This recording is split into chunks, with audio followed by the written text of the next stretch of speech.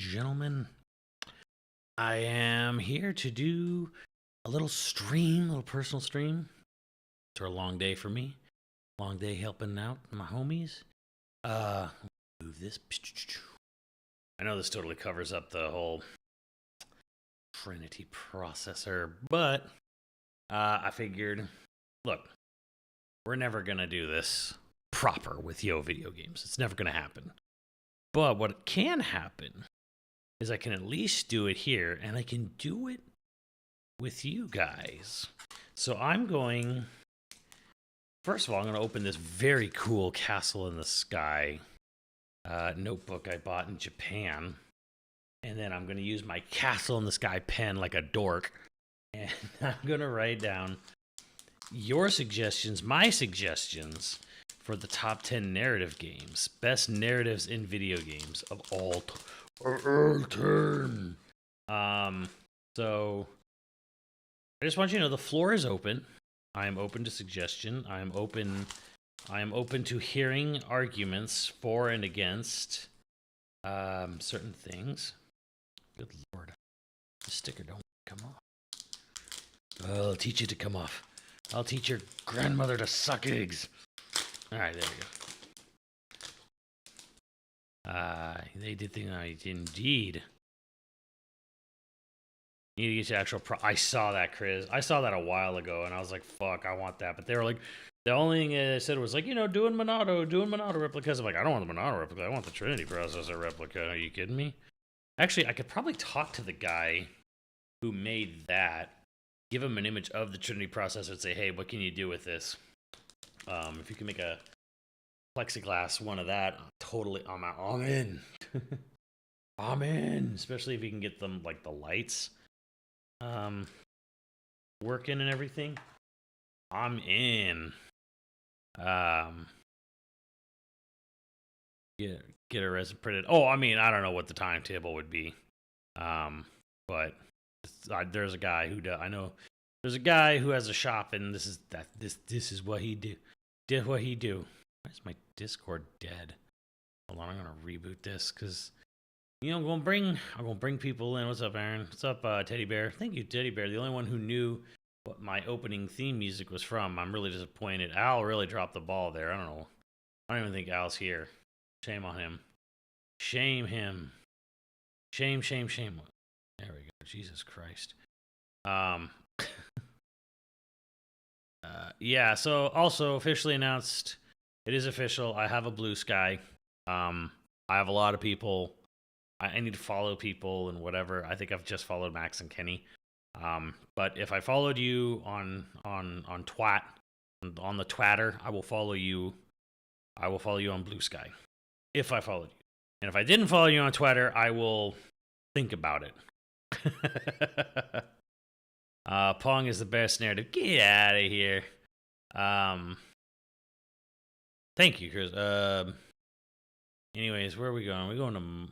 I guess Muffins would be the most easy and open. Why is there always 1,000 people in Muffins' channel? What the hell are they watching? Tekken? Get out of here. And they're in my rotund? Alright, well... Let's see, what channels are open? Moan with Muffin, Minorities Only, can't go there. Girth Boys Only. Alright, we'll go here, and if it gets too crowded or whatever, I'll switch over to Doomcast, but for now, let's talk best narratives in video game. So I don't have a giant whiteboard for you guys, so... But you do have Notepad, which works just as well. What, on the computer? No, it doesn't. Have you seen me writing with a mouse? What a cool diary. All right, this is cool. It's got sketches. Okay, do I have a Notepad section? Oh, I do. Okay.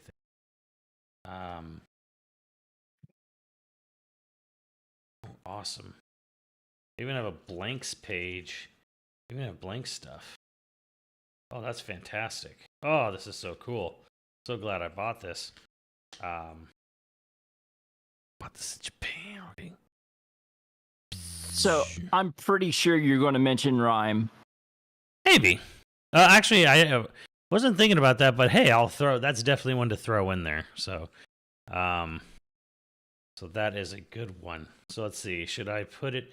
Okay, our first choice of the night, chat. I'm gonna say no to red because red's gonna be for crossing out. Black, blue, or green ink, or black, blue, green, alternate, or switch around. What do you guys say? Or which? Black, blue, green, or switch around the ink. I'd go switch around. Switch around? Okay. All right. I'm gonna get the big ones out of the way first. Okay. So.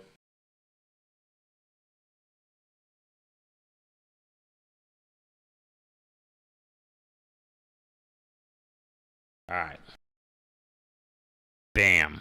First, Nier Automata, and now I'm going to throw back to you. Oh, chat can be green ink. That's true. Hey, that's thinking.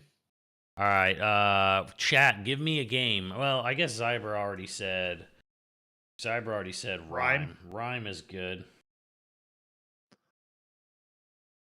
I'd have to think. R.I.P. Tequila Works. Gone Home is a really good one. I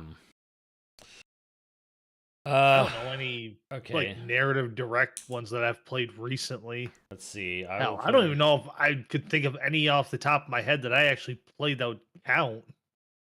Edith Finch. Yeah, what's wrong with Edith Finch? What was that one called? To the Moon. That was really good. Yeah, I've heard nothing but high praise for To the Moon. Let's see here. So 13 Sentinels. 13 Sentinels. Should have done that in blue. Oh, of course. 13 Sentinels. Someone had a good one. Spec Ops: The Line. I like that. Oh yeah, that's like a good intravenous look at like PTSD. Spec Ops: The Line. Absolutely. Spec Ops: The Line. That's a good one. Thank you, Steven. I mean, could you consider the Phantom Pain? We could. Ugh. We could. I mean, it's not what's the word? It's not considerable. I don't know if it would be of all the Metal Gear though. Let's see here.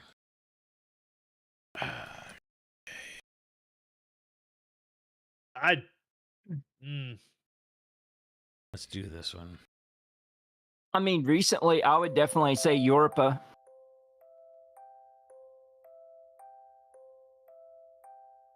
All right, this Kirby music is too cozy.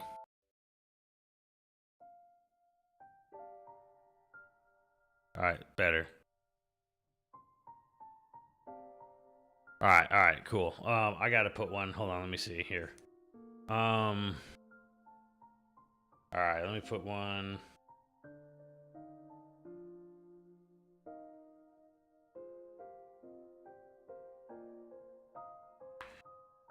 There we go. Link's Awakening. That's No qualms. That's a good one. Okay. I feel like that's a safe one. Yeah.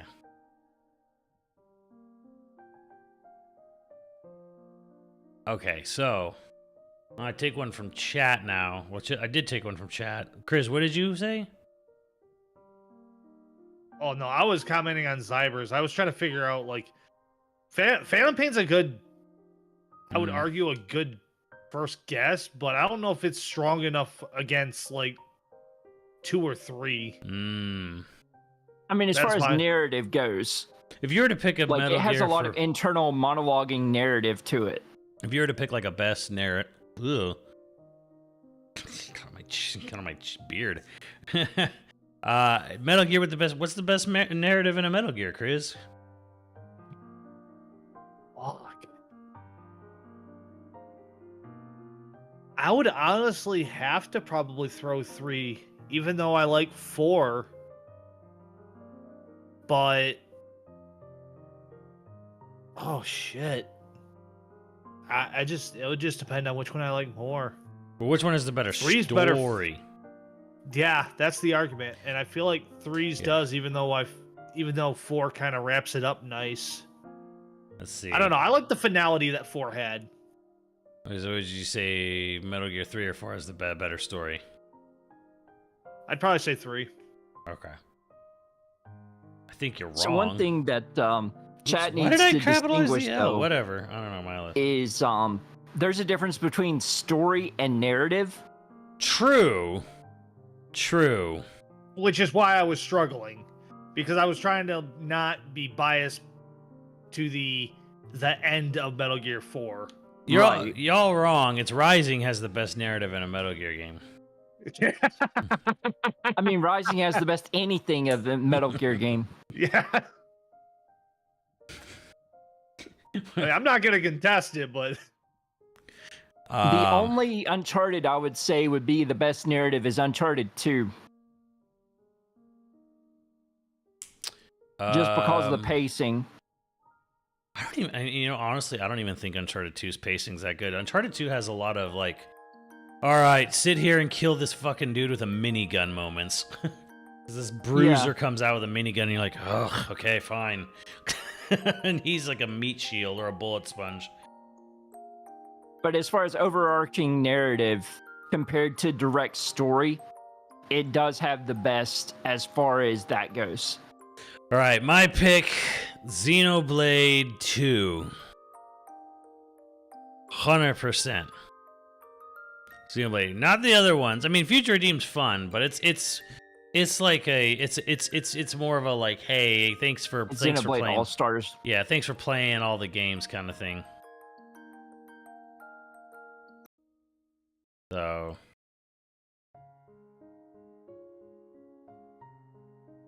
all right, let's see here. Chat's choice.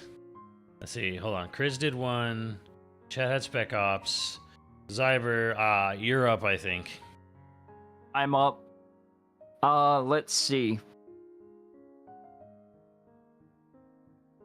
Death Stranding. Really? For narrative? I mean, it is narrative heavy, don't get me wrong.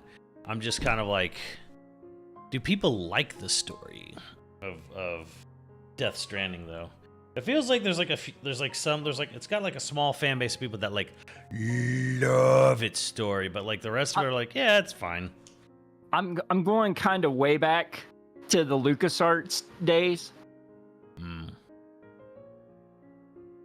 Ooh, can I guess? You can guess. One of the Monkey Island games. Close, but not exactly. Kazu, I actually agree with you, Kazu, in a sense. I actually do agree with you. I unironically do agree with you there. Horizon has a very interesting narrative. I was going to say Sam and Max. Sam and Max. Ooh. I always remember seeing those games in magazines when because it was like, what? Those were mostly PC games? They were a PC game, only PC game back in the day. Let's see. I got to think of a narrative now in a game. Ugh. Okay, I got one.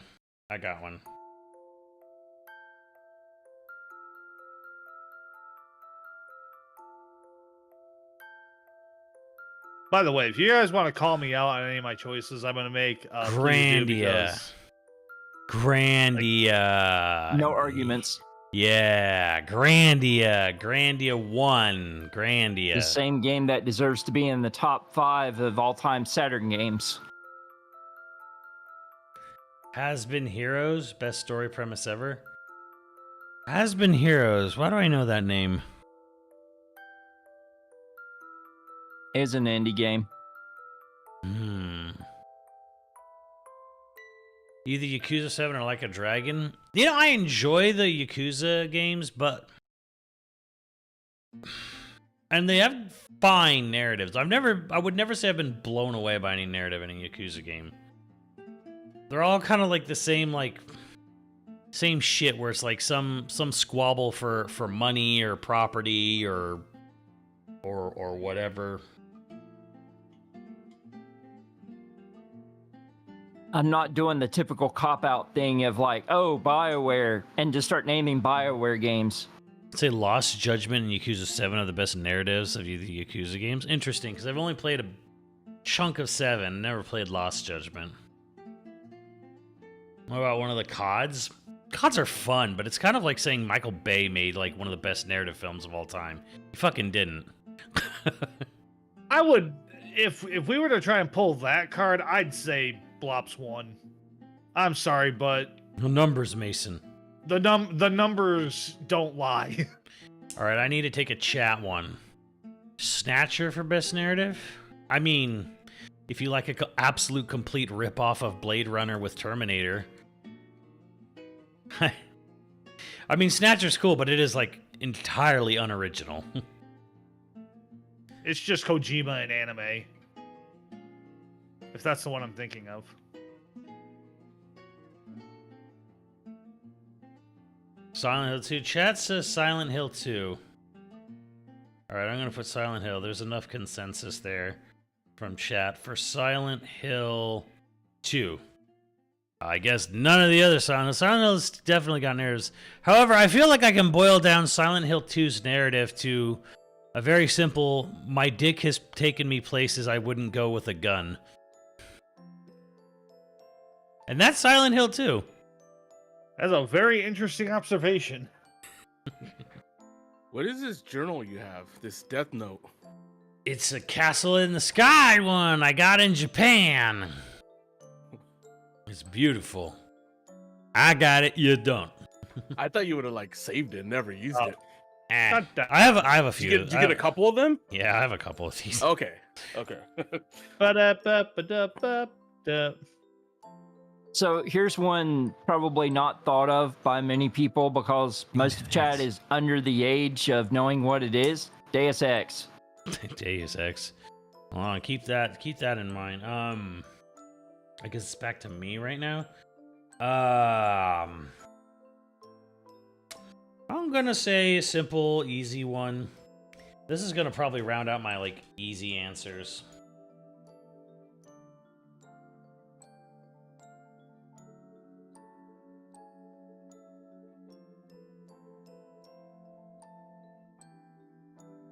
Boom. Chrono Trigger. Chrono Trigger. I don't think that one is necessarily a high one, but I think I should definitely put it on there. Who in the chat had Silent Hill 2, and then I think Zybra was saying, oh no, I think it's Chris's turn. Chris, you have to give me a narrative.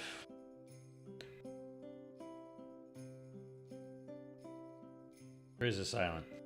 Al. I'm contemplating because I have one I want to say that I don't think it. All right, Al. I give like me a the narrative. narration Okay, go ahead. of Gears of War 3. Gears. You want to go with 3? Yes, 3 specifically. Okay. I know a lot of people say Gears of War 2 has a great narrative. Gears of War. Trey. I guess that's back to me then. This one's tough.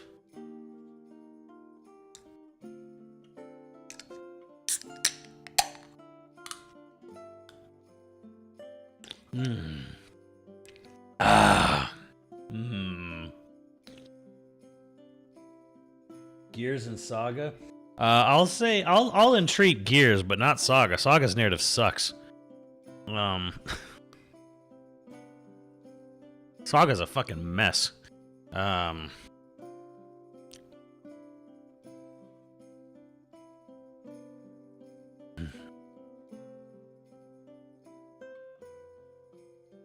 You already have like the two top ones I would put on that list. There's your 13 Sentinels and Chrono Trigger. And what?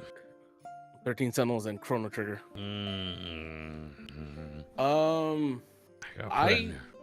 I could say maybe Undertale. Let's see here. I gotta I feel like that can be on the list. Would be a narratively fantastic game. You know what? Fuck it. I'll put it on here. Horizon. I'll put Horizon on there. And which one were you saying, Al? Undertale. Ugh.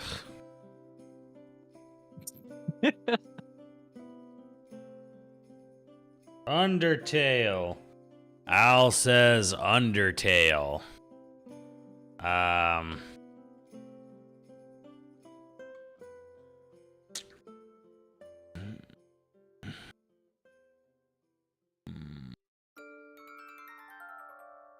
Everything Blade has come from those two games. Right, it is. It's just that it's told well.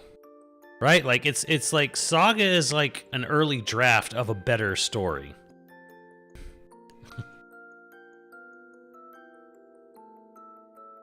Games that told their stories well. Yeah.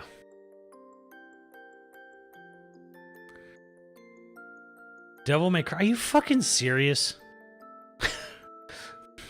Look, I have some cheats on here because I feel like, oh, these are just fun, but like, the story in Devil May Cry is just, it's just some Kamen Rider bullshit.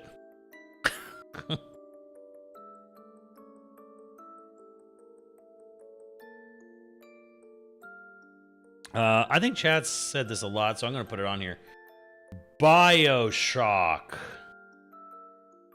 Yeah. I mean, technically, I would go all the way back to the first one. 'Cause BioShock. that was a heavy narrative as far as like You mean System System Shock. Shock? Yeah. No one played System Shock. Dangle I- Grandpa. Should we I put never Da- played it. I mean, Dangle Grandpa was fun, but I don't know if I'd put it like in like, oh, it's the best narrative.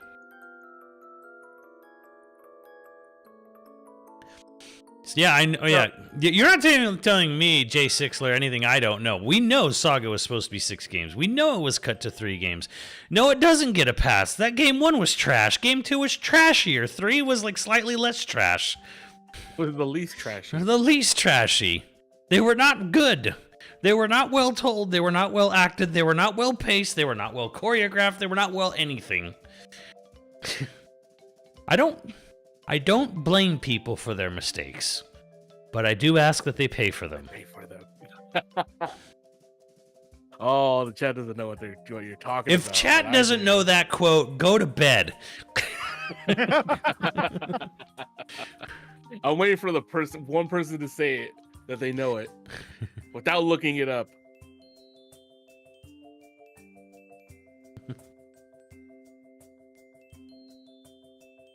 Let's go back to the PS2 era. Summoner. Why are you questioning this? Why is there a question mark there, New Octopus?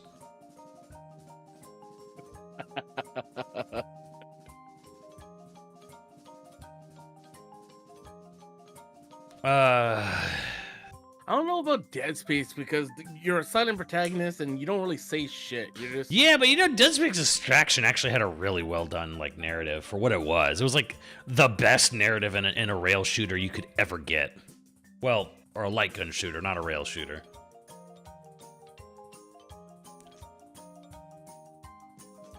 A plot simply being existing or deep does not make it good.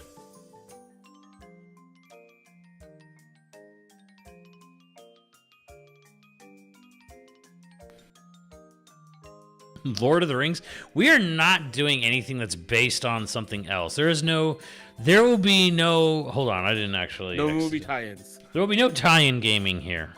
Unless it's like some weird special case, but I don't see it. All right, cool. I mean, Metal Gear is basically a hodgepodge of movies, but okay. Not someday. No, okay, KOTOR would be in that special case category. Because it's not based on any particular film. It's not adapting a movie or a show or something. So I by just that kinda feel logic, anything by BioWare is a cop-out answer, though. So by that logic, we can do like Shadows of Mordor because that wasn't like a movie. You could, but fuck that. I will be flexing veto power on some of these. Like if you say Shadow of Mordor, I'm gonna be like, fuck no, fuck you. Whose turn is it? Technically, it's my turn. My turn. How do I Did you I put have? mine 1, down, 2, 3, from 4, last 5, time? 6, 7, 8, 9, 10, 11, 12. 13, 14, 15, 16. Okay. I'm just bouncing between like me and call, me and chat. Tales of Symphonia, go get the fuck out of here. Best narrative.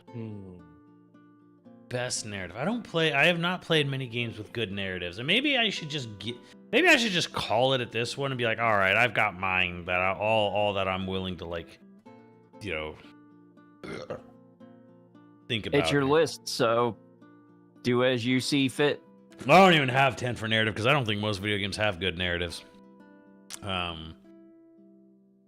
Indies do have good narratives, honestly. Yeah. Any fighting games with good narratives? Technically, I would say the recent MK games, like starting with 9, they had very, very high production value cutscenes. They're very good, but I mean, it is also just they're very well put together fighting games. Stop Shao Kahn. Stop, stop Shinnok. Stop whoever or whatever. Quippy Riding, though, is about the limitation of what I would give that, other than throwing money at a problem of creating a story. But because I think MK is more about like this has the best presentation, in a fighting game. When it does, absolutely has the best presentation. But it's like, is the narrative like outstanding? Is it compared to something like Nier or Xenoblade? Fuck no.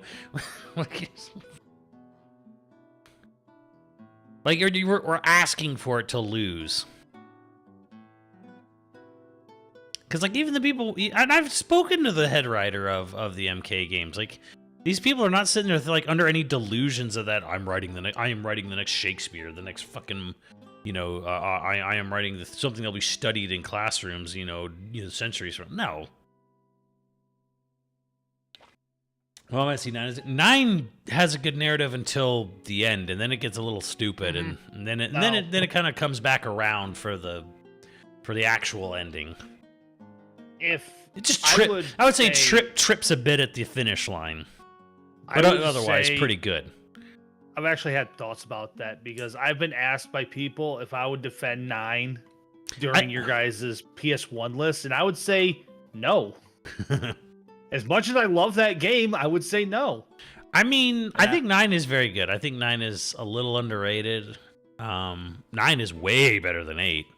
I think 7's a more put together package, but I kind of see where someone would like 9 more than 7.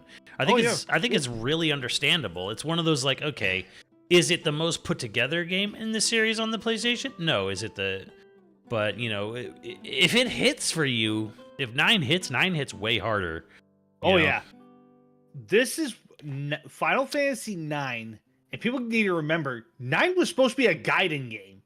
It was originally just supposed to be a throwaway side game. Yeah. Until they were like so far in, they're like, no, this is good enough to be standalone. 9 is a love letter to everything that made Final Fantasy be as great as it was. Yeah. It was a throwback to classic, like, knights in armor and adventure and steampunk technology, along with, like, alien advanced technology, all wrapped up in world struggles, just everything that made those games so great. It does. And it has an amazing cast of characters that help flesh that story out. I even, upon replaying it, have fallen in love with characters I used to hate.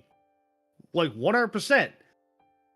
But there's just little things that start piling up. The Chocobo Hot and Cold is not fun. Getting to the floating island is not fun. Chat, I have a question when you're done, Chris. There's some combat choices I wouldn't make. Trance going off when you don't want it to. I abuse the shit out of using the rat. Oh yeah. Oh, Freya was amazing in that. I just remember that being my abuse. My abuse, because every Final Fantasy has like some abuse, some trick to abuse the system, and for me it was Freya. Yeah. Oh yeah. like all you had to do was wait for her to trance, jump, and she just stayed in the air, preventing her from getting hit from anything. Buff the rat. Yeah, like Quina. Like nothing made me appreciate blue mages and enemy skill more than that stupid weirdo cooking thing that you can get Mighty Guard on disc 1 even before you like actually set out an adventure, and that makes like 3 boss fights trivial. Yeah. It's a steep mana cost, but Jesus, does that make it amazing? Like Chat stepping stones. question for you, because I wrote it down, but I need to put the semicolon here. Which Legacy of Kain has the best narrative? Unanimously, chat. Come on. Blood Omen 2, I would say. Defiance. I've never played them. Can't say. Defiance was probably the most focused. I need a consensus on which Legacy of Kain, chat. You can't just say all the series, whatever. Wish I played them. Legacy of Kain 2. Which one? Blood Omen or Soul Reaver 2? Right. There's there's Blood Omen or Soul Reaver. Right. No, there is no game called Legacy of Kain. It's Legacy of Kain Blood Omen 1 and 2, Legacy of Kain Soul Reaver 1 and 2, Legacy of Kain Defiance.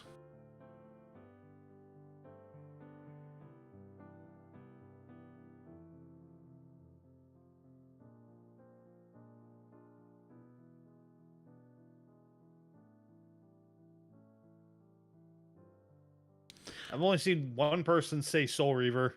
Soul Reaver 2 or Defiance? Well, I need a consensus on this. I'm putting Defiance then. All right, Legacy of Kain, Defiance. Thank you, Gherkin. But yeah, I find that funny. Automata is not overrated because the very thought process behind the Nier games, Drakengard was done out of a simple desire because of all the shitty anime tropes and gaming tropes that Taro saw and thought was a little disturbing, but more jokingly, which is anyone who would run through a battlefield killing hundreds of people in every half hour could never be sane. And then Nier was actually a narratively an answer to his own hypothesis for Drakengard, which was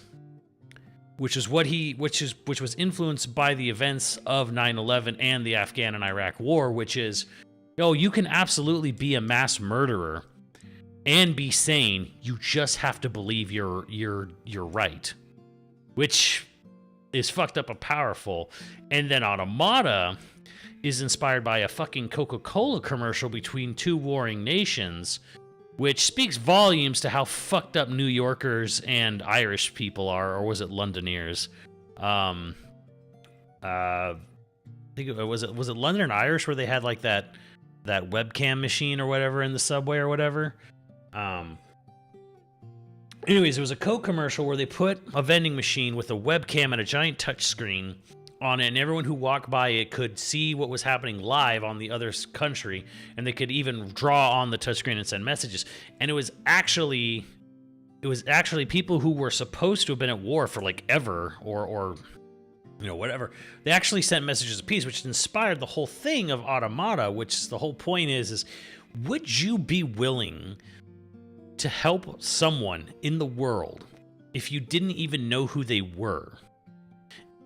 Even if maybe you even possibly hate them or dislike them, would you be willing to give up something to help them accomplish something? Would you, if you want to see the true ending, would you be willing to give up all of your save data to help someone else see the true ending that you got?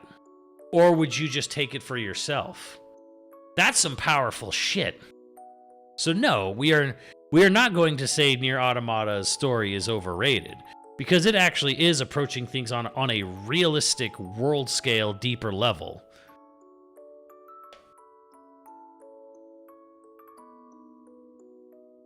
Any game that is powerfully trying to, in a real world way, bring the best out of people. You can't say that about any of these other video games, which probably why it's going to win is because you can't say that about a game. Most video games don't sit there and actively try to make people the best of themselves without spelling it out for them. Hey, you're going to be a good person? No, I'm going to give you a really fucking tough choice that has absolutely no benefit to you whatsoever. But would you help a stranger out? Even to your own detriment. Like, in real life. Games don't do that.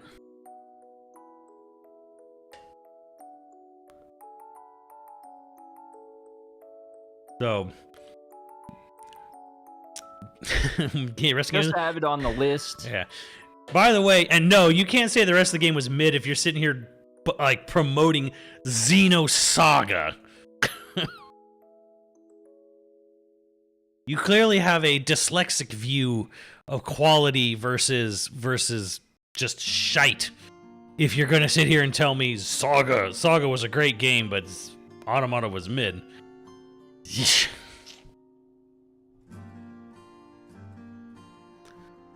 Just to have it on the list, and to have a level 5 title on there, Rogue Galaxy. Rogue Galaxy. Never played it. What's on the list as of now? I've got these games on the list. Got Spec Ops, The Line, Metal Gear 3, Silent Hill 2, Gears of War 3, Horizon, BioShock, Legacy Kane Defiance, Rime, Sam & Max, Undertale, Nier Automata, 13 Sentinels, Link's Awake, Xenoblade 2, Grandia, Chrono Trigger.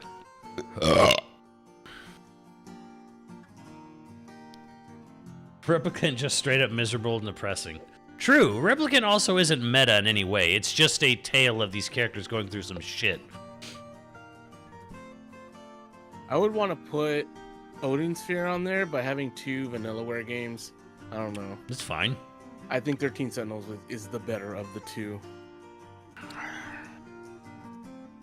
Odin Sphere has a fun twist at the end.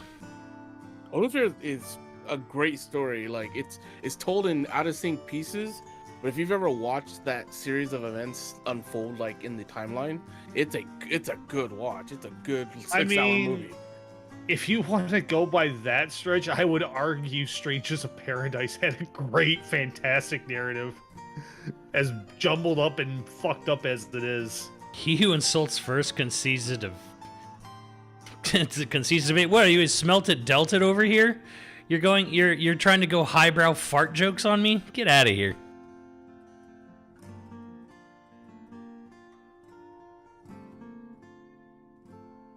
Can I say the best video game writers are at best only mediocre in the film and television? I mean, we've had like proficient writers, script writers, screenplay writers, writing games like Enslaved, Journey to the West, and other games like Heavenly Sword. Alex Garland, I'm specifically referring to, though. I don't know. I never. That Enslaved had like the best facial capture. Well, yeah, it did, and it had Andy Serkis as the main character. It's kind of like it's almost a cop out. I mean, it was Ninja Theory, and they used him in Heavenly Sword as well. So they did. They used him and Alex Garland. I think Alex Garland also had a hand, or there was a DMC, which I'm like, yeah, amazing Hollywood writer. Hellblade also has Andy Serkis in it. J6, you don't tell the streamer what to do. I'm done with you, dude. Get the fuck out of here. Is this the YouTube then? Yeah, I'll put you in timeout. Get out of here. You can take a lap for 24 hours. Jesus Christ.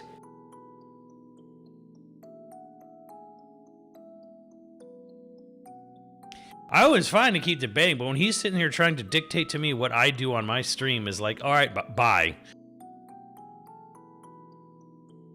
This is a one-way trip to getting banned. Some people just don't know Twitch etiquette or streamer etiquette, I should say. Yeah, you gotta be careful there, bucko.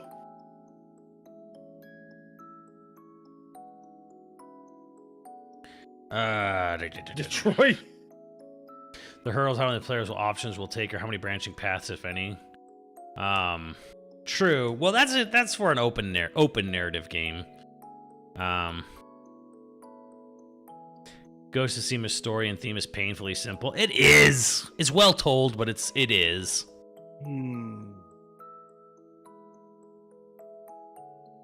Production value doesn't always equal good narrative. And that's part of why I've been hesitating on some of my picks, because Right. like a game can have a great story, but the narrative could also be bupkis at the same time. Sleeping Dogs was a banger. I'm gonna put. I know this has been mentioned here. Al, what's the best Mass Effect, story-wise? I'd say 2. I think everyone can agree that the Suicide Mission was like the best, with like the cemented Mass Effect as this is freaking amazing. Mass Effect 2, Ass Effect. 1 is 2 is where like Mass Effect really became like peak. Yeah. Come on, you don't like the part where you have to choose your colored preference? Nah. Choose your neon It's lights. about the journey, not about the ending. I know the ending sucks, but the journey there was pretty good. I guess. Titanfall 2. I can't say shit. I played Mass Effect 3 for the multiplayer. By the way, Oh, dude, I love the multiplayer in 2 and 3. By the way, I put that guy's name in the Fuck, that was great. mod Discord if you guys want to go. We will. Go spank him. Spank him everywhere. Spank that all on the floor. Tactics has both a great story and narrative. Well, War of the Lions does, not the original, not the original butchered localization job. Yeah.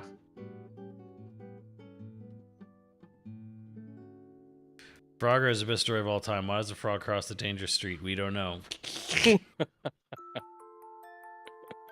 Oh man. Here's the thing. I'm gonna push back. I didn't beat it, so it's a little unfair. But I didn't beat some of these games on here. I'm pushing back a little bit on Persona because you change a corrupt mayor's mind.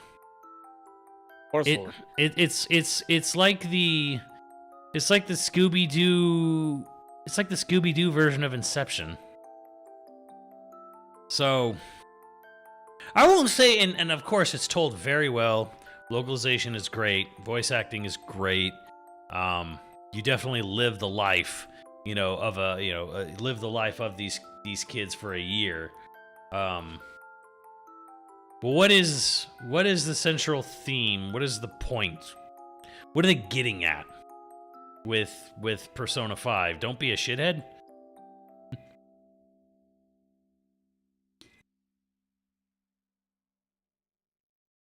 Royal's ending feels more profound, not how, because it deals with gray areas mortality a little more interesting.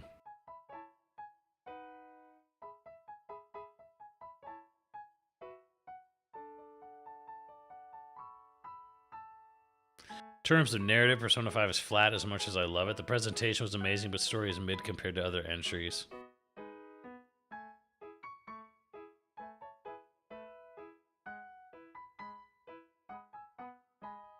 Adults bad, rebel.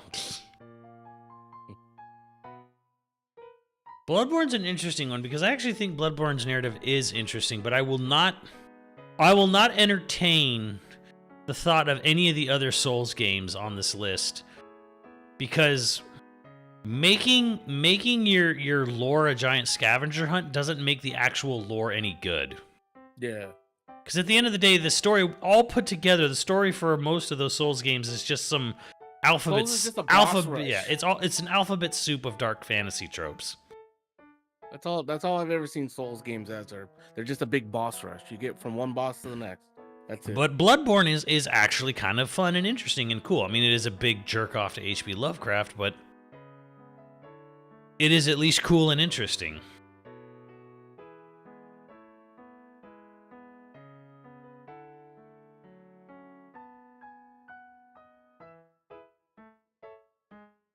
Man, we're forgetting about the best narrative story of all time.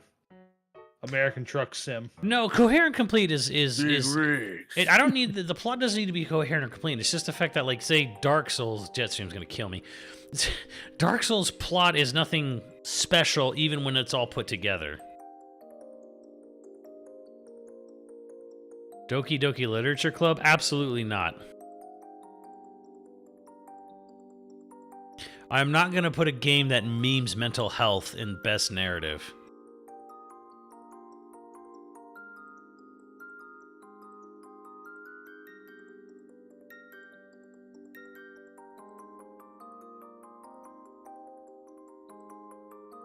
Oh god, I'm sorry, Dan. That's a terrible time to play Rhyme. Returnal? Eh! How about Celeste? I don't know about story and Returnal. Celeste ain't like, bad.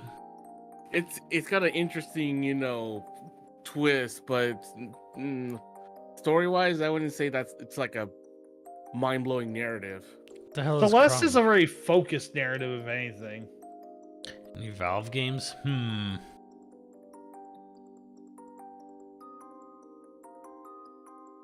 What about Limbo, if we're going in that aspect? Yeah.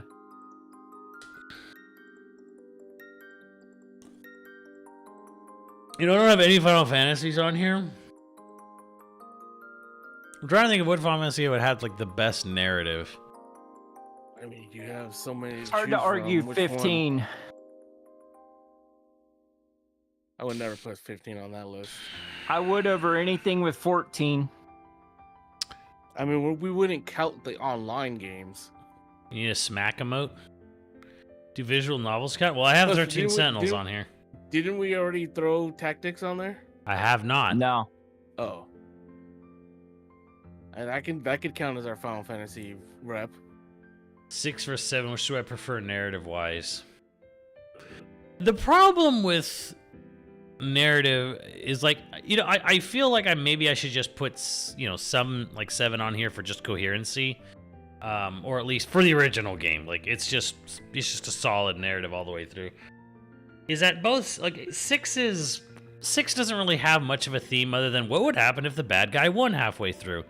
And 7 is a basic eco, save the planet theme, which is getting kind of muddled in Rebirth Remake. But that's not necessarily a problem, because again, they're both told very well. 6 is a really fun ensemble cast. 7 is a very well, for what it is a very well done, journey from start to finish. Inside is much better than Limbo. Disco Elysium. How many people would say Disco Elysium?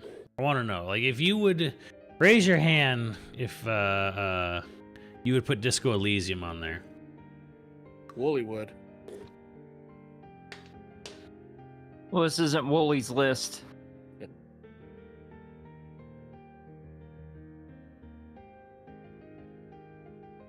I would. Never played. There is a difference, chat, between story and narrative. Keep that in mind.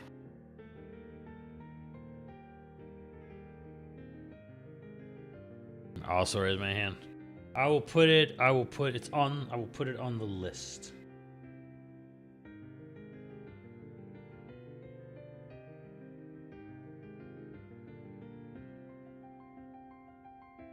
Are these notes for you to take to Yogi, or are you just taking notes? No, he's doing it here. They're never gonna do one of He those. is doing this on his notebook instead of on giant poster board.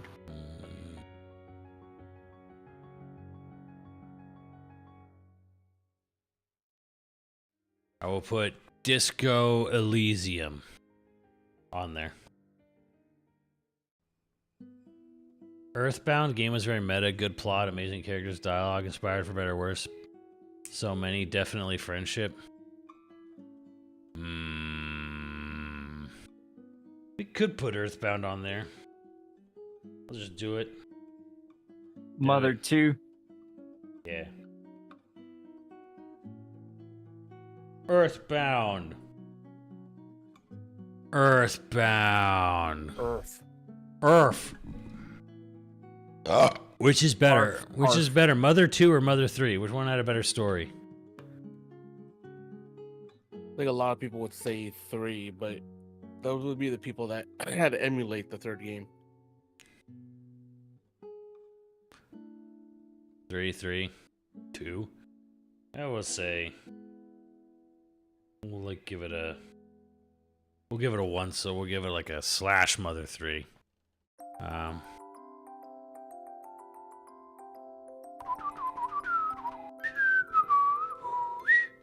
about Omori? I have not played Omori. Oh, O'Reilly. Auto Okami? parts. No, I'm Isn't Okami just basically Legend of Zelda with a dog? kind of. Yeah. Like at its basic formula. Dude, I tried the HD version of the game. I started to feel sick. I don't know if it was the moving lines that were constantly moving. I don't know. I couldn't stare at that game too long. I got one. I don't know why I didn't think about this. Koibi? No. I'm surprised no one's tried to argue that dumb one with me. Wait, which one? Wait, where is it? No. I'm honestly shocked nobody's tried thinking of a Resident Evil to throw up there. RE stories are trash. They're fun junk food at best. Yeah. Let's- Silent Hill 2 was more meat, had a more deeper, shit to it than any Resident Evil has. Yeah. They're fun, entertaining junk food. It's like saying Del Taco is the most gourmet thing you ever had. Maybe it is.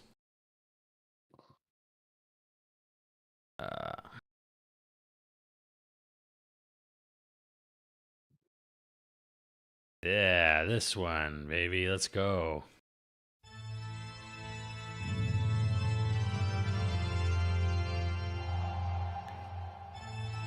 Can't believe I forgot about this one. I'll try.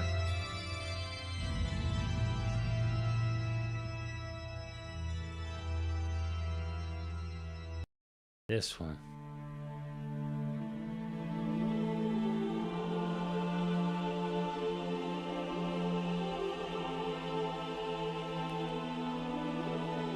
Swoosh of the ass cloud. Oh, swoosh of the ass cloud.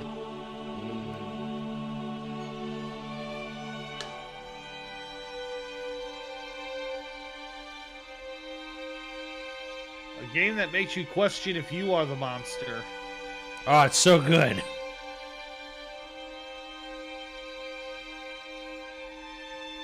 I forgot.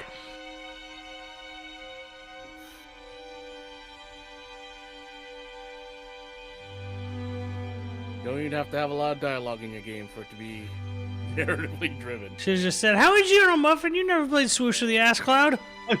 What fucking dialogue? Oh, Agro. Agro. Bro. Hey, Agro. no. The guy, the spirit is like, oh, go save your girlfriend, Dorman. and I will give you power. Which is Nimrod backwards. You played I a never few played times. Eco. Was Did Eco you good? wait? Did you beat it, Muffin? You've actually played Swoosh of the Ass Cloud. Muffin, we're in your chat, by the way. You never thought it was good? Shame on you, Life Virus. At least play the PS4 version where it actually has a frame rate.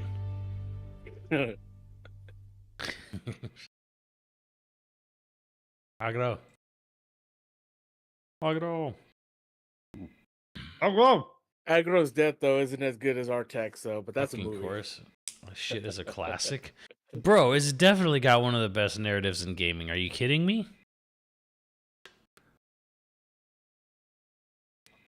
I barely play anything. True.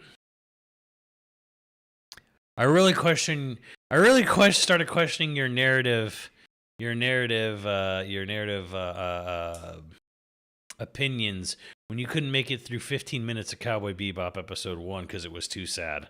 And I'm like, fuck. I'm glad you didn't get to the rest of that series because Jesus.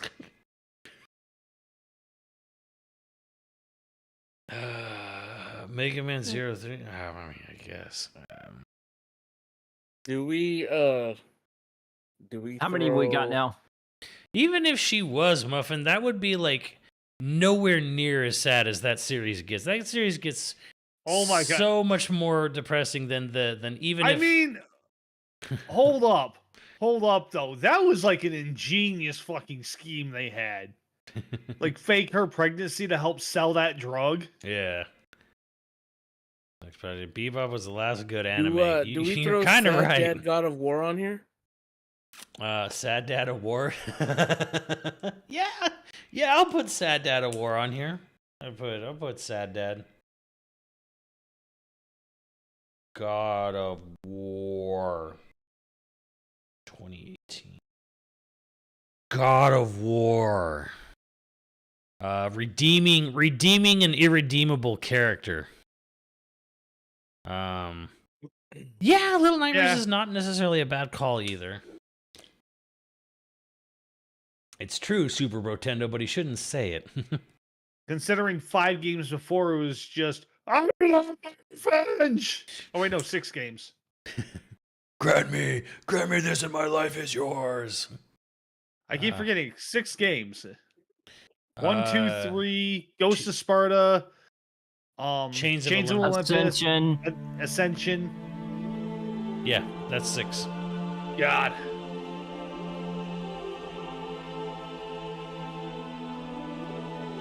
Ori and the Will of the Wisps.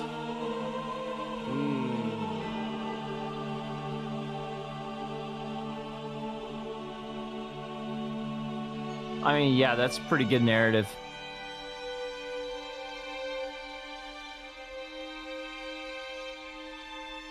What was another game I played? I feel like I played a game recently that also had amazing fucking narrative. Europa? For that.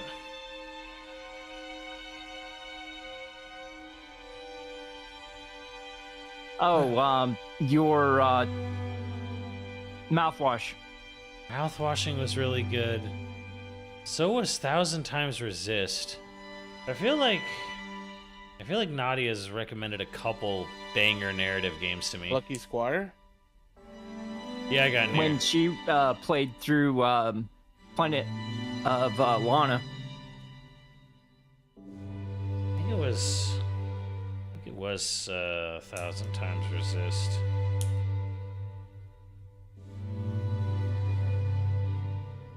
I'm just going through the highlights list. The Neutra, maybe? I think it was Thousand Times Resist. That was a fantastic 1,000 Year Door remake. Eat my ass. Dude, I'd be more willing to put up Castlevania Lords of Shadow compared to that. And that had a narrative. Recited by ye old Sir Patrick Stewart.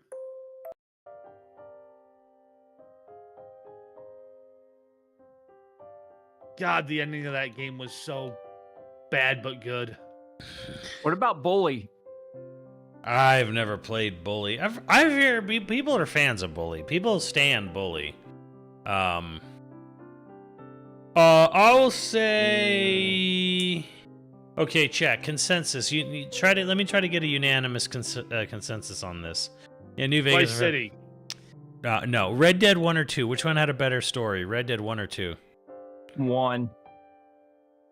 If you're talking about Redemption, if you're talking about Revolver, nah. Revolver barely had a story.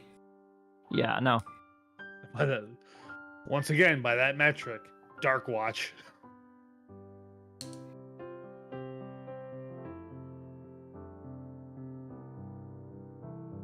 Let's see. 2111 21111. Okay, so consensus is Red Dead 1. Okay, here.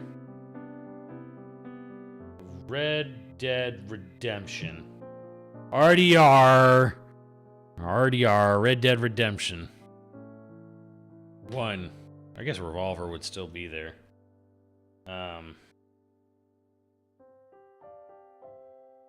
Alan Wake. I have not played Alan Wake. I've heard good things.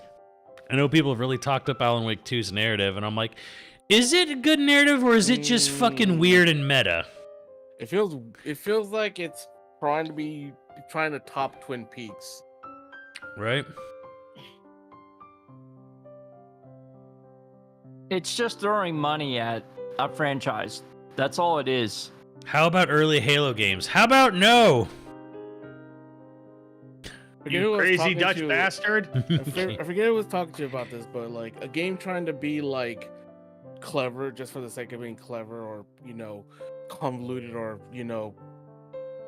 trying too As we hard like to call it to in the be. industry, up its own ass. Up its own Yeah. ass. Yeah, there you go. That's a Season great way 1 to of put it. Walking Dead. You know what? You're right. You're right. That's actually not a bad call.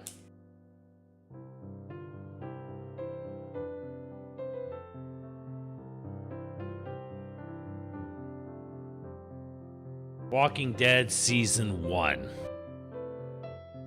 Are you putting that on the list? Yeah, that was good. That was a really good narrative. Like, just straight solid Oh, you're talking about narrative. the game. Okay. Season I thought you- 1. For some reason, I thought you were Season talking 1 of about the Walking show. Dead. No. Season 1 of the Okay, game of the okay. Telltale game. Yeah. Yeah. Put Deadly Premonition up there, you coward. No. No.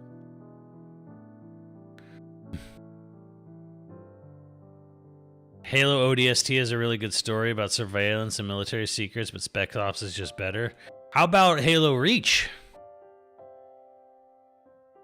Nothing will beat Lone Wolf.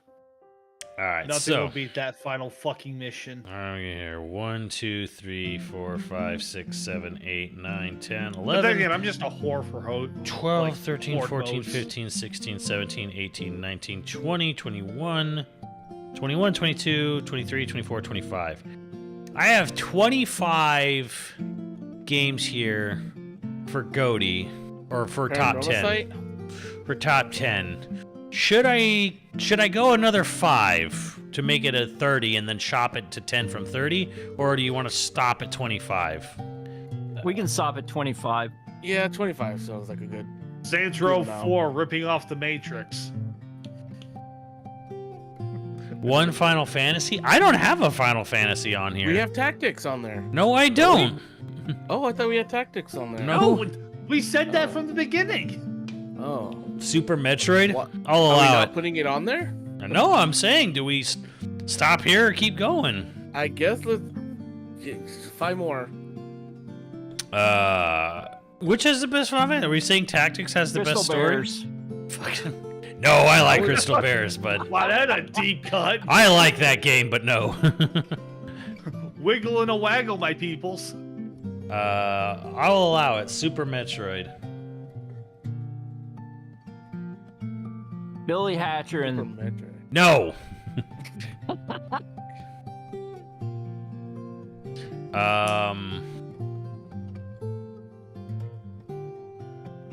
Plumbers don't wear ties. Honorable mention. Shut up.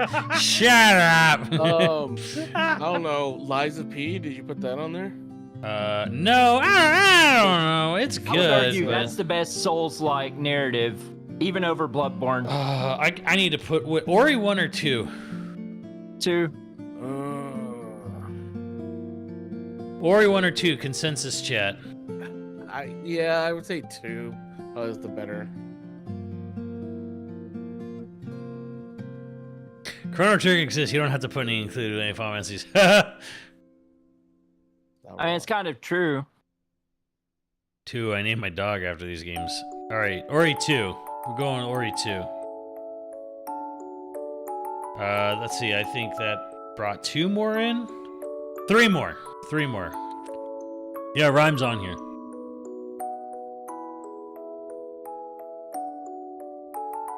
So I'm what gonna about look into- Titanfall 2? You know, that was a great campaign, but I wouldn't say it was like mind-blowing narrative or anything. Morrowind shot? No. Hell no. I'm going through like all the highlights to find stuff that might be on here. Super Metroid is the best video game of all time ever, not up for discussion. Oh, it's up for discussion, but it's like one of those like, well, if someone says Super Metroid's the best game, it's like they're not wrong. But like Tetris is like technically the best game ever made. Scorn? There No! I'm not putting Scorn on there just because you get horny for Scorny. Like, there will be blowback.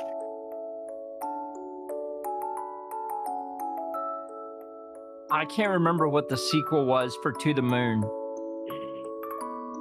Any Metro games? I haven't. I have not played a Metroid game, Poochie. Where should I start? Should I start with the VR game? 2033. Yeah, you could start with Awakening. It doesn't count towards the main story. Would you throw Eternal Sonata on there? You No! think that? Okay. That's just a fever dream of Mozart, right? I mean, it has definitely gets Chopin. it definitely gets it's Chopin, Friedrich fucking Frederick Chopin, Francois Chopin. Friedrich fucking Chopin. Does anyone know what that movie quote's from? Nope. When we had to correct them to say Chopin, Friedrich fucking Chopin. If you don't know what that quote's from, well, I guess I don't blame you, but you should know. But you should know. Honestly, Simmons, I think if you start with Awakening, you won't want to go back to non-VR. I doubt It's that good. I doubt it. Asura's Wrath, I'm Like, just kidding. Awakening is fantastic. Damn it, nobody knows what this is from. Fuck. Thank you, Storm Eagle. It was Tombstone, correct. That was a line from Tombstone. Ah, a movie I need to watch. Oh, wow. Really, Chris? You've never seen Tombstone? No, but I'll quote the hell out of Doc Holliday. Chris, I know you decent enough to know I think you would really like Tombstone. I think you would really, really like that movie. Why, Johnny Tyler? Where are you going with going that, with that shotgun? Doc? Oh, Johnny, I did not know you were standing there. Oh, You may go now. You may go now. I forgot you were standing there. Val Kilmer had one of his best performances in that fucking movie. I and I need to watch it. Don't have Yakuza. Yakuza games are fun, but they're all kind of the same bullshit about like someone trying to have some crazy money scheme or crazy real estate scheme or whatever. I mean, Song of or not Song of Life. What was the one? It was just Like a Dragon, I think. It was Yakuza 7. 7. All right. We gotta put a Final Fantasy on here.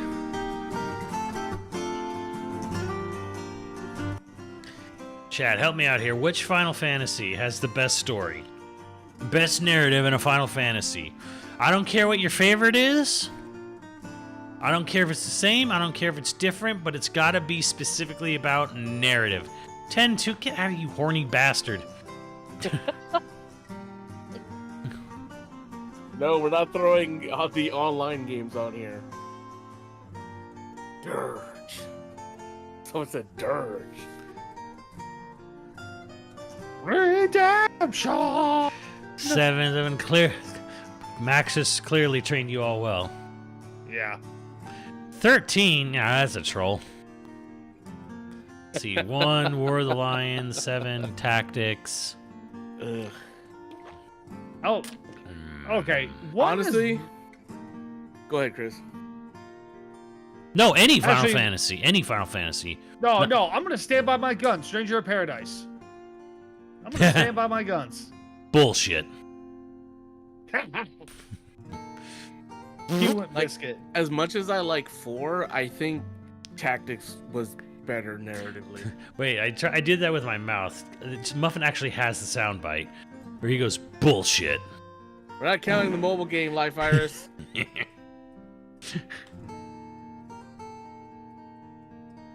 No one's saying 8. Why would anyone say 8?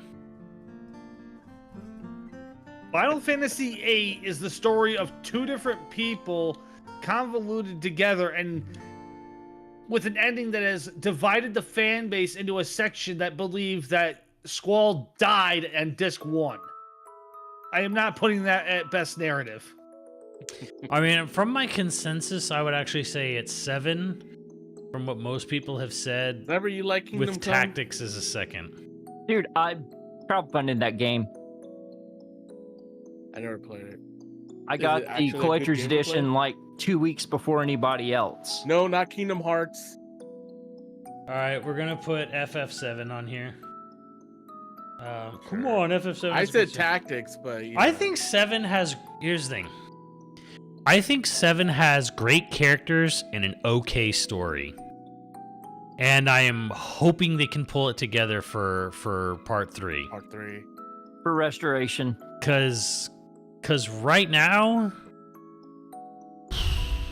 I'm a little like concerned with this weird Hail Mary punt they're doing with the narrative. I appreciate the idea with Ever Crisis of trying to make something out of the nothing burger that is Sephiroth's backstory. I appreciate that, but I hope they can stick that landing. I think it's gonna be difficult. It can be done. I'm all for it if it does happen, but It's just going to show us that is the first soldier the Final Fantasy VII game that we should have always wanted. the PR, I doubt that. No, I mean the story they're providing in Ever Crisis, because that's where it's from. It's just gonna end the same way OG did. No, they've set up way too much shit to like just repeat the ending. That would be leaving stuff hanging if they just repeated the ending. Well, I mean, unless that comment means it's just going to end the same with Red 13 running across a desolate, destroyed Midgar 500 years in the future. Yeah, that is 500 years in the future. It's just Yeah. there clearly is multiple Sephiroths, and why? The question is why Sephiroth is doing what he's doing.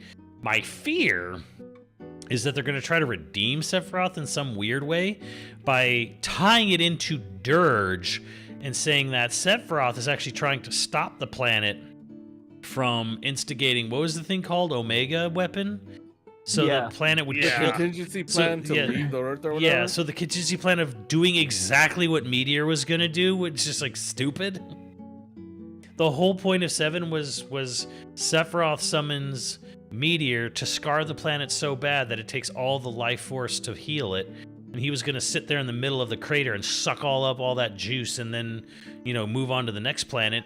And the planet's contingency plan is to do the same fucking thing, kill itself and fly off to next planet. Dumb. I'm sorry, Dirge is trash. Trash! Hold on, I got 1, 2, 3, 4. All right, one more. Give me. Okay, I'm gonna take a piss. When I come back, I'm gonna tell you about the Mighty Ducks. But in that time I am gone, I want you to write out to me what your number one narrative game of all time is. Even if we put it on the list, I want to see your number one best story in a video game ever while I'm gone, when I come back.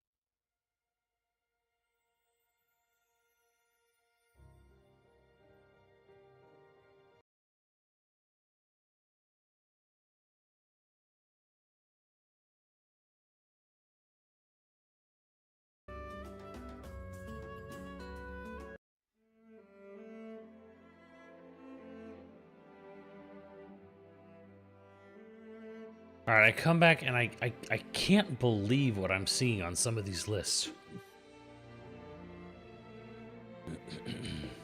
All right, so Chrono Oh Trigger, my God. Call of Duty, Black Ops 1, your best narrative game ever. Okay. All right. I'm actually seeing one on here that I cannot believe I didn't even think of, and it's one of my favorite games of all time. Oh yeah. Ace Combat 5: The Unsung War. Oh my God, I have heard people talk up the narrative of Ace Combat games. No, AC5 specifically was amazing. Hmm. Ace Combat has a story. Yes. Yeah, it gets Like that's my Ace, why don't you play Ace Combat 4 as narrated by Matt Mercer, one of his first gigs ever?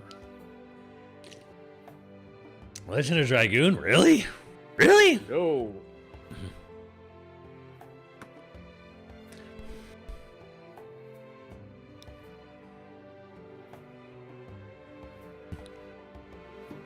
How dare you, New Octopus? Poochie just speaks from his heart. All right, I was looking for a game. I was looking for something in some regard that was a little consensus of something I really missed. But most of you have actually said things that are on the list or like absolutely not. Like I'm not putting Legend of Dragoon or Black Ops 1 on narrative. Miss it? What? I imagine that was from a very small popular chat vote.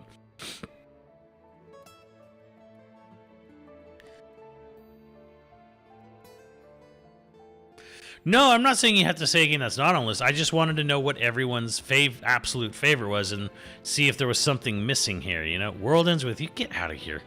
That was fun. It was fun, but best? Witcher 3? Are you... Man, are you for real? What if The Witcher 3 was like their first big like RPG ever? Crims? Oh God, that was Krim that said that? Yeah. Shame on you.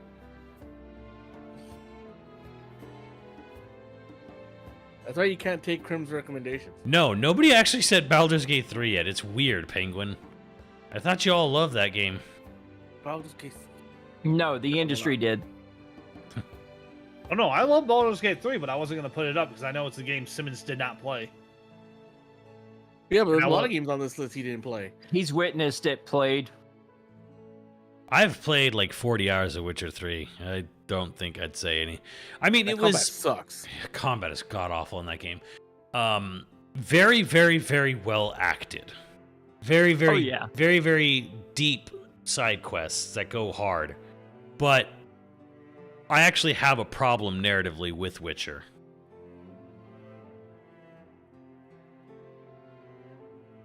And that is, Witcher's a game where the main character himself doesn't want to be in his own game. Baldur's Gate 3 is great, but narratively it's a multi-headed Hydra. Jetstream, what is the best narrative in a video game ever?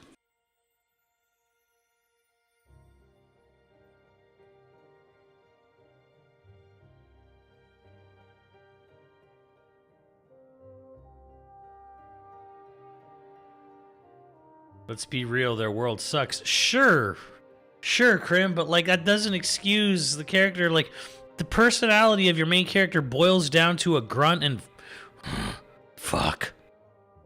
Like that. Fuck.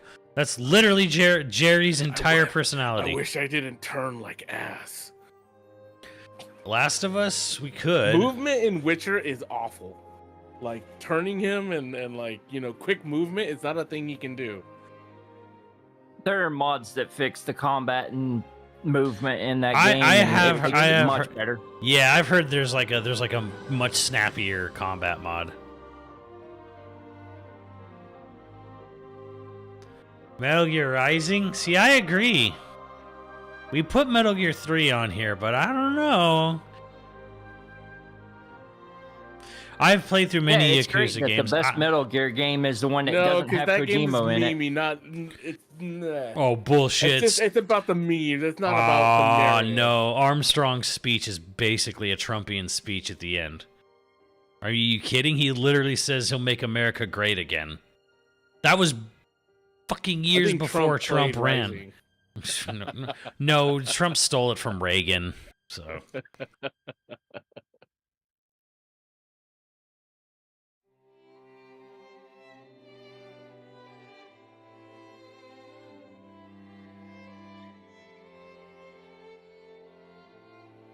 I don't know if I'd put any Assassin's Creed on here. people really were into Assassin's Creed, narratively speaking, for the Ezio trilogy. They were. People really were into that I shit. stopped at Revelations. Well, Like once I was done with that, I was like, That's the problem, though. Ezio just had a really good story. you literally They- saw from his birth to his death. Yeah. And for whatever reason, they just could not ever top that. Yeah. Because they moved away from like, well, we're following this old assassin's memories of his lineage, and now it's just about Abstergo and them diving into different people's memories or some shit Right. like that. Well, that's what it's always been about. If you wanna be Okay, real. 1, 2, 3. Well, but it was they- about five, it was six, about seven, eight, Desmond's 9, like 10, about Yeah. Desmond 12, or whatever, 13, and then they 14, killed him 15, off, and then 16, what are you gonna do now? 17, 18, Like, 20, Yeah. Okay. So 22, by that 23, metric- 24, 25, 26, 27, 28. that there is that problem because Two more. AC1 was the big focus on Desmond and trying to locate the apple. Like that was the whole basis of it. But then at the end of it, you saw all that blood writing on the wall, and 2 had a focus on Ezio, Desmond, and the side puzzles helped expand Subject 16 into this whole big ordeal, which was just interesting. Ballad of Gay Tony. Poochie makes an interesting point. Which GTA had the best narrative? I've seen a lot of people say 4 is the best narrative of Grand Theft Auto, especially Ballad of Gay Tony. well, it sure as hell wasn't 3 because that guy is just a generic whatever. Nico. So what's on the list so Nico far? was like A lot of, we have where the 20. character who actually had personality. We have 28 games here, Dan. We got Stanley Parable. Vice City was just freaking Scarface, the video game. right, which is what Before people. the Nah, it video was game. Scarface Goodfellas. Gotta remember. Yeah, it is both. They had Ray Ray Romano in there. Liotta voiced Tommy Ray Vercetti. Romano, Ray Liotta. And apparently he was a piece of shit to work with during that game, too. Was he? Super Metroid for narrative? Yeah, actually. I would argue Super Metroid has a great narrative. No 6 or 9. We got 7 on there. Consensus was more for 7. Alien Isolation. Is Alien Isolation a good narrative or a good experience? I'd say experience. Yeah. Right? So, like, I feel like Alien Isolation is like, this was a great experience. The narrative is like, whatever. It's aliens. It's more about hiding from the alien and feeling like shit. Portal. This sucks. Portal. Hmm. I mean, we'd have to go Portal 2 because Portal 2 had actual like. You think I you would think say- Undertale should be up there? Well, it is.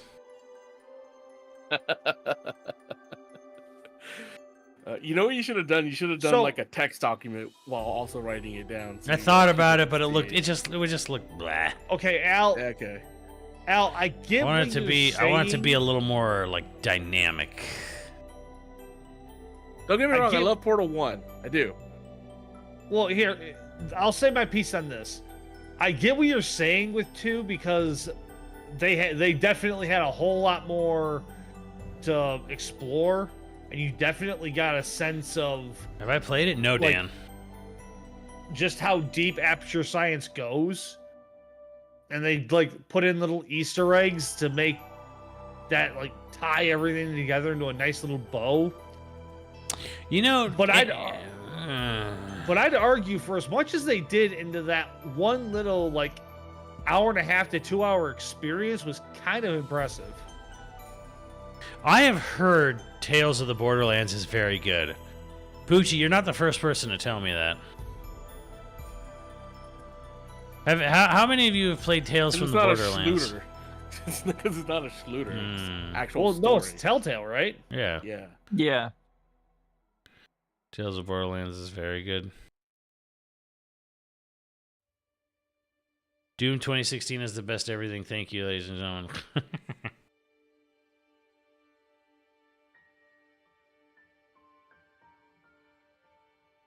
Oh god, this song.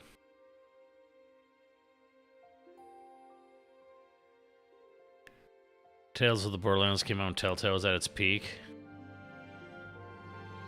There's already enough Telltale games? There's like one. You would think a company whose main job is to be narrative focused that it would be. You know what? I'm surprised I haven't seen any No Life is Strange people at all. Okay. You know what really sucks is that Telltale didn't hit peak before they did Back to the Future. Okay, Like- you know what? I think I am gonna put this on here, because I've seen it come up a couple times, and I'm gonna put it on here. Steins Gate. I think we need one more. And visual novels are okay. I mean, I could put Igarashi. any of the Zero Escape, well, except for the last one on there. But I don't know.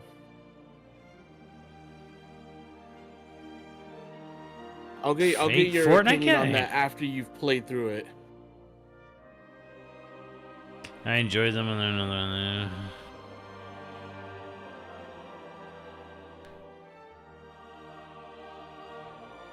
The Wolf Among Us was pretty good, though. I will say. Yeah, I but did then as I enjoy say- that one.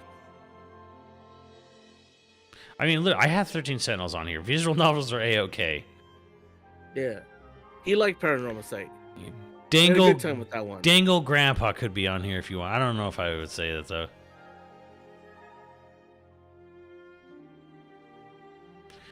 I've I mean, have I that's seen fine. Oxenfree? I've heard of it. I mean, I'll be real by that metric. If you're gonna try and put Danganronpa up there, I'd argue Phoenix Wright. 1, 2, 3, 4, 5. Which 6, one, 7, though? 8, 9, 10, Uh, 11, that's up Which for one you to which one is decide. the best one? 14, 15, We can't ask 16, Nico because 17, he's streaming right now. 18, 19, 20, 21, 22, 23, 24, 26, 27, 29. That's a good one, Poochie. South Park Stick of Truth. Hold on. Let's see if we can get Nico here for like one pick for him. Well, you missed it I'll- earlier, I'll Dan, message. but I was vetoing Dark Souls because hiding the story doesn't make the actual story interesting. Although I have heard what you said about 3, and that is kind of interesting actually. With the whole like actually like fighting the original character.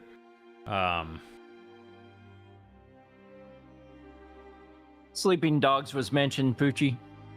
It has been mentioned, yeah.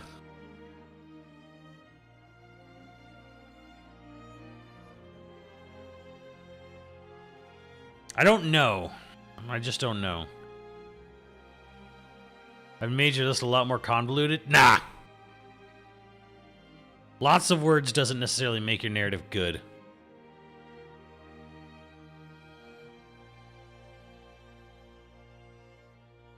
I would say Bloodborne narratively over Dark Souls. Jetstream, what say you? Would you say Bloodborne has a better narrative, better story than Dark Souls 3? The answer's clear, Shenmue. I will ban you. That's straight up a troll answer. Nico would say 13 Sentinels. That's all you'd say. What about Liza P? I mean, Liza P's pretty great. I don't know if it's like amazing narrative. It's just good. Just good, solid, fun, solid narrative. Don't know, honestly. I'm not gonna put Soul Calibur. Jesus. So yeah, you can jump in, Dan.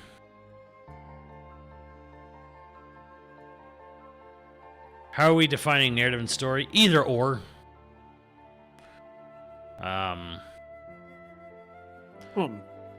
Because like you could do like, well, how is it paced, presented, delivered versus how is the actual background, how is the world building? It could be either or.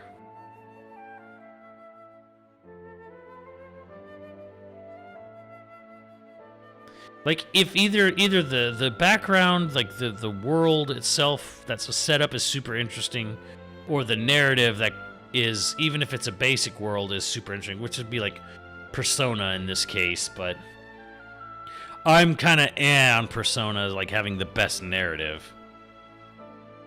Evening. What's up, Dan?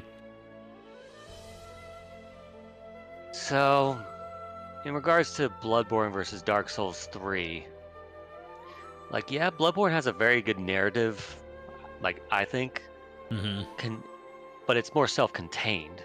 You know, Dark Souls 3 has the benefit of having 2 previous entries. Yeah. So it's very interesting to see how Dark Souls 3 kind of ties everything together after, you know, let's say like thousands or maybe even hundreds of thousands of years past these other 2 games. You get to see how the world has progressed and, let's say, like some of the consequences of the past actions of certain characters from the earlier games. Yeah, but isn't all that still just locked away in the item description lore? I mean, a lot of it you could just see in the world itself. You don't have to read item descriptions to understand some of it.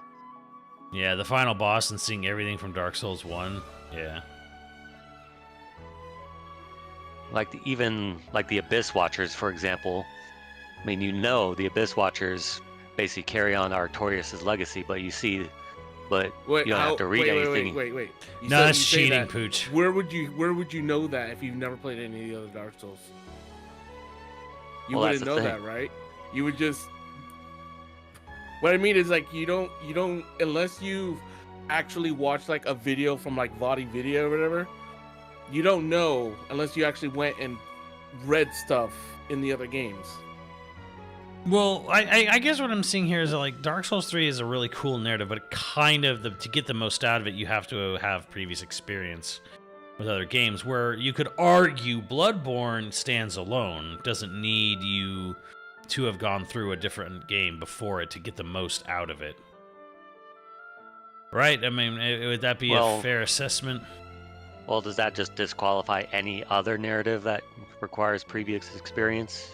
I mean, I'm kind of trying to stay away from that, because then it's like you're basically saying like a franchise at that point in a way, where it's like where do I have here? I don't know if we have any other game on the like list. Metal that Gear Solid would fall into 3 that. doesn't require you to know lore from the earlier Metal Gear Solids, right? It's 3 Yeah, just. that's kind of just- why I went with 3 instead of 4 as well, because it's pretty much the beginning. I think every game on this list doesn't have that problem where you have to know the previous to get it. Yeah, Well, if that's the rule, then it's not really a Then, rule. yeah, I It's guess just I'm just saying that, like, this game has the best narrative, but it requires you to play through a game with a lesser narrative to make this narrative good.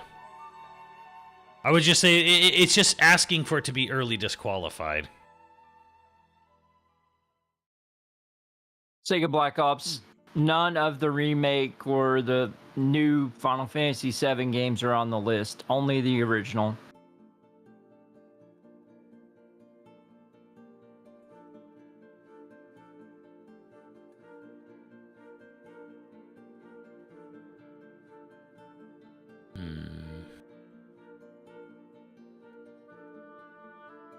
God of War 23 will require the old games? No! I mean, yes, but no. All you really need to know is, like, yeah, Kratos was a guy who killed a lot of gods in Greece. I mean, there's not much more to it than that. Like, oh yeah, I was a murderous asshole in the past. I haven't played the game, but doesn't it get brought up anyway? Yes. Yeah, It's definitely, like, on the cusp. It's like it's definitely like kind of like right there on the line of like whether or not does playing the previous game add to this or not. And I never beat an original God of War game, so doing that in God of War 2018 was still like, oh, this is still the shit. I feel like it kind of like works even without. It's like what real context do you need from the past 6 games other than he made a deal with Ares, he proceeded to break that deal with Ares, he served time for breaking that deal, he then switched to serving the gods themselves in repentance for that, he then went to kill Ares, he became the God of War, got super pissed off, what was it, killed Persephone, kills Thanatos, and then proceeds to fight Zeus, but he loses technically. And then he goes and fights the Fates, and then he teams up with the Titans, and the Titans betray him, and then he just goes and kills everything. Zeus. That start from Ascension all the way to 3. So, yes, so context is nice in that you know what he's done, but God of War Redemption arc, kind of all you need to know is that he's cursed. He's like trying to better himself, and the Norse mythology knows of him and what he's like. Even though he's trying to ignore them, they still get in his way. How do they? The only thing I would argue, because he went to well, they've said they're going to go to a different mythology. the only thing I would say is that he's actually attempted to show restraint in between the end of 3 going into God of War. Right, because Redux. it's also been hundreds of years. Yeah, Like hundreds if and you hundreds of use- years. He met someone new, started a new family. Like, he's a different person. Yeah, Like, or and it's is like, actively trying to start over himself. Because yeah. did you ever read the little comic book, digital comic that came with God of War? Me? Where it's No. like it depicts him like trying to fight a pack of wolves or a bear or some shit like that, and he's like, he comments to his wife that he lost because he let into his rage again. And it also talks about how he tried casting the blades away, but they sunk the ship that he was sailing on and they came back to him. So he can never forget the scars of his past. Are there any Star Ocean or Phantasy Star games? For Star Ocean, hell no, fuck no. Phantasy Star maybe, but I haven't really played through them. I mean, hell, you basically get the TLDR the moment you find out you got to go into Helheim, and he's like, you need a weapon that'll pierce even the frostbitten hell that exists. He's like, I got to go back home, and that entire boat ride was with the spinning camera, and you see Athena sitting on the edge of the boat. That's all you need as he goes and digs the blades up. Miss Kratos? Well, it's fine. It's fine. You gotta game series need to have death with dignity. We should be able to close out a game series with dignity like Uncharted 4 did. Did you ever hear the story where they ran a focus test about the ending of Uncharted 4, and apparently some dude walked out because, oh, of course they had a daughter. What's wrong What? with that? No, Yeah, he had a problem that they had a daughter. No, Like, yeah, a dude in the focus test was upset because they had a daughter at the end of the game. And I'm just like, well, you don't need him in a focus test. It's like somebody trying to get eliminated from jury duty. It's Yeah, like, pretty much. I want that guy banned from this arcade.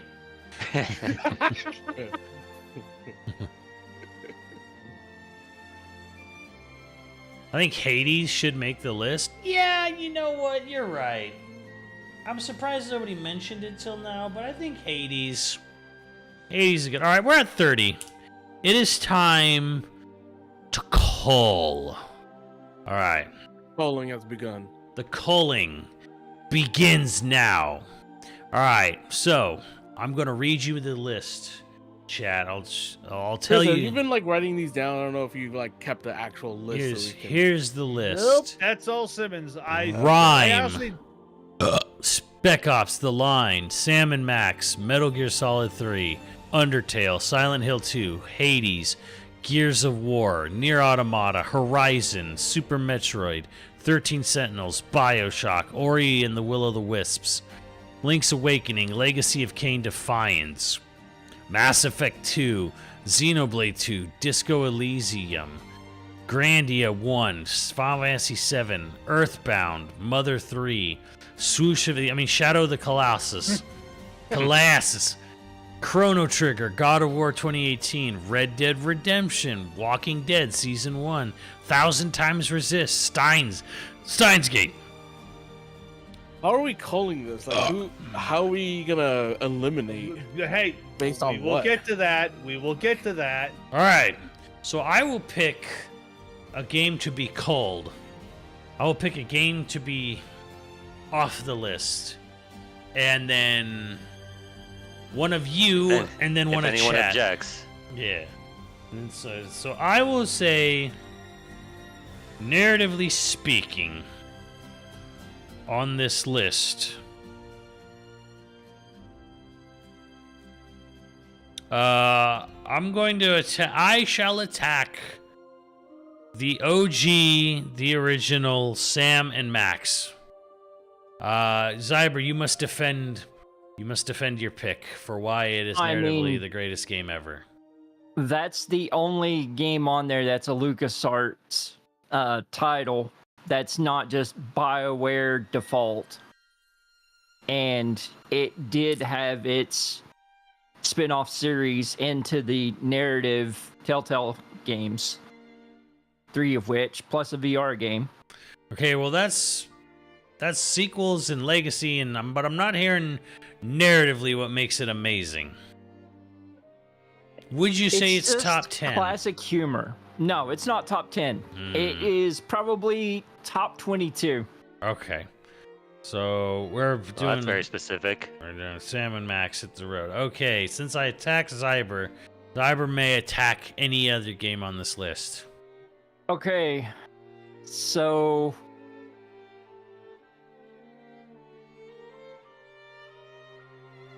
let's see. I would go with BioShock. BioShock. Chat must defend BioShock.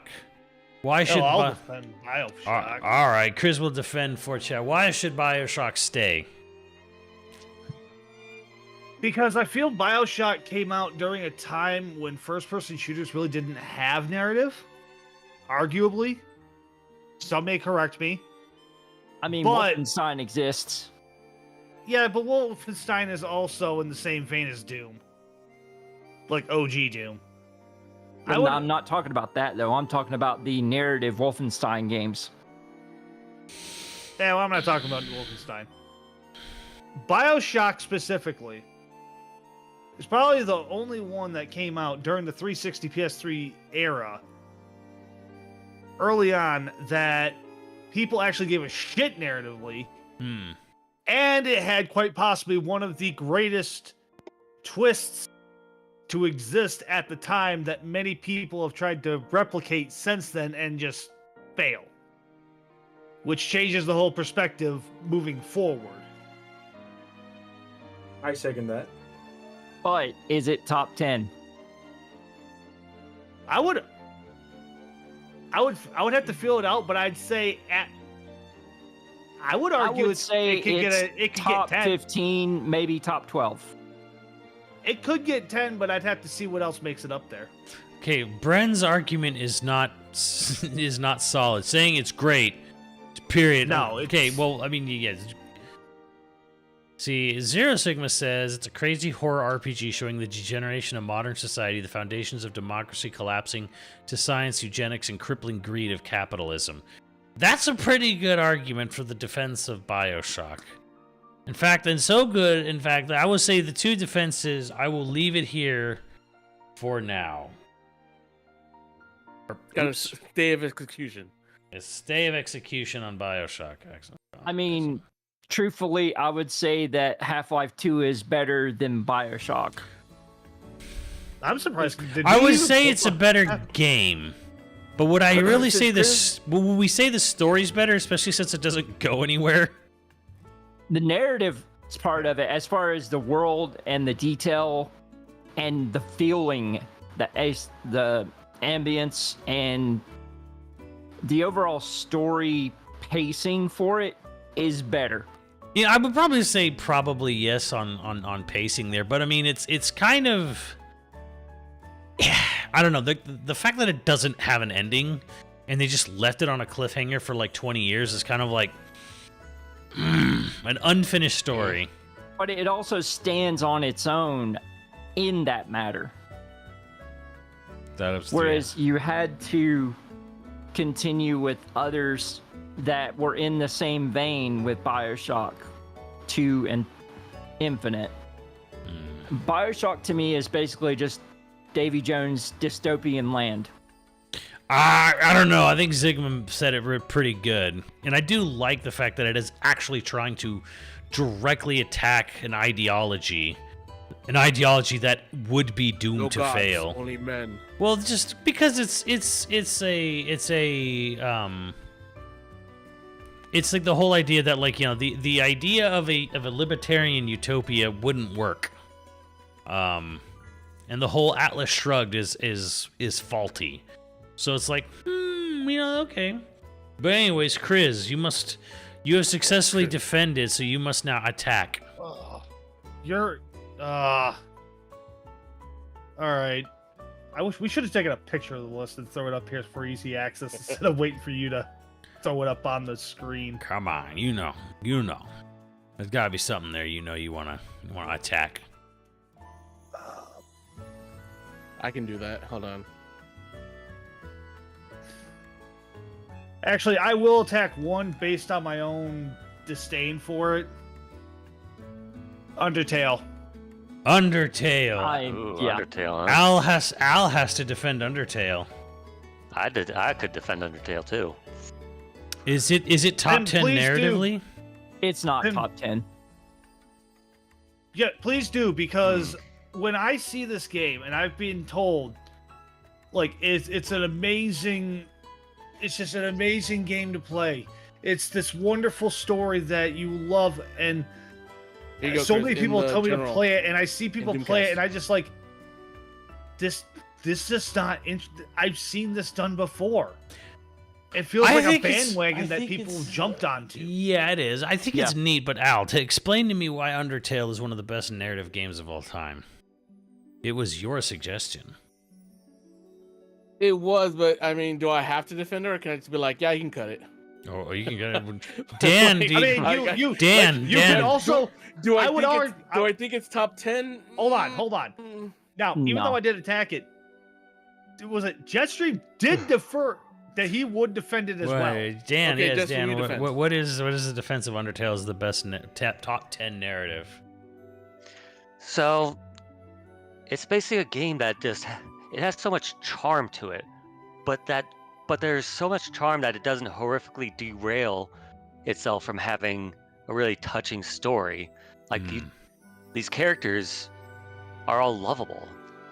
These characters are all really good. There's so much heart to all these characters. Yeah. You learn to care for a lot of these characters too. That's fair. And again, with all the personality behind these characters, it doesn't derail itself from having good touching moments with them throughout the story. And then the gameplay actually makes an impact on the medium, because there's certain systems, like the game is aware that you are saving the game. It is aware that you are the character you are playing is being controlled by you, the player. Yeah. And it makes a significant impact on the story itself. Okay. I will also. It's just state- meta. Would I will you also put say- it? Would you? Plus, here's the thing: if you're playing the game, you can actually, like, the story actually keeps track of what you are doing. Like, if you, for example, if you go and kill the first boss, but you're like, oh, let me reset because now I know how to not kill the first boss and get past them, the game will remember that. Like, there's literally a character that, like, hey, you reset the world, and also you could actually save this character, but I know you actually killed her. But smart and intuitive game design is not narrative. Anyway, so but Dan, would you say even in your own personal list, would you say it's a top 10 best story in a video game ever? It would be in my personal. It would be in your personal top 10. Mm-hmm. Chat. I would also state, Show if I of may, hands, either raise hand or use the hand emote if you would put Undertale in your top 10. I would also like to state for the record that since for as long as I've been gaming, I actually do not enjoy morality in my video games. Like, I felt like that trope was so overplayed in the 360 PS3 era that I'm just sick of it. So I will full-heartedly admit that before delegations are made. Well, it seems somewhat consensusly it's good. It's top 20, but not top 10. So I feel we have enough dissenting. So I'm going to strike Undertale off this list. Undertale is basically Tragic. the streamer rite of passage of when you play it, everybody's just going to come in your chat and be completely vulgar and try and tell you everything to do. Yeah. Okay, for the record, I was also trying to avoid that, but that is. I'm not that gonna. did happen. I'm not gonna factor the fan base into anything here. But okay, so Al, it is time for you to attack a game. Oh, okay. Well, the only one on here really that I'm like is Legacy of Kain Defiance. Legacy of Kain Defiance. Who's going to defend that? Chris, would Chat. you make any defense for Legacy of Kain Defiance? Hell, any Legacy of Kain. I would argue that if we follow the logic that we used earlier against Jetstream, I would strike it from the list because that game actually requires 4 games worth of knowledge to even make sense of. Very true.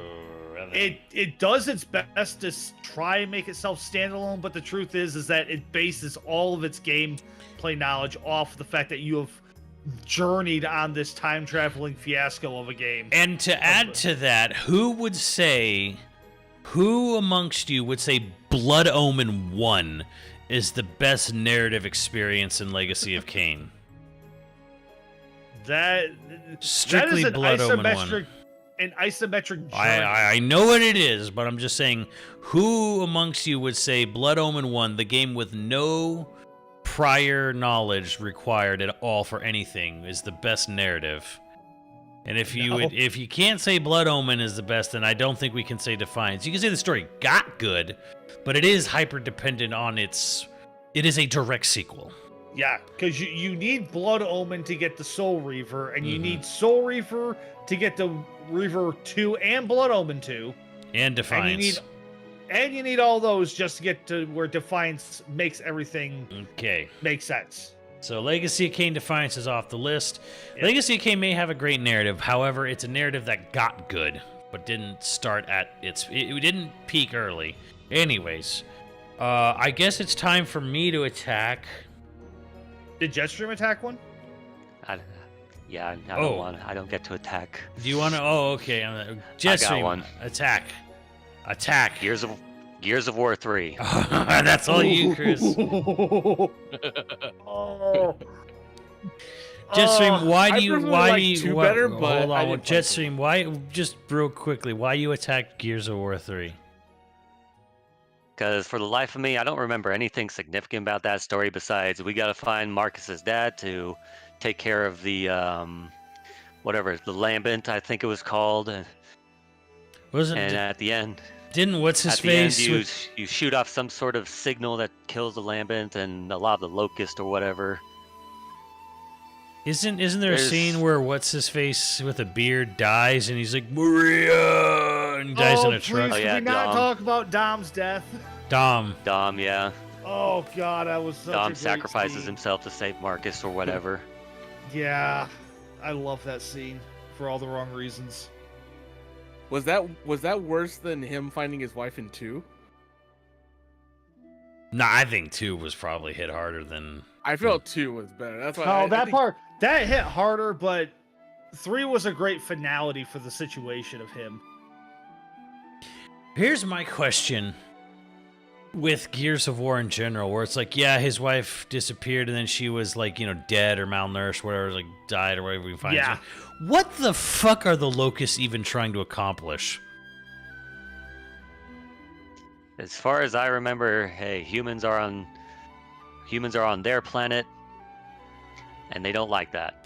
I It's thought they were. weird I thought because- they were hinting that locusts were human-made, possibly. Well, yeah, because the Locust Queen is a human, basically a human figure, but just different technically, color. We might find that out with E-Day coming out. Oh God, the story's still going. Yeah, no, they stopped. No, Emergent State that's a prequel. yeah. Yeah, you're actually gonna play Emergence Day. Oh, Okay, them. Okay, they're cool. they're genocide and killing all humans. Is there a reason for this? Is there a reason they were putting people in boxes in 2? as far as I know, no, they never give a reason. They're just there. I'm striking it off the list just for being too basic and undercooked. I was gonna submit to it because it was a third piece. I just personally liked the journey starting from the boat, going to like every travel point, and then oh fucking hell, that was a great. finale. Also, to feel sad for Dom dying, you need to have played through Gears of War 1 and 2. If you started at 3, that shit is Technically not 2. gonna hit. Technically, Where's my wife? He's just, Where's my he's just wife? sad husband. all Life right, sucks. can we? Well, when you're striking that, can we pause for a moment? Because I would like to grab a beer and a bag of chips. All right.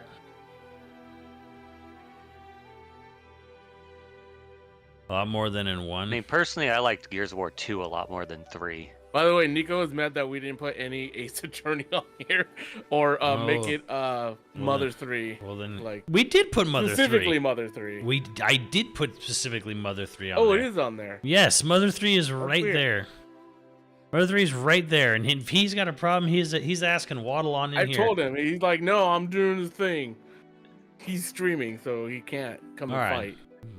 Isn't it like fucking 2 a.m. or whatever in his bum 2:15. whatever his bumfuck city state he lives in, whatever. He's playing Mega Man ZX Advent, okay? He's busy. All right. Beer has been acquired. Chips have been acquired, along with the added bonus of Big Newtons. Okay, but so Strawberry I Big Newtons, huh? not to be too mean, but I strike Gears 3 because it does require knowledge or at least know-how with previous Gears, and also because it's never established why these aliens are doing. That is the plot of fucking Independence Day at this point. Hell, they may have had more reason for doing anything. We don't even know if they're aliens because they came from the Earth. They came from underground. Yeah. Yeah, as far as I remember, it's just, hey, humans came to this planet. The locusts were already living underground, so eventually they came up from underground and said, what the fuck are you guys doing on our planet? Get the fuck out of here. Wait. What, humans came to that planet? Yeah. Yeah, That's It's a different planet. It's a colonized planet. Oh. yeah, it's not Shit, Earth. I thought, okay. Yeah. I thought that Daddy was got Earth, but- conscripted. Daughter's Yeah. got the groceries. All right, Okay. it's time to tick off chat. Who is it? Chris is attacking, I think. Did I attack Chris? No, Dan, you were- I Dan think it's your attacked. turn, Simmons. Dan. Okay, my turn. Okay. Dan killed Gears, and I'm fine with that.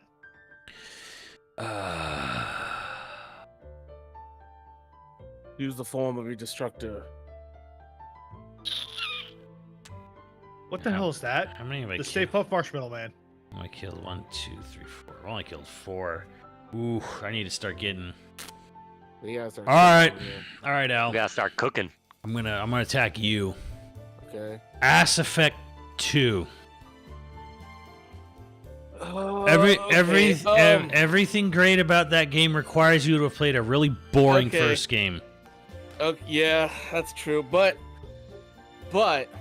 in Mass Effect 2, because the game starts off with you literally just dying and them reconstructing you, because they find out that the Reapers are a bigger problem, and in order to get to where you need to go to this base of these collectors, you literally have to find the universe's best, and literally tell them, this is a suicide mission. You're probably not gonna survive, but we need you because you're the best. And each Right. character has their own, their own quirks and personalities that are pretty great. Here's my problem, though. And I realized this when I was playing Mass Effect 2 for the first time, and kind of why I gave up on it. I was invested in certain characters, specifically Garrus and Rex. And I even tried to make sure that I got a good ending for Rex in the first game, and there were other things with Garrus. I actually couldn't further their storylines, continue their shit, do their shit, because I didn't have a correct fucking save file from 1. So whole swaths of narrative for these characters are completely fucking gone because I didn't do a certain sequence of events in that boring as fuck first game. So the game literally locks you out, paywalls you out, pay and time walls you out of the full narrative experience unless you have multiple saves from a much more boring first game. I will say Mass Effect 2 definitely was like where peak BioWare was. I mean, but it's the best. I don't think it's like I'm not gonna defend it as top 10 because I don't think it's top 10. But it is definitely top 20 at least. No mass. So I'm not the So BioWare Mass guy. Effect That's is gone. I'm striking one of my Mass friends Effect is a 2 BioWare guy. because yeah, again, I feel like we're talking narrative because we are not talking gameplay. We're not talking gameplay. I'm not. Yeah, Just that'd be a whole other ball game. From a strictly narrative issue, you can't even get the full experience by playing just that game.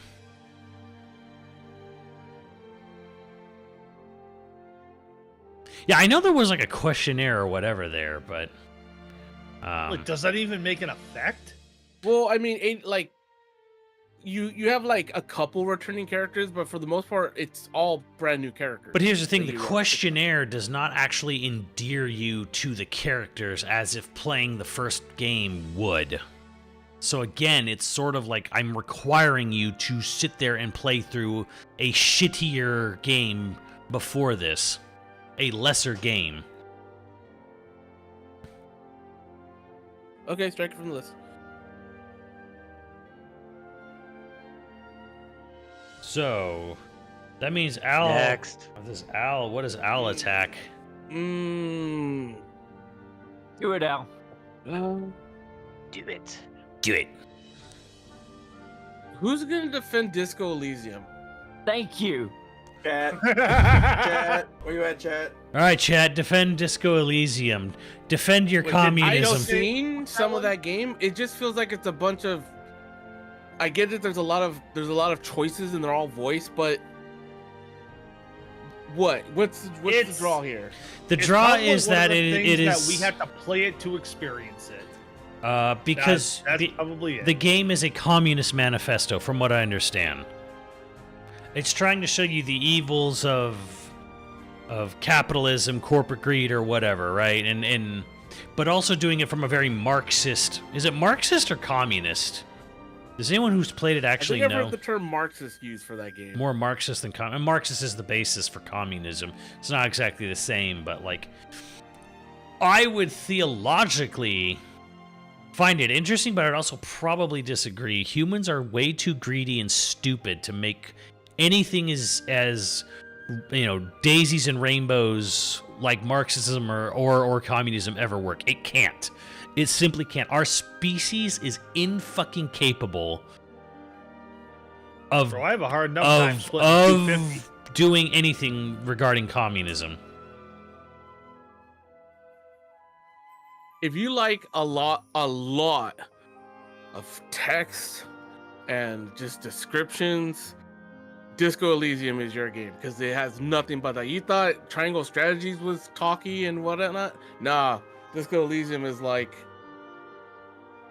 4 Silmarillions worth of stuff in their game that you can navigate through. Okay, if you so wanted so to. nobody in chat is defending Disco Elysium. No, strike it. Okay, I only saw like Yeah, a couple pretty people much that the are like, consensus. what? The overall consensus is no one will defend it. Yeah, no one cares. all right. Chat, you get like a Chat is not comrade. Can't defend it because there's nothing Critiques to defend. Marxist themes too, but no, it's they can't presented through defend its it because they're an worldview. ad, probably. So whose turn is it? It's not Chat's turn, right? No, Zero actually did try to defend it, like in a good way. Now Did than he? just because everyone's just like, it sucks, just strike it, just strike it. I'm like, well, I want to hear something. I want to hear the defense Yeah. for the game. I do too. I want to see like what people, will say about things. Yeah. I want to see what the comments are gonna do and complain because we fucked it all up, and then I can reply to them Oh. all. Well, you should have been here to defend yeah. it, you piece of shit. All right. Yeah, I was a little too gonna go late. crazy with this one. All right, so I guess chat, if enough of you can specifically say one game, you can. That's not gonna work. You can try to strike it. If I see enough for one game to be stricken from this list, go for it. Go for it, man. No, Krim says Earthbound. Someone says Rhyme. Or what the? They said what is Yeah, what the fuck is Rhyme? I guarantee you, We I'm got not going to be another defending a Earthbound. few of these. Got another Earthbound. We got Red Dead. We got I see a lot of Earthbound. we're seeing a lot of Earthbound here. Earthbound, or say Earthbound remove. Here's the thing: I'm not going to defend Earthbound because I've played 30 minutes of Earthbound like 2 or 3 times, and I've always just been bored out of my mind. Is that Also, is Earthbound and Mother 3 separate or yes, counting as one? yes, no, Okay. Earthbound is Mother 2. Okay. So I think we're kind of in agreement here. Then Earthbound is off the list. Yeah. Strike it. If Nico's not here to attack. No, he will be if we attack Mother 3, though. I guarantee you I can get him in here. Sarslow picks up. Okay. Just go ahead, Nico's chat. Hey, we're trying to strike Mother Whose turn 3, and he is just this? Poochie kicks pick down one? the door. Oh yeah, Poochie, do you want to pick one? Let me see the list. Okay, so It's in the we the got Doomcast General if you want to see a picture. So we've got Rhyme, Spec Ops: The Line, Metal Gear 3, Silent Hill 2, Hades, Horizon, Super Metroid, BioShock, Ori 2, Mother It's 3. Where, Al? The Doomcast in general. Okay, hold up. I mean, General chat. I screenshotted it. stream should have caught up by now. So if you want to just eyeball it real quick and just say like, fuck that. Let's go with. I hate to do it. God of War 2018. Okay. I fucking love Okay. God of War, so it's just hard for me. But why would you axe God of War? Before someone defends, why would you? What makes you choose God of War? I don't feel like it brought enough. Like it was a change of pace, sure, but it wasn't enough. Yeah, it's just like, okay, you try to make a better living for yourself and your new son, but at what cost? You just went back to doing the same old shit. And like I said, I fucking love God of War.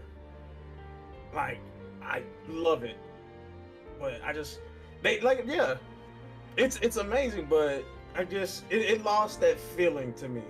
When Would it you- was I'm not like an attacking God of Would- War. What are you talking about? Would you say, Poochie, in a sense, God of War 2018 has a way better, say, narrative than the old games, but it's not like the best narrative. It's Yeah. better than what came before, but that doesn't make it all time Yeah, I great. think- I think Doesn't make it it's top just 10. The It's culmin- bottom end of top 20.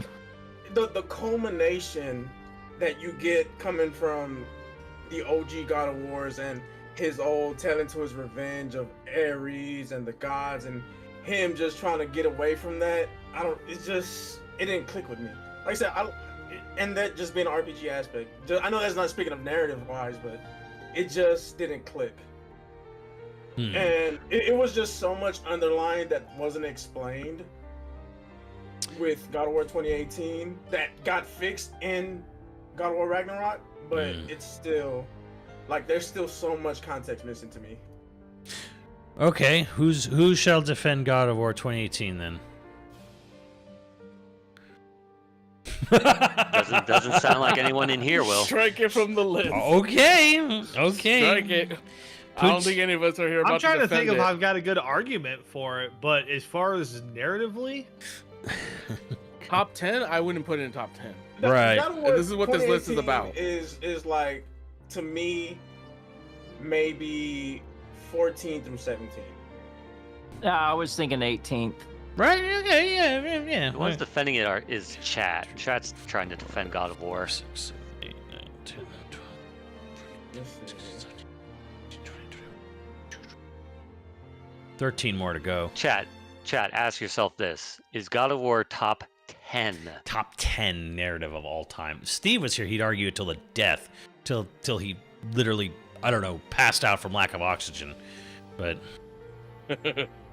You can't say that, Krim, that it's a good step because he's still relishing in his past. He's not moving away from that past. He keeps getting brought up. but Crim's also kind of agreeing where it's like, yeah, it's in more than like 15 in a sense. And here's the other thing. I think you actually made a very interesting point where you're like, okay, it's Kratos who's trying to turn a new leaf. He's trying to be a good dad, and he accomplished this by going back to the same fucking thing he's always done, Yeah, which is exactly. killing the fucking shit out of It's everything. literally a plot point He's in the killing game another where pantheon. he has to go back to his home to get the things that of his former life. So it's like, what did Kratos learn? You're always going to be a killing machine, I guess. And like the one underlying thing that actually helped the narrative in the case is Mimir bringing up some of his past like battles, some of his past lore, but people don't listen to that because you're just going through the phases of trying to go around the map. You're not really digging into what Mimir is trying to say. Hmm. So the whole little pieces that ties into the narrative is just lost just because it's coming out of Mimir's mouth. Yeah. Yeah, it's all true because Kratos is like, boy. Yeah, and then you just shrug it off. Be better. which while I sucks kill because this thing. listening to Mimir's commentary is like actually one of the more fun points of that game. Yeah. When Mimir brought up him being in PlayStation All Stars was a funny nod. He's like, I like the point after you have the introduction fight when you get your blades back, where he's like, oh, and that thing about you being Greek, I kind of figured that out when you mentioned you mentioned Athena. Like- He's like, meh. What I'm trying to say, chat, is that nobody's actually, from a select few, nobody's listening to Mimir. They're just going through the motions of go do quests, go kill things. That's it. They want to kill things. They want to attack Yeah. things. Oh, hold on, Leon. I applaud your effort for that, but Shadowbringers requires 50 levels of A Realm Reborn and 2 other expansions in order for it to hit. And we're not I'm throwing sorry. online games on here. That's no. No, KOTOR did I'm not actually sorry. make it on the list. It was And close. Shadowbringers is like some of the best shit that Square's put out. Like all you need is the scene where the girl gets stabbed and transforms into a fucking light. Oh god, that was We're amazing. not saying it doesn't have great moments or whatever, but nah. I mean, all these games are good because they're on this list means they were good, or I considered them Yeah. at least Yeah. possibly good. Also, can I state a freaking pet peeve?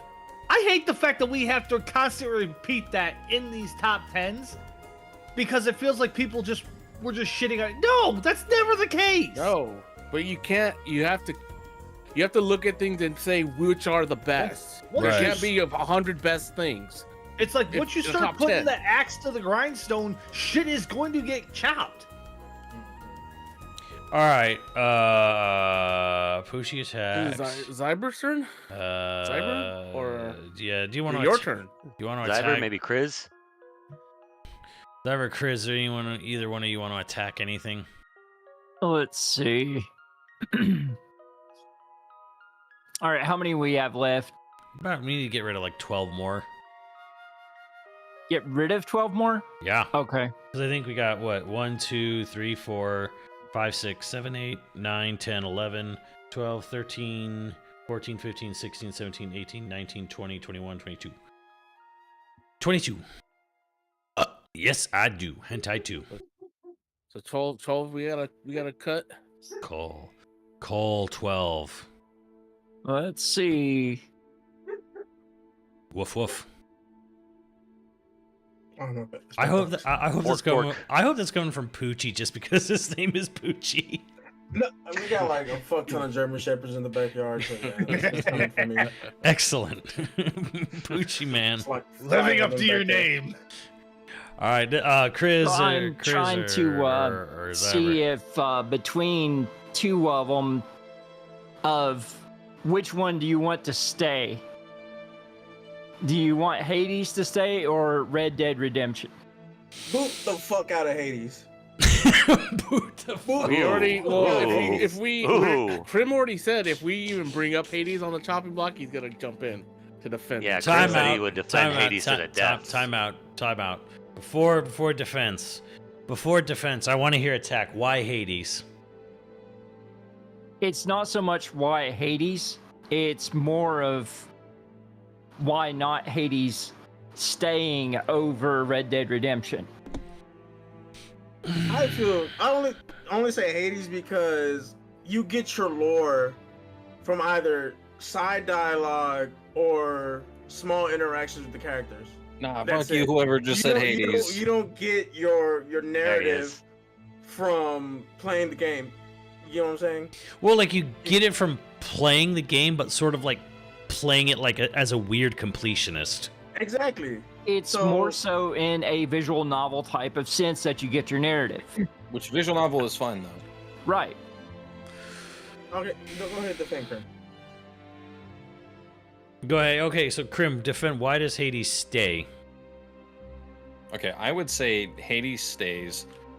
All right, so I get that the story is going to be further in, right? You do have to play the game more than even just beating it technically to Hey. get the bits and pieces to put it all together. No, that's fine. That's fine. That's totally That's, fair. that's Yeah, fine. that's I don't think that's a problem. Okay. All right. So if that's not a problem, I would say the story itself is actually very good narratively because it introduces a ton of more characters and builds on what people already know and expands that. Zagreus is a fantastically well done character, and meeting the rest of the Pantheon throughout the game, they all become extremely likable characters, right? Like I'm not the only one who could agree with that. The narrative is just me have daddy issues. Why? That's the Not narrative. quite. No, it's family. Just It's the A fucking- family. It leads into the next game as Just well. the fucking See, because this is actually where Poochie kind of like in his own Poochie way, kind of went where I was gonna go, which is the major cornerstone points of the story in Hades is kind of simplistic in a way where it's like, I want to go find my mom. No, you must stay in hell. I'm leaving hell. Bye. I find mom. Like, hi, mom. Oh, my son, you're alive. And then, oh, you go back, and then you come back, and you do, and it's like, okay, Yeah, but he can't Like- stay there. right. But then, I like, would say you not keep every story revisiting, has so to it's be like, it's The most basically, insane thing. I want to meet my mom. I meet mom. Cool. Get mom and dad back together. Get mom and dad back together. The end. Well, at a point, he didn't even know his mom was alive. Right. Well, it's like we can find that out, but like the cornerstones of the narrative are: I want to get out of hell. I want to see my mom. He sees his mom, and then it becomes get my mom and dad back together. Get my mom and dad back together. I would say it leans to the story of going against fate, right? If the fates have literally set everything in motion to be against him, and he does everything and wins for the most part to go against that. Hold up. That's some shonen bullshit, Hold up. though. Hold up. That one is. I would agree with Hold that. up. Foul. Foul. You literally get a list of predetermined challenges that the fates deemed you will complete. Yeah, you're not going against the fates. You're not Let's go going against fates for fate. literally getting to the surface. They preordained it. Wait, fates are your dad. Your dad doesn't Actually, want you to technically see the both. surface. I mean, your dad doesn't want you to go, but don't the fates already kind of assume you're gonna know you're gonna Yeah, make it? the list of fates that you get challenge rewards from. It's stuff that he will accomplish. Mm. Well, the entirety of the fates would be like literally from the moment he's born, he can't be up there, but he does, and he goes up there. You know Yeah, 'cause the he's well, going hold against on. his You know the fates. you know the fates are characters in Greek mythology, right? Like they're actual Yes, three characters. Actually, I know So decent bit about it. it's not like like fate nebulously is against him. It's like did the three fates tell you in the game you will never get to the surface, and then you do? No, like he can't be there because he dies when he as soon as he literally gets Sure. up there, he dies after a short amount of time because he can't be there. Right. That was the That's whole because Daddy the plot doesn't allow twist. it. Was it a No, plot that twist? has I mean, nothing to it do was with a Hades. it was a slight plot twist, but it was just No, yeah, it was a plot twist. That, but it was which kinda- Hades has nothing to do with him being able to stay up there or not. That's he literally can't. Hades. you're gonna put- I like you're this. gonna say Arnett. that's- Arnett says Hades' narrative is a series of a kid being told no and given a dumbass excuse before anyone gives him an honest answer. Done well. I think there's good in like you don't have to go fancy to have a good story. You know what I mean? I think people like the gameplay of Hades more than the narrative. There's of good Hades. and there's Okay, there's done can- well in Hades is, simplicity. Hades is Can not going to we- be some of these on the list. Like, can it's we? not. But hold on. Can we distance ourselves from discussing Hades' character plot, and more especially, can we distance ourselves from talking about Hades' characters? Distance us from the fucking thirst everyone has. Can you remove your desire to want to fuck most of these characters from Hades to sit there and discuss and dissect them? Are they good characters beyond the fact that people just want to bang them? No. Okay, so I'm not one of those Yeah. gooners for Aphrodite and stuff. Okay. All right, I can say from an actual perspective, I think the characters were done very well. Their designs are great. I think so too. The dialogue between them is extremely good. Yes, absolutely. Here's the thing. Alright, Here's where okay. I kind of. This is all true, Krim. This is all true. I think it is true. The problem is that I think what makes Hades fantastic is not the narrative. The narrative is really well done icing. It's good icing, but on a strictly narrative scale, I don't know that Hades is the best narrative I've ever seen in a video game. Just I hey, would call this Hades. hey, this is pretty good. I mean, I like it. I dig it. I dig these characters. And again, you brought up design immediately. You went right for the visual. But I'm like, I dig these. I dig these characters. They're fun. But narratively, it's kind of an excuse to tell a roguelite. Yeah, I would call Yeah. the narrative for Hades empty calories. I don't know if I go that far. I would just say it's good. It's like the good frosting, not the bad frosting. You hurt me, Zyber. It's the You- whipped you hurt me cream, real not the bad. not the frosting. It's the whipped cream. It's I would fondant say- instead of It's not. buttercream. It's not icing. It's whipped cream. There you go. That's the way you say it. No, I would say on this list, from everything I'm seeing there, I do think it has a chance to be in top 10. Over think Red from Dead some- Redemption. No, bro, you're out of your mind. No, those Over are Red different. Dead Redemption. Which is That's why what I I was- was determining. No, Which one deserves to be I in would say top this. 10. I think it deserves to be up there more than certain other ones that haven't been eliminated first. I would need to see the list again. Right. It's in Okay. the freaking. It's in the Doom. Alright. It's in the Doomcast. In the Alright, channel. alright, Oh, is it? List. Yes. Yes. He's told you this. You know, pay attention. But here it is. Also It's playing on. a It's game. on screen. I'm looking at it. Well, close your Pornhub tab for just half a second. I mean, here's what it sounds like to me. Hades just sounds like, yeah, you have a lot of interesting characters, but does that lead to an overall cohesive narrative? No, people just like it mostly because of the gameplay. The narrative's cohesive. It's just not that interesting, which I think is kind of I what would say Poochy it's was good, getting. but it's not like obviously it's not the best. I wouldn't say it's Link's Awakening or like Nier or anything like that. Okay. But So I do think it's good. Okay. I think it's good too. It's good because it's on this list. I mean, it was the last game we added, but I think I would say it's good. But I'm not hearing a strong enough argument for top 10 on Hades. If we were rating character designs, this would be a different argument. But it's not a character design; it's a narrative. I mean, character It's not about design who you want to aside- screw, Krem.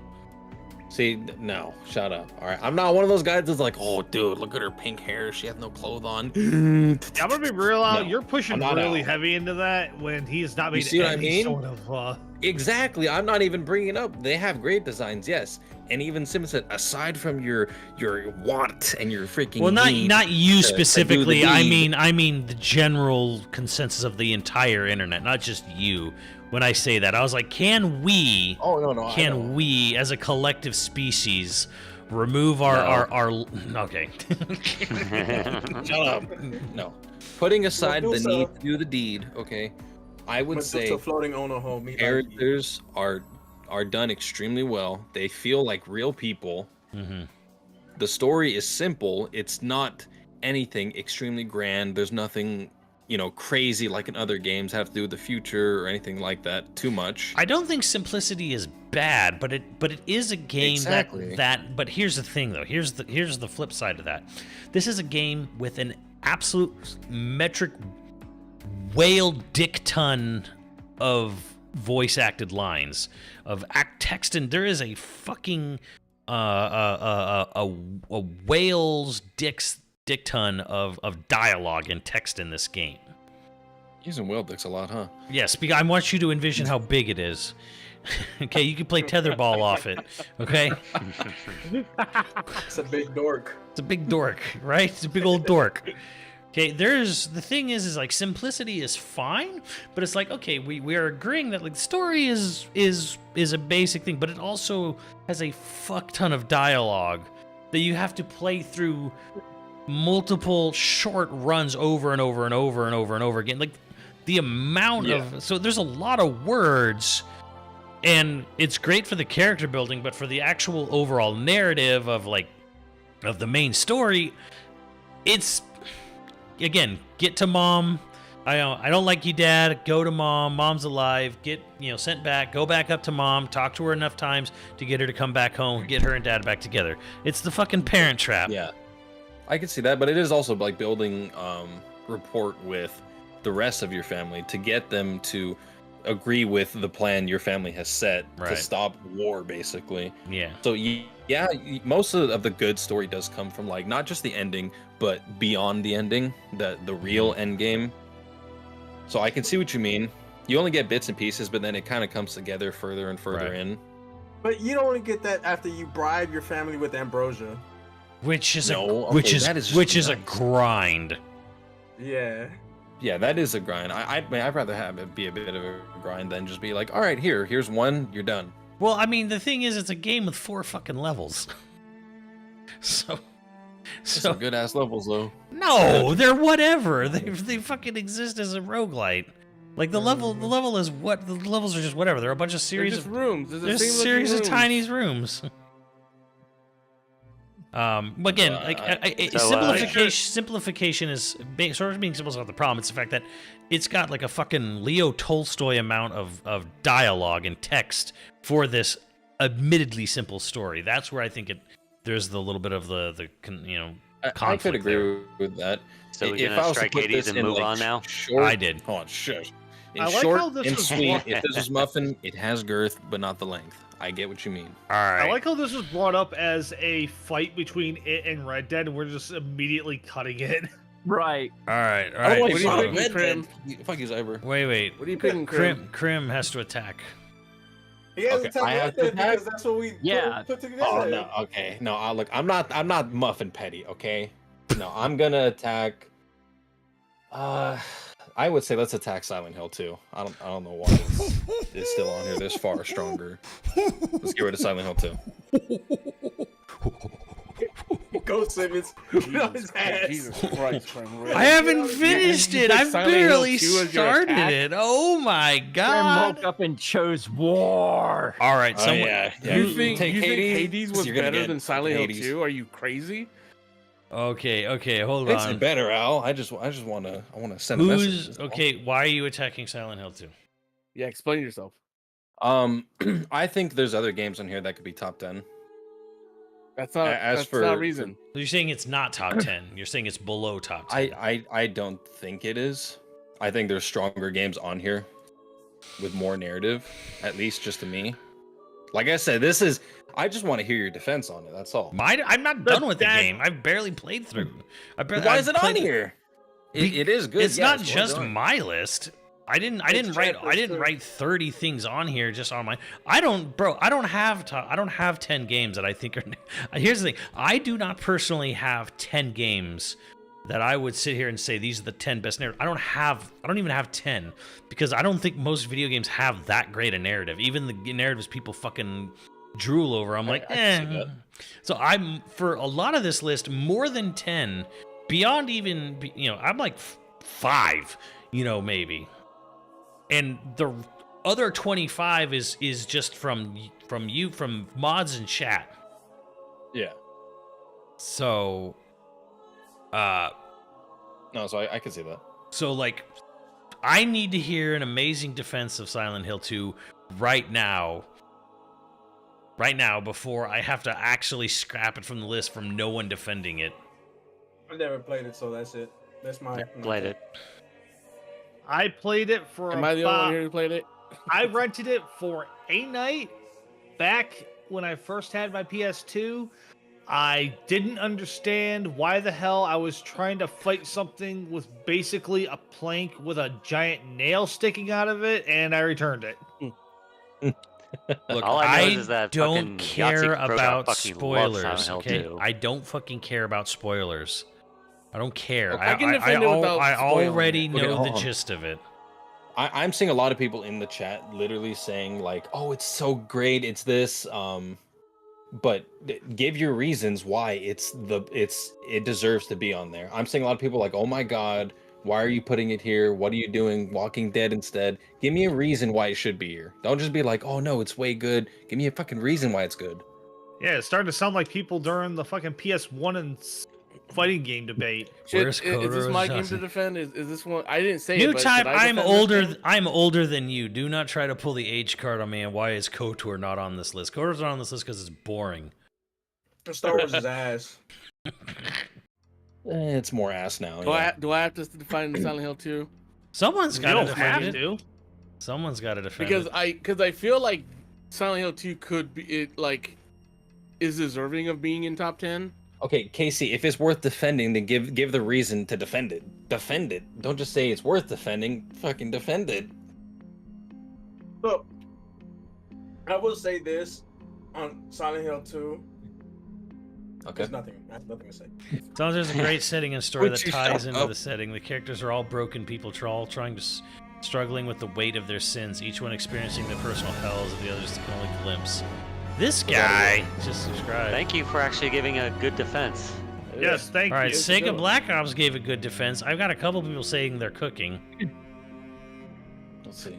I There's- still wouldn't Think give of it Black top Ops 10, description though. is good because it's not spoiler, but I don't it care makes me about come. spoilers. I don't. I know you Yeah, I don't don't care care. about spoilers, but it's a good description without having to do that. You don't have to say the spoiler to say why it's good. That's not a brag. I didn't say it was a brag. But you insinuated Would KOTOR's not on here because I was a kid. No, I'm older than you, sir. There's no other It's game like that saying tackles you have to the say the guilt of 13 killing your Sentinels spouse spoiler that to is say dying why of it's terminal good. It's like, cancer no, you don't want psychotic in to. an amazing way. The So guilt- can I say, can we table Silent Hill 2 for now? Okay. Yeah, we'll table it. Okay, I'm willing to table it. I'll for agree now. with that. I'm gonna jump ship and say get rid of Walking Dead Telltale Season 1. Okay, we're tabling Silent Hill 2, and Poochie wants to go after Walking Dead Season 1. I mean, it was based on the comic, You a like the character second? that was a minor role in the comic, and they just built a whole story around that character for a video game. It's a psychic narrative diving into guilt, grief, abuse, agrees most compelling pieces. That's based.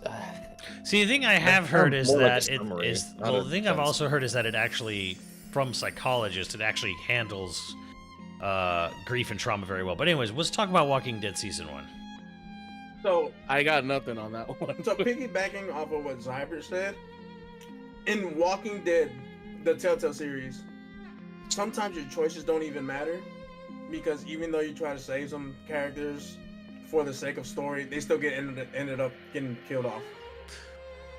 That I agree with that, Pooch. And then there was the whole thing with the station wagon where you took some supplies from the back of the station wagon or whatever, and then like that guy ends up being one of the guys who's hunting and killing you. And then it's like, well, what if you didn't do that? Oh no, you can't do that. Like the game that's supposed to be multiple choice takes away multiple choice. exactly. Yeah. It's artificial choice. Yeah. There's a couple moments where that does happen, namely that one. I'm assuming most people here have played it. So when you pick between Doug and Carly, yeah, you have the option of saving one or the other, but things happen, you still lose them later on. You still have time with them as a character, but it still ends up to the same road. I don't think that's bad. I do think it's bad, obviously, with a car, regardless of whether you take the food or you don't. But as the characters go and they start changing, you see how it goes. Like, for the rest of the story, they're different from the start, of course.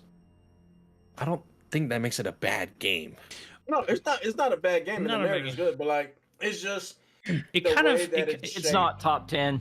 Yeah, it's not top 10. I would say also maybe you could argue that like, well, okay, maybe the point of the game is that choice is the illusion of choice, right? Like you can do whatever you do, like there is no real choice. Everyone get that, and like, okay, but that is literally That's a cop out. that is the only gameplay in this game is making choices. And then Making when choices. and then when you tell me that making choices don't matter when there is literally nothing else in the game, that almost feels like, okay, then I feel like I got catfished. Like if there was anything else to the game, it's like, here's a game about choices. Choices, psych, choices don't matter. Go fuck yourself. Like I said, if you wanted a better choices game, you would have probably picked like Until Dawn or one of those FMV type of games. Okay. I'm actually Or the surprised that wasn't Borderlands ever Telltale. said anything. I don't know. I hated everyone in Until Dawn. Which it's just like Agreed. people said, people have Walking Dead over Wolf Among Us, and I believe Wolf Among Us is dead. Mhm. I mean, Well, Wolf here's the Among thing, Us is if it also was based so on good, they never put it on, comic book series. Yeah, which is Fable. true. The It has a lot Fables. going on. All right, so we're all cool with scratching Walking Dead off Yeah. here. Yeah. Alright. Also, Yeah. it's Yeah, not out I of don't here. say that saying a character is bad is a good reason. I don't know why I feel like Zero has a hate boner for the game. I would agree it's not the strongest here. It probably isn't top 10, but I wouldn't say it's bad. Kind of Also, supposed to hate. Simmons, if I Sure, may, but wasn't here's the whole- thing. Here's the thing. You have to spend like 2 hours. I'm sorry, like 2 hours with these assholes being assholes before they finally start dying. So it draws that shit out for the length of a whole goddamn movie before they finally start dying. Okay, Arnett went ham on Silent Hill 2. And I was Okay, and I was so- reading it, and it was we're not good. It was a anymore. good defense. Y'all should be disappointed. All you Silent Hill 2 defenders, you should be disappointed you didn't have as good a defense as Arnett had. So It was a great, Yeah. great game, apparently. Hey, Just, okay. not enough So we're to defend. so we're scratching it. we're scratching Yeah, Walking. Walking Dead. We're scratching Yeah. Walking Okay, good. Dead off the list. I have a game on here that I think it's Chris's turn, by the way. is it Chris's turn. Okay, I'll let Chris. My bad. Yeah, I Chris, jumped ship we've been because I wanna skipping walk over, out like- of here. No, Like we got Chris up Well, next. to be fair, I really have nothing tangible to try and go after some of these games, if I'm to be completely honest. And any of the ones that I've needed to defend, I've either been like, yeah, it can go, or I've successfully defended. If that's the case, then I'll take my turn. All right, Yeah, Unless you 'cause- got something, Chris. go for it, Dan. Come on. The Yeah, the this only ones, This might come as a surprise, but Ori 2. Okay. Ori 2. Because, yeah, Ori 2. Like, yeah, it has a lot of real touching moments to it, but it basically just boils down to some very basic, like, plot points. Like, oh no, your owl friend is possibly dead, and you gotta, restore the forest to possibly save her. Oh, the villain was bullied, so now they're evil. Big surprise. Okay, I could agree with that point. The bullying, definitely. And you find out near the end, like, oh, okay, Ori actually has to become the new tree to save this other forest. Like, yeah, there's lots of sad little moments here and there, but overall, I don't think it's a very strong narrative. It's touching, but it's also very simple. And I think simple. I mean, could Ori have been done? Do you think Ori could be told better, even in its simplistic style? Do you think it could have told do you think there was a more interesting narrative they could have gone with? I mean, they could have, I guess. I mean, anything's possible. Right, without like resorting to like heavy amounts of text, dialogue, or long. I mean, I think, and as a Souls fan, you're definitely not the kind of person like I need exposition. You're not that kind. You're not that kind of guy. I think you're just saying that like it's a cute story, it's a touching story, but it also isn't. It doesn't have like a ton. It isn't a super like extremely well-defined story. It's just not a very strong narrative, I would say. Like, yeah, Ori and Ku, they, get lost in a storm and find themselves in a new forest. Ku gets seriously injured by Screech, or Shriek, I think. Shriek. Why is Shriek evil? Well, Shriek was bullied when it was younger, so it became evil. Yeah. And then, now we have to help restore this other forest. And yeah, I guess, like we've been saying, it has all its like nice, touching, little cute moments, but so we're saying it's good, but like top 10 good? Nah. Yeah, top 10, no. Okay. Nah. All right. Yes. How many do we got now, by the way? We're gonna strike Ori, and I don't think I'm hearing any resistance to it. 1, 2. Is there like what 18 left? 1, 2, 3. I would say 4, Arnett's 5, did it pretty 6, damn well. 7. It's 8, perfect 9, for what it is. 10, Gives you enough without going overboard, but it's not that deep. I'd agree with that. 17, 18. Yeah, we're at 18. We have 18 left, so 8 gotta go. I'm gonna damn. jump in here. I just want Simmons defend 1000x resist. 1,000 I think times you're resist. the only one. I think you're the only one who's played it. Okay, so 1,000 times resist is a little indie game. I don't know if it was a one person or like a couple people. Like it was definitely. Oh, hi, Foxy. I like barely remember anything of you playing that Do you game. want to come up and say hi? No, you don't. It was Of course 2 you don't. streams, Al. Okay, so I know. 1,000 times resist is actually a pretty cool indie narrative about it's got an alien invasion. It's very 13 Sentinels like. It's got. You could definitely. Okay, I don't even know how to explain it because it's like okay, it's just like trying to explain 13 Sentinels, right? Because there's basically 5 different plot lines going on that are all told at different points in time, right? And the basic gist of it, if I try to let me try to break it down for you chronologically. There's a family of people from Hong Kong who moved to America during the protests and everything, and they have an estranged relationship with their daughter who wants to run away. And then there's this weird alien invasion, and the humans are trying to communicate with the aliens, but it's not going well. And then this disease comes from it, like reverse War of the Worlds. The girl seems to be immune to the disease. She agrees to go run away, but she agrees to run away and join up with the government, who then do experiments on to see if they can try to build an antivirus out of her blood. And then that goes south, and then they end up making clones of her, and then they end up building bunkers, and then they try to go and like basically dig down and like avoid the aliens' detection and living in these bunkers, and then that all goes to shit, and then they all die off, and the only people left are this girl and her clones, and then the clones start building their own society in these underground bunkers of shit, and then that goes to shit, and then that goes even further from there. So it is like it's in this insanely and then they find out that they actually do make contact with the aliens as well, and then there's like a whole thing there with what the aliens are actually just trying to they weren't even trying to kill the humans, they were actually just trying to communicate with them. So there's this whole like arrival aspect to it and everything. So there's all this shit. There's like this super multi-layered thing, and then like what the aliens are and how they're like, because they're like a life form that is like hard to comprehend to a human and stuff. So it is just an intensely deep narrative game told from a multiple time frames, like thousands of years apart and whatever.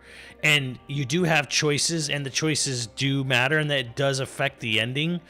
And then there's like even a thing at the end where it affects, you know, how the game in the future unfold in the final ending, depending on what you do through all these different points in time. So very cool game. A little rough around the edges because again, it's like a one-person game kind of thing, or a one or a two-person deal. So that is why 1,000 Times Resist is on here. It's got and of course, you know, I'm not gonna go into like, you know, oh, the character designs or the music or whatever, but just that like it's a game that definitely comes from a very personal space because it's bringing up like the Hong Kong protests, and it goes from there into the most wild sci-fi shit imaginable. As a quick Okay, aside, so should we- Simmons, should you we, need to kill your YouTube chat because some of them are saying you should chop Zelda. Oh, they're not gonna win that fight. Okay, so are we gonna shelve? Wait. Do you not know Simmons? Have you not paid attention to any debates or any talks he's had about Zelda in any way, shape, or form to know that that is his favorite Zelda, possibly of all of them? I will explain the narrative there. I mean, if anyone want to get gutsy, I will explain it. But yes, I am not going to challenge that. We're not. Yeah, we're no one. Not yet. So challenge me on 1,000 Times Resist. The problem YouTube is chat is about to go into. the problem is nobody played 1,000 Times Resist, so no one's actually gonna be able to challenge me on that. I have. I mean, I don't know what to challenge you I with. watched it. It Table was it like for all now. over the place. So you can shelve it for now. At this point, just table it. It's not even a competition anymore. Simmons, you attack something. Okay. God, Red. What do you feel? I feel a missile It's coming getting a little on. harder here because there's a lot of good stuff on here. YouTube says Majora's Mask is better narratively. What? Yeah. Or any of the... YouTube chat says Majora's Mask is the better narrative. No. It's very close, though. No. It's same writer, which is why they're both great, but no. No. And we said this last night. Like the best Zeldas are like not even in Hyrule. A chunk of well-done side quests do not add up to a narrative whole. I agree.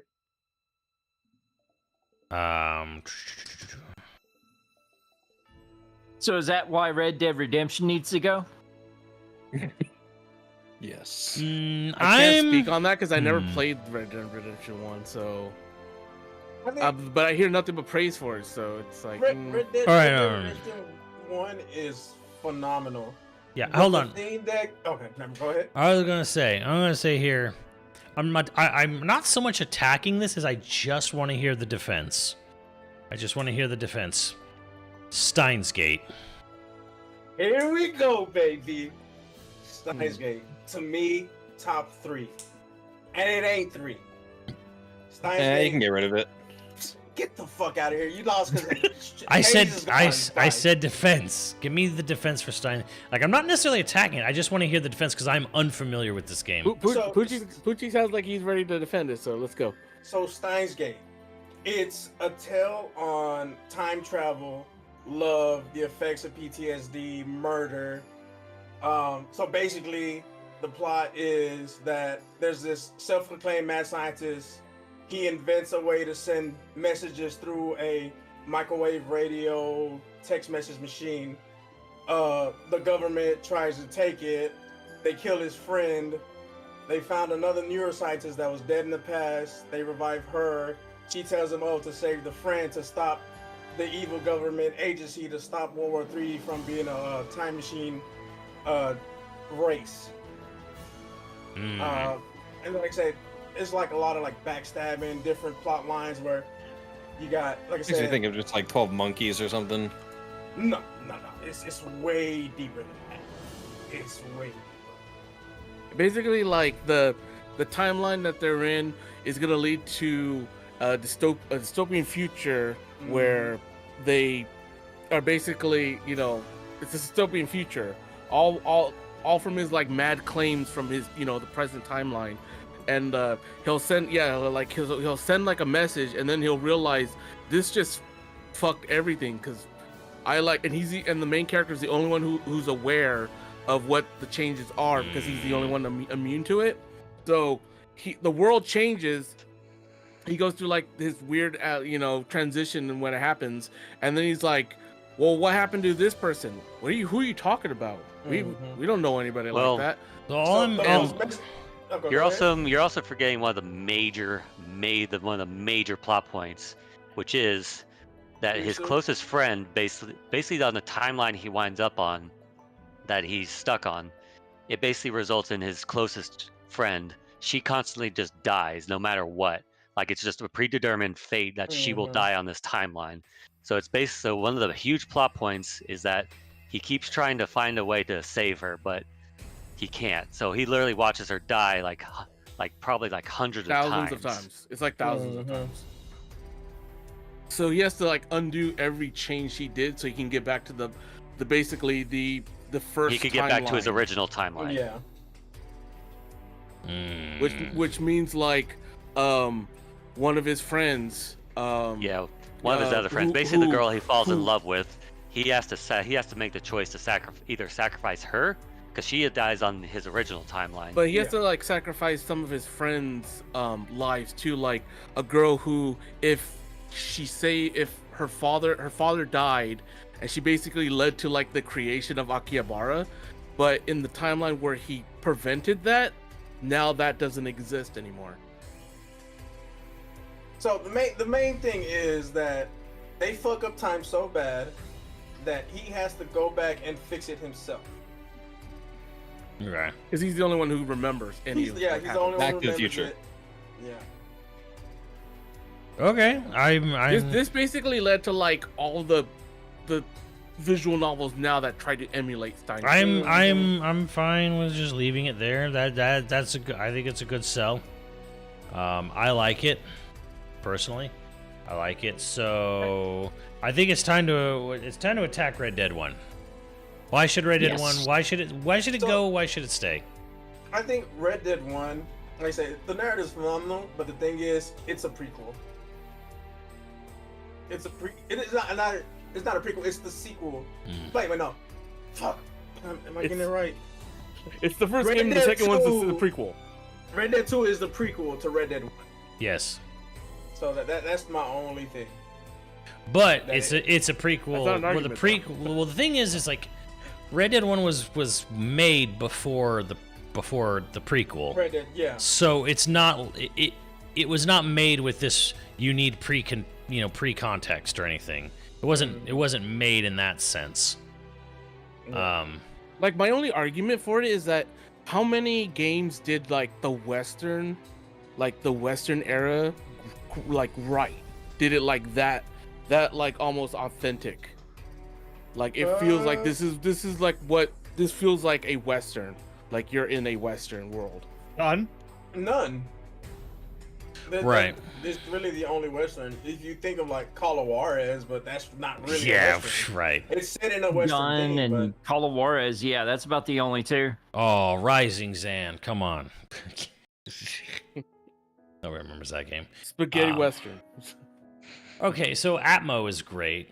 What's our defense for the story in Red Dead 1? Is it one of the best stories told in gaming? I know like the main character and that's it. Like I don't know much about the game. To me, it's borderline. Okay. Borderline. It's on the fence. I mean, I like the game, but it's basically government blackmails you into rounding up your old game, then the government just shoots you anyways. Yeah. That's your narrative. And then basically. and there's your narrative. And then as a post credits, you get to go shoot the government guy who did that. as your son, yeah. Yeah. Yeah, I think it's top 20, but not top 10. That's why I say it's borderline on my specific list. I think the second one's better. I mean, it's basically borderline here at this point. Yeah, because I would say the sort of, I didn't even get to the point, but it was like I was bored and gave up. But narratively speaking, I from what I was told about Red Dead 2, because I was so close to getting it, I just gave up, was that I liked Red Dead 2, however, it's like it's not about getting the money and going to Tahiti and you know and getting this better life. It's that Dutch can't fucking stay out of this. Like, it's like realizing that like Dutch is obsessed.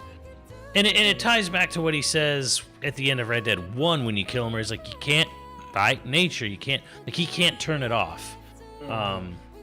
Which I think is by nature, Jack. I think it's almost a stronger narrative point than it's like, I'm this guy, I have to go round up like the remaining pieces of my old outlaw gang, and then I get shot anyways for it. So, I guess we're okay with cutting Red Dead 1? Yeah. I don't care. I don't care. It's good. It's good, but it also narratively is like, well, you know, it's Like, right. It's just that plot point is missing between John Marston and Dutch. Yeah. That you don't get context until Red Dead Redemption 2 came out. Right. So it's kind of like, yes, the first game came, you know, part 1 came first, whatever, but like it doesn't actually, the whole point of Dutch's final thing isn't even revealed till another game afterward later on. So, okay. All right. What do we got here? 1, 2, 3, 4, 5, 6, 7, 8, 9, 10, 11, 12, 13, 14, 15, 16. Okay. 6 more. 6 more.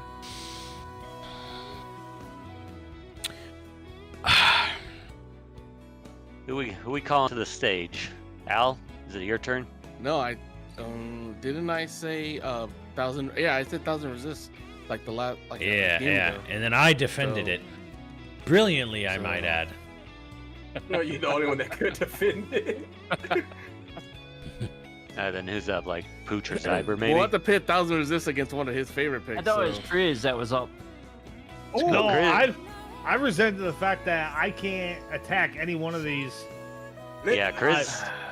Chris I is just have- backed just out have of chat defend attacking. Spec Ops. Then do what I do, Chris. You know, put one over the other. Which one I would deserves say it more? I didn't play Spec Ops, so why is it so? Why is it? That's what I said. We should deserving? have chat defend it. Somebody who's played it and. Okay, knows so it. I from what didn't play it, but I know the story, and it's one hell of a mindfuck.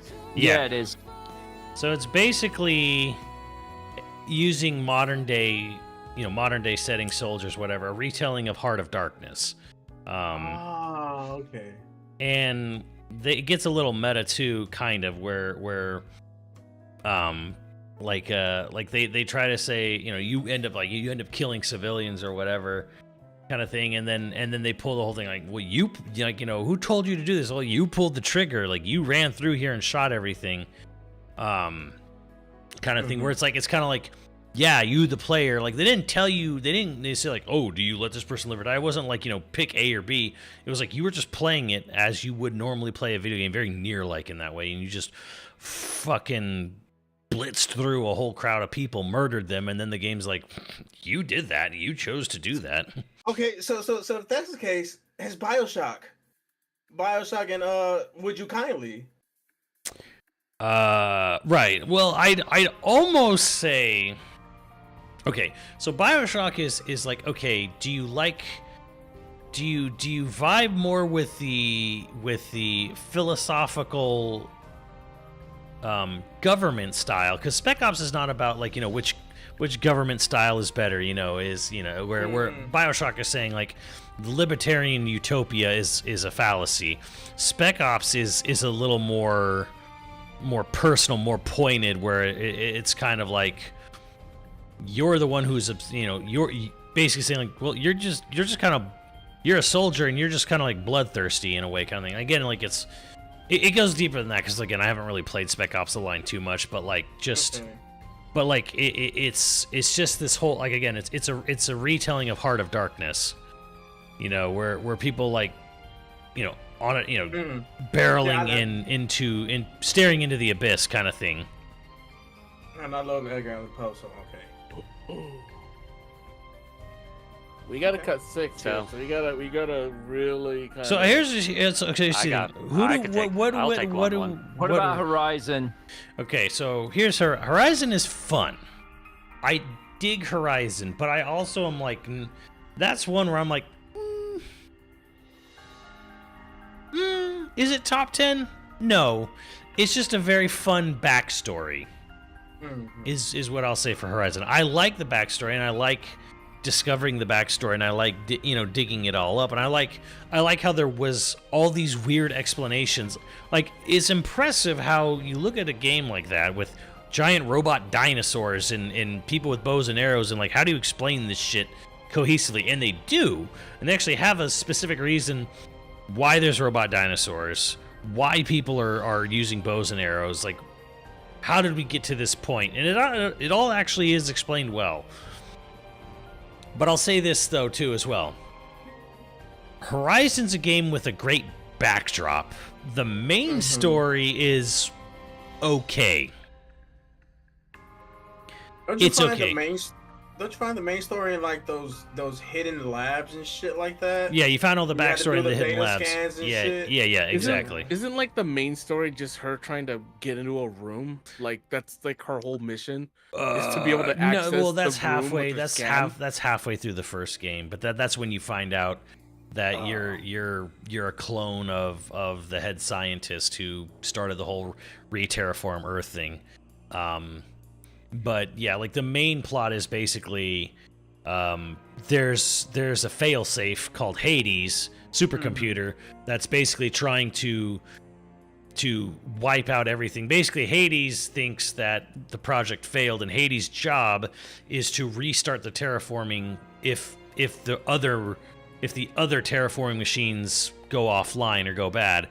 So you're trying to stop Hades from enacting this failsafe, and then Lance Reddick, he has an ulterior goal where he's aware, he figures out the actual lost history of Earth, and so he wants to disconnect Hades, and he wants Hades to tell him all the things that Ted Faro intentionally withheld from that future humanity. So again, Horizon is great backstory. The main plot is just some Assassin's Creed checklist bullshit. Right. Get So- those towers. Go to the marker on the map and do the thing. Yes. Okay. So that being said, I'm okay if we have to strike Horizon. Does anyone want to fight me on that? Nope. Nope. Nah. And if no one else has anything to attack than I do. Go ahead, Dan. Well, My defense is it looks pretty. it does look Shadow of the pretty. Colossus. Fuck you. You know? Wait. Okay. Wait. I'll reply. I'll say what I heard Nico say when he saw the list. He said Shadow of the Colossus. Absolutely. That's kind of a simple game. I don't know about narrative. He kind of argued against it. Well, he can come in. When he saw it. His ass can come in here and fucking fight me. Well, no, he'll fight you for Mother, but Shadow of the Colossus he doesn't care about. Okay, then keeping Shadow of Colossus over Mother 3. Okay, I haven't played Mother 3, Then so we that's can get unfair. him in there. If that's the route you want to go, he will absolutely come in here. Okay. If you are pitting Mother 3 against Shadow of the Colossus. Absolutely love Shadow of the Colossus. Again, simple is not bad at all. Because Shadow of the Colossus, it's a game that has like about 3 to 4 cutscenes total with dialogue. The idea is, the basic plot is, you, Wanderer... does the girl have a name? Whatever. He has his beloved, and he's taken her into these forbidden lands, and he's made a deal with Dorman, which is Nimrod backwards, which follows the actual Nimrod mythology. And he seeks to revive his dead girlfriend, his dead love. And to do that, he has to slay these 10 Colossus warriors wandering around this forbidden land. 12, whatever. 16. Fuck all of you, whatever. It's not the point.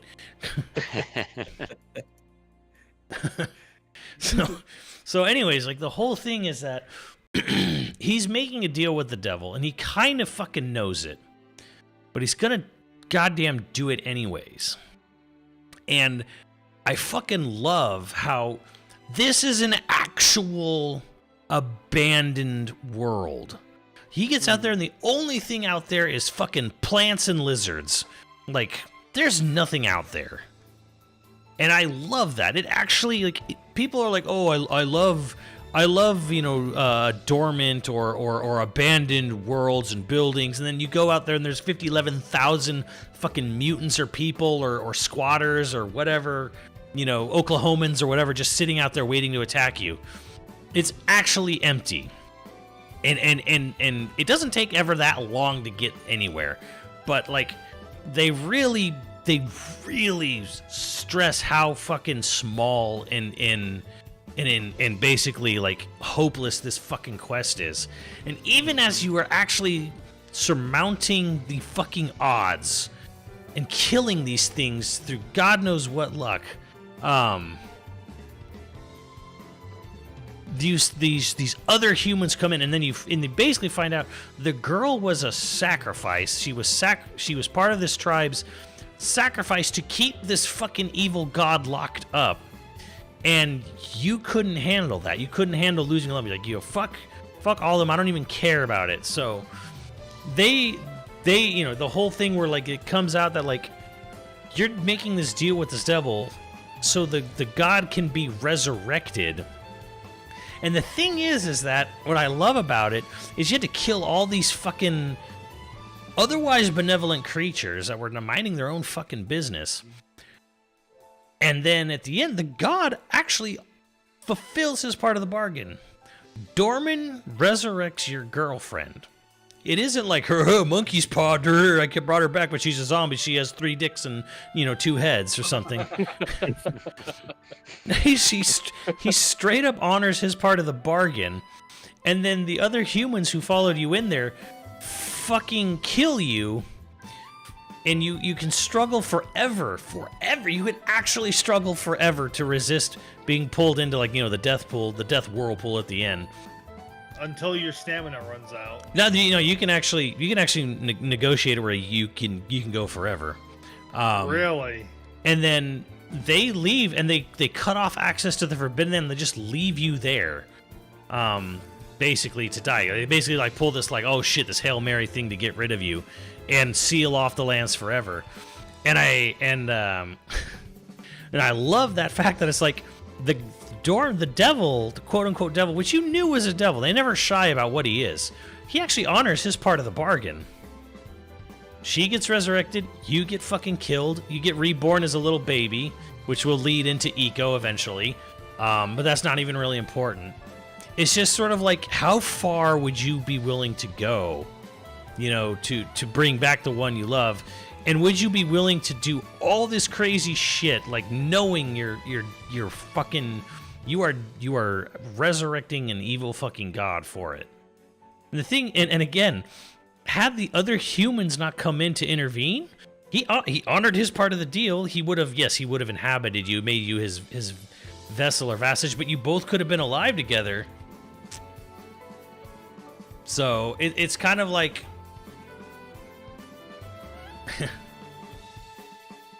So it's kind of like, okay, well, like, it's not a question of who's the real enemy. It's just kind of like, you know, you're doing the wrong thing, but it's not like this very simple thing where it's just kind of like, well, you see, you shouldn't have made that deal with that Dorman. That Dorman was a real bad guy. He was playing you like a fiddle from the start. He wasn't playing like a fiddle.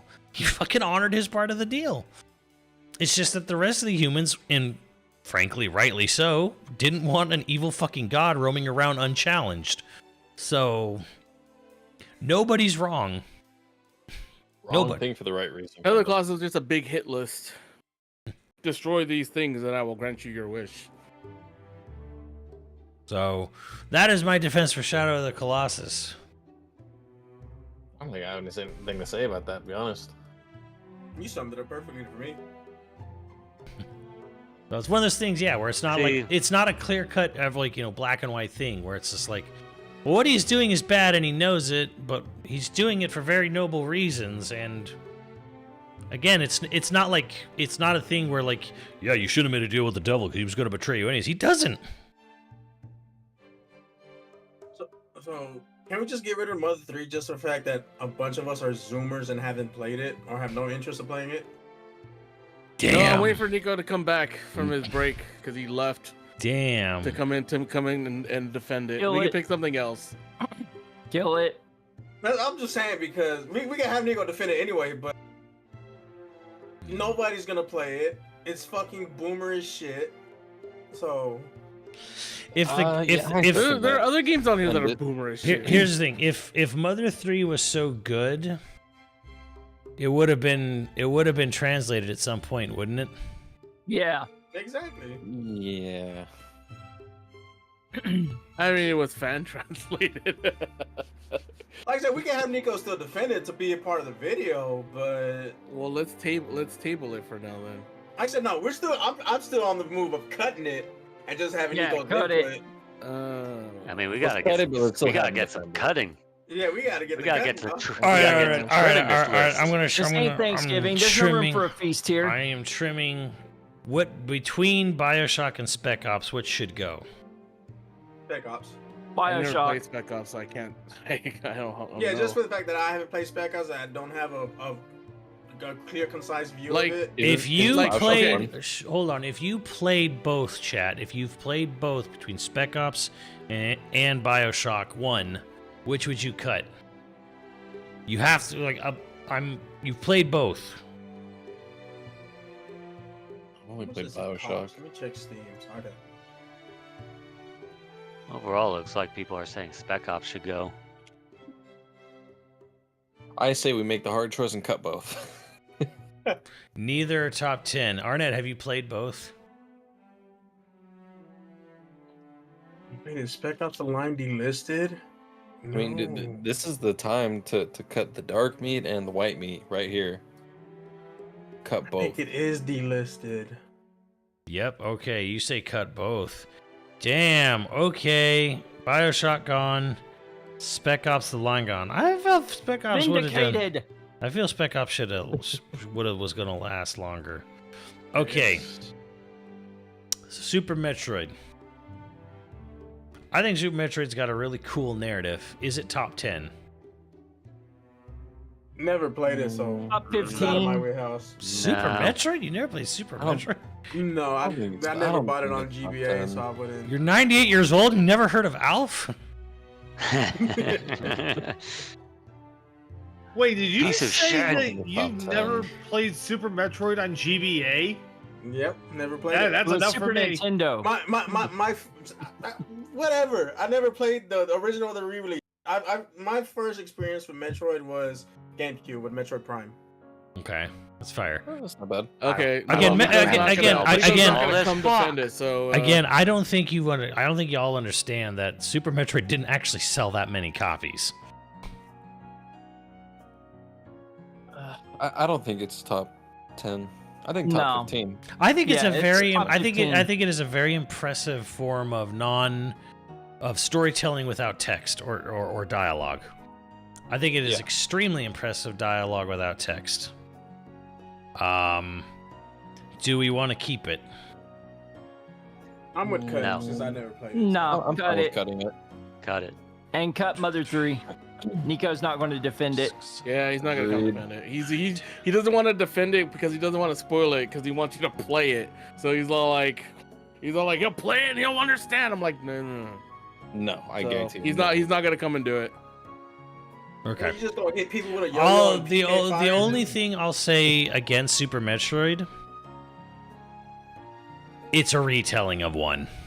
Like, yeah, it's Metroid 3, but it's basically the same fucking plot as the first game. Again. Mhm. All right. I'm gonna attack myself. Uh, I'm gonna attack myself. Uh-oh. Attack FF7. Do it. I No, thought control. about it, but I'm gonna attack Rhyme. I think Rhyme has great Okay. narrative. Again, story without dialogue, amazing. But it's just sad. It's great. I don't know. Maybe I don't want If to it was attack. Journey, I'd be like, I would be like Journey. Okay, maybe I I'm don't surprised want they didn't say it, I don't but- know. Maybe I don't attack Rhyme. I don't know. I'm conflicted. You're using No, your I say 1K Rhyme. Is Rhyme really top 10? I do like how it is basically a game about a dad suffering through the 5 stages of grief.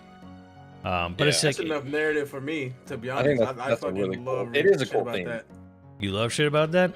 Yeah. Well, you would love Rhyme because Rhyme is great. And then when you realize after you beat the game and you go to chapter select, all the chapters are based on a different stage of grief. Stage of grief. Grief, Yeah. denial. Yeah, that's actually pretty cool. Yeah, I'm not comfortable with Rhyme yet. Wait, which one did we cut both Spec Ops and Bioshock? We sure Yeah, did. Yeah. And Super Oh. Metroid. Oh, damn. And Mother 3.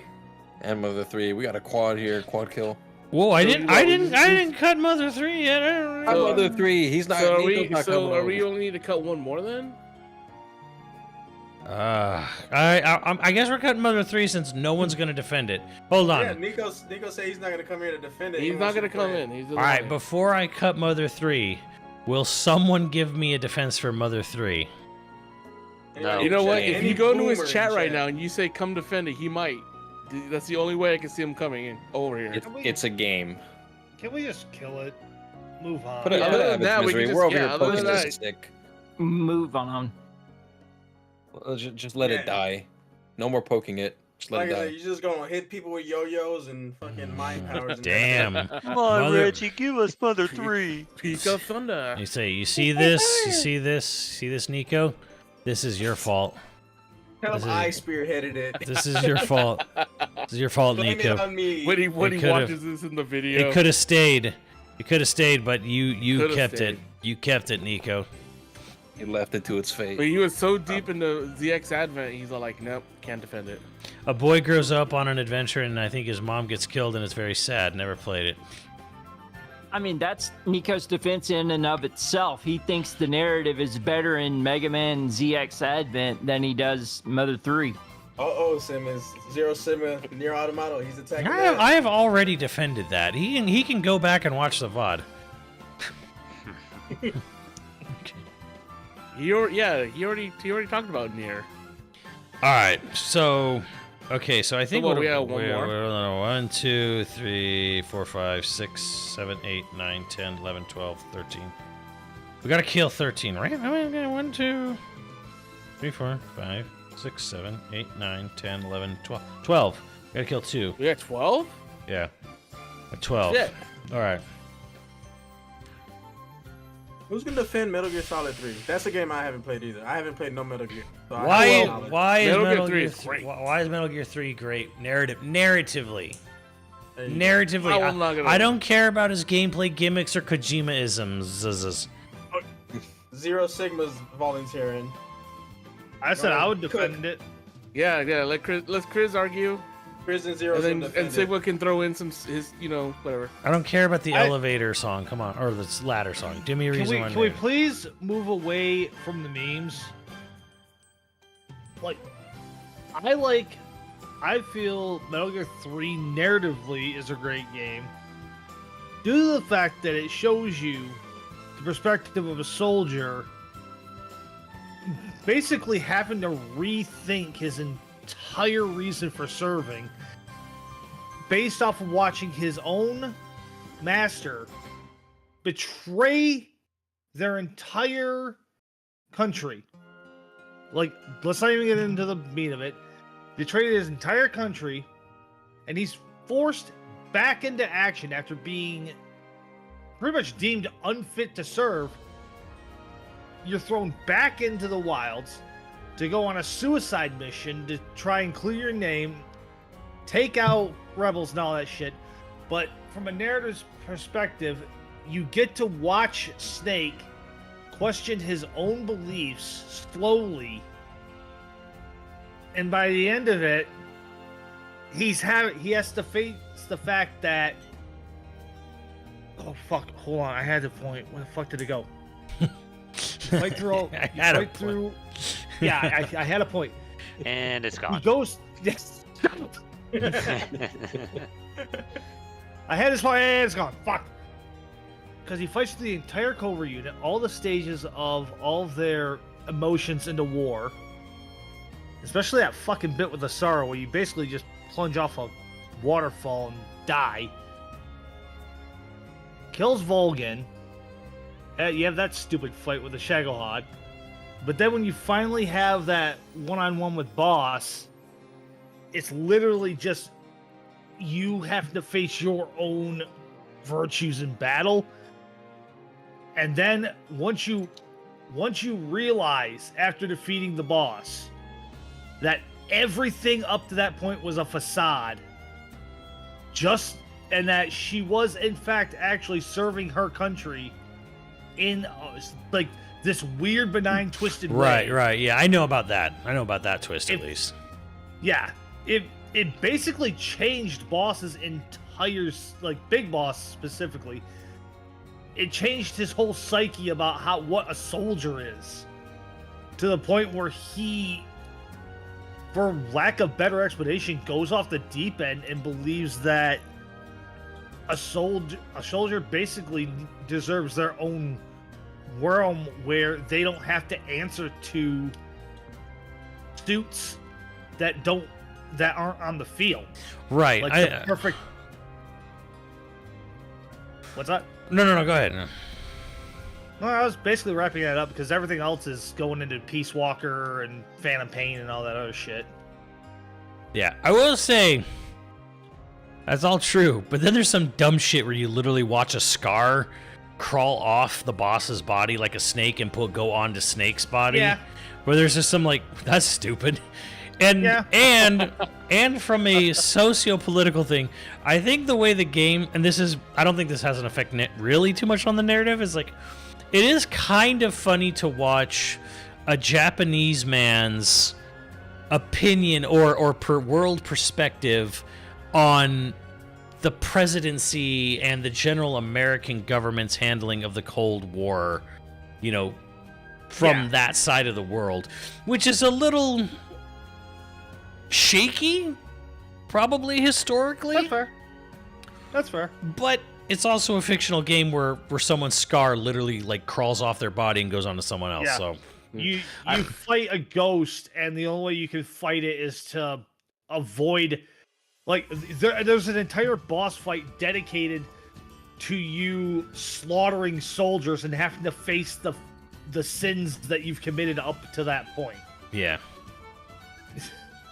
I think one of the best moments in that game though is you could skip an entire boss fight by sniping him before a cutscene. Or you could just let him die. Or of yeah, old you can age. let him die Yeah. of old age. I feel like those are just Easter eggs, though. Right. Yeah, but they're good. They're good ones though.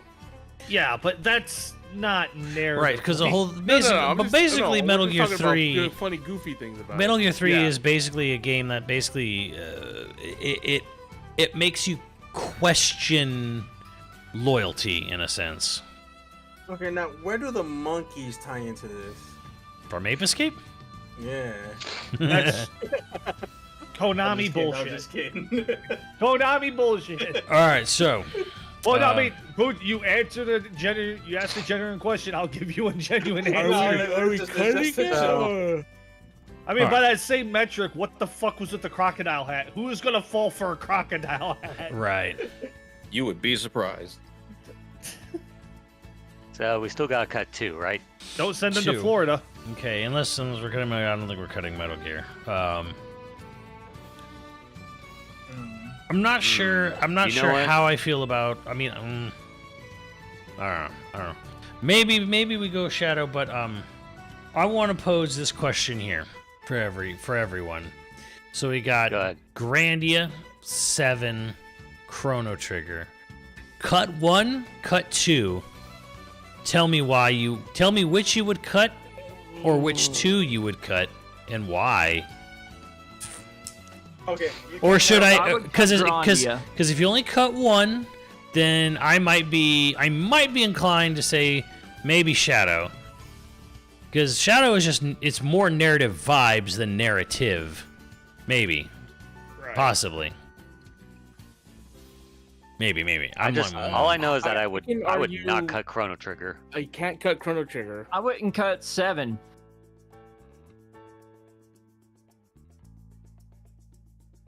Okay, so the one who said what they would Are cut? we? I heard someone say they would cut Grandia. Why would you cut Grandia?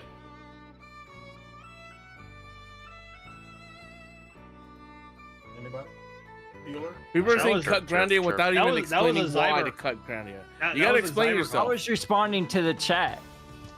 I'm pretty Yeah, he sure just people are mentioned just the saying chat. cut Grandia If you're because gonna say we cut don't because Grandia, they you gotta don't know what You Grandia is. gotta give some reason.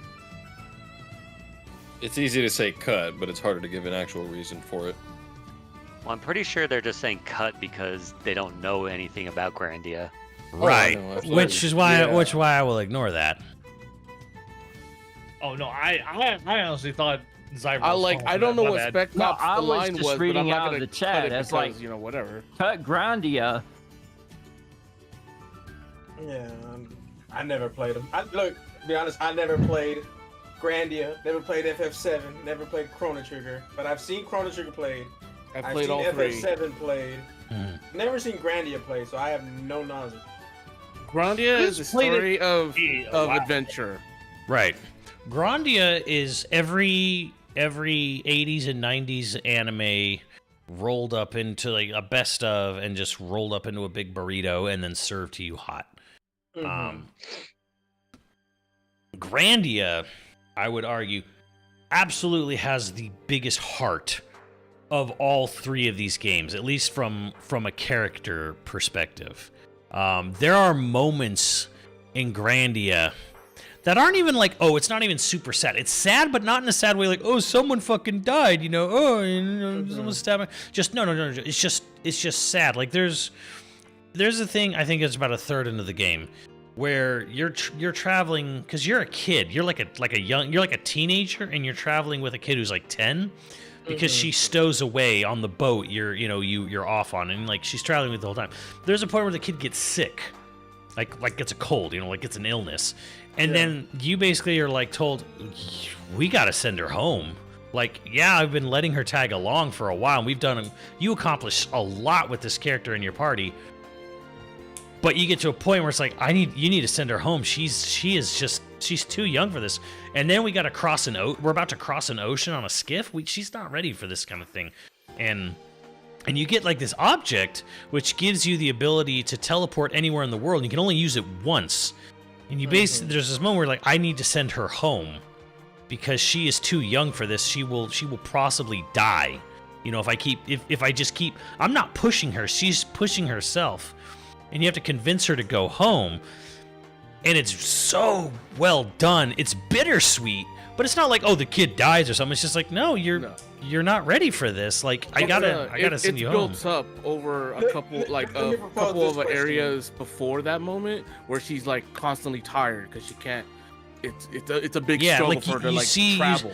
You see the exhaustion start to take its toll, and then she fucking gets ill and like falls on her face, ill, like whatever, like that, right? Okay, let me propose this question then. How long does that story take to get to that point where you figure it out over how long it takes to figure out the story of like Final Fantasy VII? Well, Final Fantasy Which one- 7, the 7, you figure out the core plot of 7 real early on. Right, okay. Grandia there is a core plot, which is, your dad was this world famous adventurer. He left behind this relic called the Spirit Stone. You decide to sneak into this excavation site that the military's at, and you accidentally activate this hologram, which tells you, take the spirit, ye who hold the Spirit Stone, like come to the fabled city of Alent, which is like in the sky. It's yes, the game ripped off Castle in the Sky wholesale. Like completely wholesale. Yeah, but who hasn't? But who hasn't? Who hasn't And- taken inspiration from And it? so for the most of the game, it's you just trying to get to the city of the floating city of Alent before the military does. And then it gets a little deeper from there because you get there and that's not even the end of the game. And then you find out like the head of the military is fucking insane and he wants to resurrect like an evil god or whatever. Who even his own son, like one of the head colonels in the military, is like, "Whoa, Dad, what?" It's just like, like what? I mean, but that's like all way later or whatever. But yeah, like, and then you find out there's other things tied to it as well, and it's episodic, but also connected by but there's like a common thread that connects everything, even if segments of the game are episodic. Like there's like a ghost ship portion, that's whatever. It always happens, right? That's really early on. There's like a portion where like you want to be part of the Adventurers Guild on the new continent when you first get there. And then, so you're trying to so you want to go to, you have a letter of recommendation from your dad, but then you find out the guild master died and his son inherited, and his son is just a fucking spoiled ass brat. So then he basically tries to blackmail your love interest into marrying him if he wants, hey, you want to stay in the Adventurers Guild and still have an adventurer's pass, you're going to have to marry me. So then you go through this whole thing where you have to like crash his wedding, so that she doesn't get forced to marry him. And then he sends out like a bodyguard who's like a kung fu master with boxing gloves. So it's all like, it's like humorous, but then it gets way more serious later on down the road. But I mean, that's kind of like the start, it kind of like you go through these episodic natures of, I got to crash this wedding, and then, all this other, and then you basically convince her, you don't need an Adventurers Guild pass to be an adventurer. Let's just go explore the world on our own. Fuck them, fuck everyone, right? Mm-hmm. So, you have that moment and stuff like that. And then, like, the military's always constantly, like, on your tail, like, because you're trying to, you go to all these different ruins to try to get in contact with this hologram of this girl from the city of Alent, to show you the way. And then you get to this thing called the End of the World, which is this giant massive wall, and everyone thinks it is the edge of the world, and you scale the wall and you get all the way to the top. That's like a whole episode of the game kind of thing. And then you find out it's not the end of the world actually is round. And then the military follows you over the wall, stuff like that, and you go into all new lands and discover new cultures and all this other stuff. So okay, fine. Yes, Arnett, I grant you that the ending is a little sappy. But let's not discredit that this is like a really long RPG. The game starts with you as a kid playing in the streets, looking for pots and pans and dirty laundry, playing legendary, playing pretend with the neighborhood bullies. By the end of the game, you are married, you have like 30 kids, you've traveled the world, you've again, banged the shit out of your wife kind of thing, you've found a legendary sword, you've saved the world. It's like, it isn't just kind of like, you meet up with a motley crew and you decide to go save the world. It's like, it builds to the point of like, oh shit, this guy's a fucking problem. We should maybe do something about that. And you even get the military on your side eventually, where you're like, yeah, your dad's fucking crazy. We need to, we actually need to fucking stop him. So like you even get like all the mass military army that have been fighting you the whole game on your side when they realize, oh yeah, your dad's fucking lost it, kind of thing. Legendary sword and all that shit. So like it's just like this full scope adventure game. It's just like a pure 80s 90s anime, like all rolled up. It's like the best of like, it's like Castle in the Sky, it's Castle in the Sky Full Sail, like almost completely. Wasn't the mom like a pirate? Yes, yeah, Lily. Yeah, Lily was, because your mom is a cook. She runs a restaurant in the town, and then like you basically find out, wait a minute, she was a pirate captain, and your dad was actually captured by her at one point, and he basically charmed his way out of not getting killed by her, stuff like that. So that being said, we're not cutting Grandia. That being that is why I actually like Grandia. And I actually stand Grandia, because Grandia 1 is like, I went on a full-ass fucking adventure. Well, now I need to play this fucking game. Yeah, didn't they remaster it? Yeah, but it's $20. It's $20 on Steam. It's a chunky remaster though, because it uses that high quality just filter. Know, though, it can get a little grindy if you're not into that. Yeah, I because don't care. it wants you to use your different weapons and spells. Like Ow. to get proficient at a weapon, you have to change the weapon, like swords, maces, whatever. You gotta use spells constantly to level it I up. played Digimon Al. That's grind cool. enough. That's cool. I played Digimon Then too. play the Saturn version. Well, I I mean, played Monster Rancher. No. Actually, I discovered there's like a bunch of files in the Steam version you can delete to get the crispy pixels back yeah, because it into the uses. Steam version. You ever use an emulator on a 2D game and it uses the HQ2 filter? Mhm. Yeah, like they have that like on the remaster, it's just permanently on the smear filter, so you don't get the Yeah. crispy pixel. So you can edges. actually That's remove that. smoothing. Yeah. So that's why. I mean, I can show you I can even show you the cutscene, like where you have to send Sue, the little kid, back home. No, we got to get through this. Well, Yeah, we let's gotta get through this list. So, So we have 2 more to cut. I have an argument to make here What is that? because this is the top 10 narratives in video games. Yes. Steins Gate. Didn't That it? is a video game. Did it not? It- It's a did it's a it is a started it is a as a visual visual novel. it is a Yeah, visual but so novel. is 13 Sentinels. Yeah, 30 Sentinels is basically that too. But 13 Sentinels actually has video game elements to it. You actually have a game to play. Sort There's of. things It's in got Steins- it's there's things in Steins it's- Gate 2 also do. It's got a piss. Like it's what? got a piss easy RTS mode that you can sleepwalk through. Like what video game elements are in Steins Gate besides the choose your own adventure shit? But if you break it that argument, like I said, you might as well cut every other type of thing, like the Telltale games, like that. I mean, do we have a I'd be- Telltale yeah, game on here We anyway? had I'd be Walking Dead. fine with anymore. that. We had Walking Dead, but But not anymore. But like I said, we're talking about narrative, not just gameplay. But yeah, this is for video games. we're talking about Visual It's a novels are narrative. the basically Visual just novels are narrative. We're video not talking about the games. gameplay. So like, well, say but yeah, like, for well, video there's games. no gameplay in this I in am- this narrative game. What I'm arguing is that Steins Gate is a visual novel, and visual novels are largely not video gamey enough But it's for me released to, in to a say video top game 10. medium, though. It's been released There are on choices still- to be it's made still a just video as a game. video game. Was it on PSP? Yeah. It was. Yes. PSP got re-released in a digital, a deluxe version. Steins Gate Elite. I think it was, like I said, PSP PC. Like, how does that not make it a video game if it's released on a handheld console or on a console in general? Well, I'm just arguing that it's basically just an interactive story, and that's all it is. I mean, fucking Persona's practically that. They threw a Pokemon battle system in there to pretend there's a game there. Can we update this? Not screenshot? wrong. If I Simmons want to know what. if Simmons wanna know- shows it again, What? So- I want to know exactly what we have left.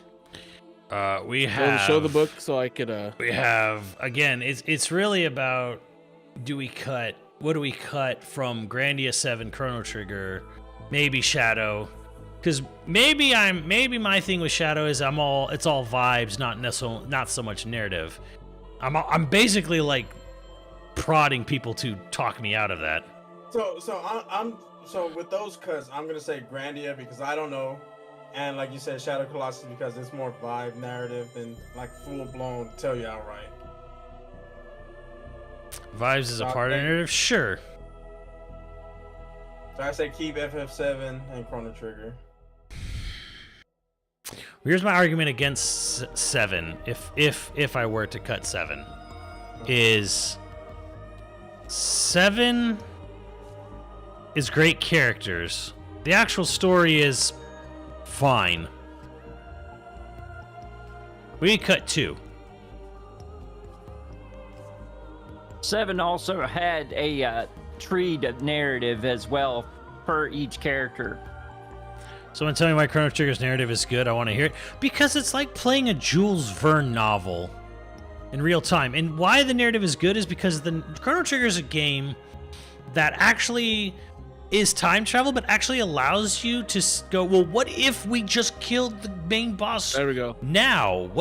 Most games don't give you that narrative option where it's like, okay, you're playing the game. What if I just wanted to go to the last boss immediately and kill it? And like, assuming I could. Chrono Trigger accounts for that. Chrono Trigger has an ending for that. Has an ending for like killing the boss at multiple different points. You know, it has different endings depending on if you did all this other stuff to weaken it or did all this other stuff to change history or fact. That's not something that even other time travel games do not take that shit into account. Because even like what I'm hearing with Steins Gate, it's like this guy wanted to save this girl from dying, and then he discovered the butthole effect, and like she dies every time no matter what. So it's kind of like it's like, oh well, it's a time travel game, but like every time he tries to do something, the outcome is always the same. It's like Chrono Trigger actually accounts for 13 different outcomes to the story. There's no fluff in Chrono Trigger. Like even the end of the game where you have all these things to do, they are all based on one of your party members, and it's character development. It finishes off basically their arc before you go for the big bad. Like there's no like it's paced. It's greatly paced. There's no moments where it's like, oh, this section sucks. Except maybe the sewer in the future. Right. But that's optional. Pacing is phenomenal too, so it's like that's why I argue Chrono Trigger stays, because Chrono Trigger is like a time travel game that actually wrote in and made 13 different endings depending on what you did, like that actually took into account. Well, because there's always like, what if you just shot the bad guy right away? Chrono Trigger lets you do. Like Chrono Trigger is a game that actually goes, yeah, what if you just immediately killed Lavos? What would happen? We'll make an ending for it. It's pretty cool. Do you think Thousand Resist is deserving of top 10? I don't going back to that, but we have to cut something. Yeah, I kind of do. Because it's not just like, oh, it's a crazy sci-fi story. It's multiple types of crazy sci-fi story and a very personal, realistic story too, with the whole Hong Kong immigration thing too. So it's like it's hitting multiple notes. Okay.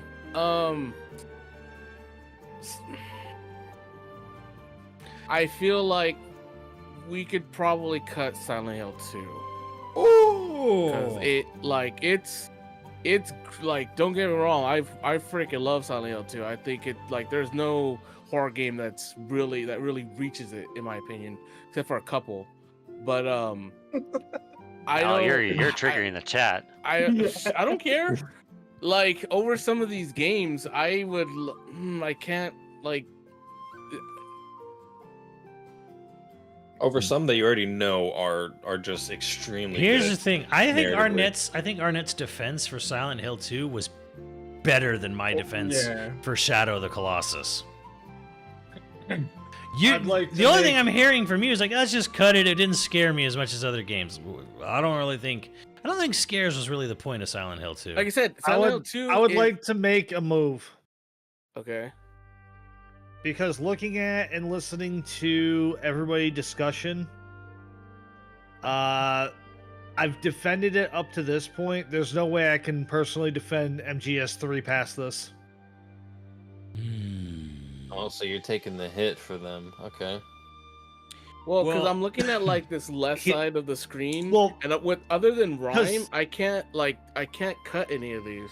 Okay, but because here's the thing. Okay, I can't defend it against 7. There's two, like, legacy aside, and even with some personal stuff that I feel couldn't put it on here, 7's gonna make it up there no matter what.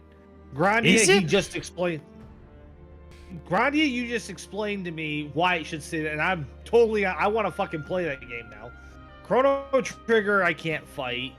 13 Sentinels, I'm not gonna fight. Nier is that one's probably gonna be number 1 if I had a say in it. And I can't defend MGS3 against anything else I see here. Well, here, okay. Let me make this real easy for you. I'll make this real easy for everyone. Rhyme versus Shadow. One stays, Shadow goes. One stays, one goes. I'm gonna say Rhyme goes because I haven't played it. Okay. That's just the And simple that's the fact biggest for me. problem I have. There's a good majority of these games I have not played. Shadow is vibes. Rhyme feels like it's got a little more. I would argue has a little more depth with the whole 5 stages of grief thing, and there's multiple ways to interpret the ending of Rhyme and what you do in Rhyme. Shadow has one ending. It has one outcome. It's one good simple story, but it's mostly vibes. And the only thing that makes the narrative unique in Shadow is again that the devil honors his part of the bargain. Like he didn't monkey paw you. You also said simple isn't bad. And simple isn't bad. Simple isn't bad. Yeah, no, it's not. So like I said, I'll take Shadow over Rhyme. Me personally. All right, who said okay? I So think I would keep Rhyme. Yeah, I would keep Rhyme. what do you I say, said Al? keep Rhyme. All right. Oh, We had 2-1, Do it, Al. We're Rhyme. gonna judge you. keep Rhyme. 3-1. Alright. All right. Keep well, Rhyme.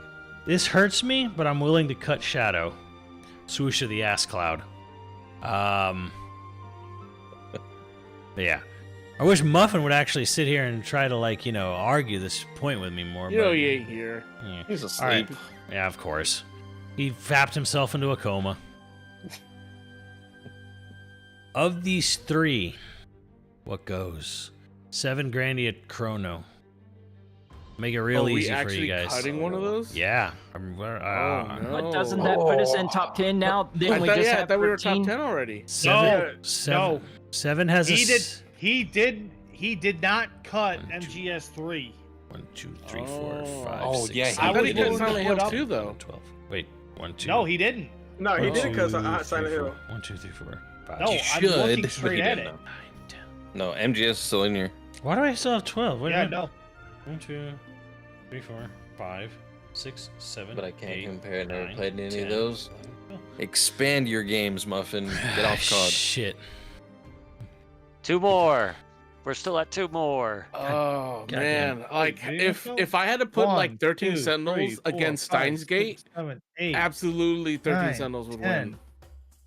11, 12. How do we still have? I don't know. Oh, I don't fucking know, Steins- But dude. between these Steins Gate. between these 3, what's up, USO?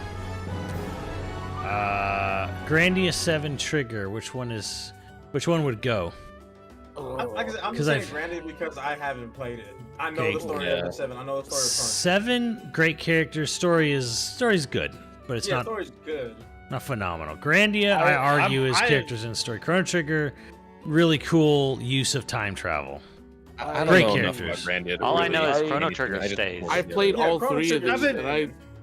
and I love all 3 of just these. don't vibe. I don't vibe with 7's gist anymore. I used to as when I was younger, but the more I think about it, more people have more fond memories of that game than I do, as far as like narrative speaking. I look back at it and I just can't get past Sephiroth having a giant mommy complex.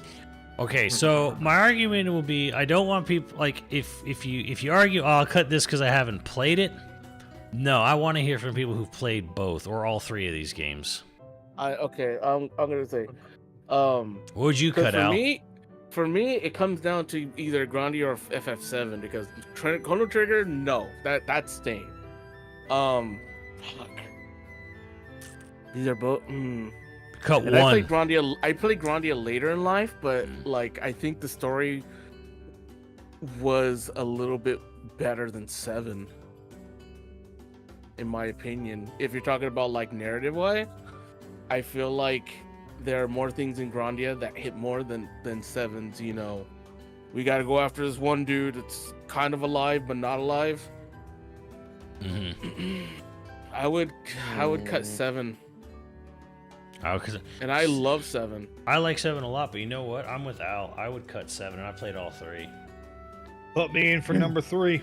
I mean, I have I cut 7. more It's attachment to 7 because of I was in Japan whenever it came out and watching people that were injured from military in the hospital recovering and finding out they had lost some of their family members. It hit differently about the ties to loss and the development with Dyne and with Aerith. and seeing how that they were interpreting things as just more than surface level in the game. Yeah. All right. Before you think about cutting it, do you think Metal Gear takes like over those three at all, or is a top 10?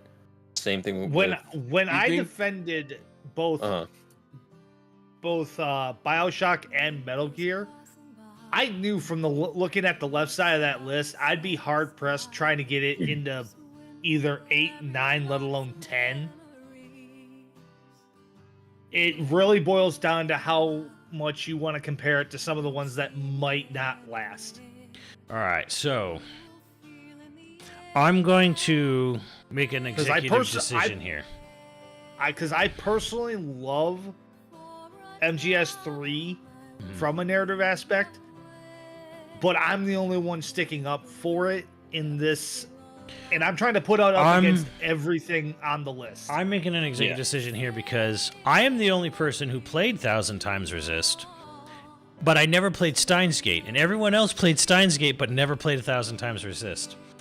So I'm making an executive decision here, and I'm calling those two a tie. okay. Ooh, They will occupy the same space. I'm cool with that. Okay. I'm fine with that. So you just kind of, like Just have a as space one. for just visual novels. Because I think we both like the games for the exact same reasons, more or less. Casey, I think you were high. No offense.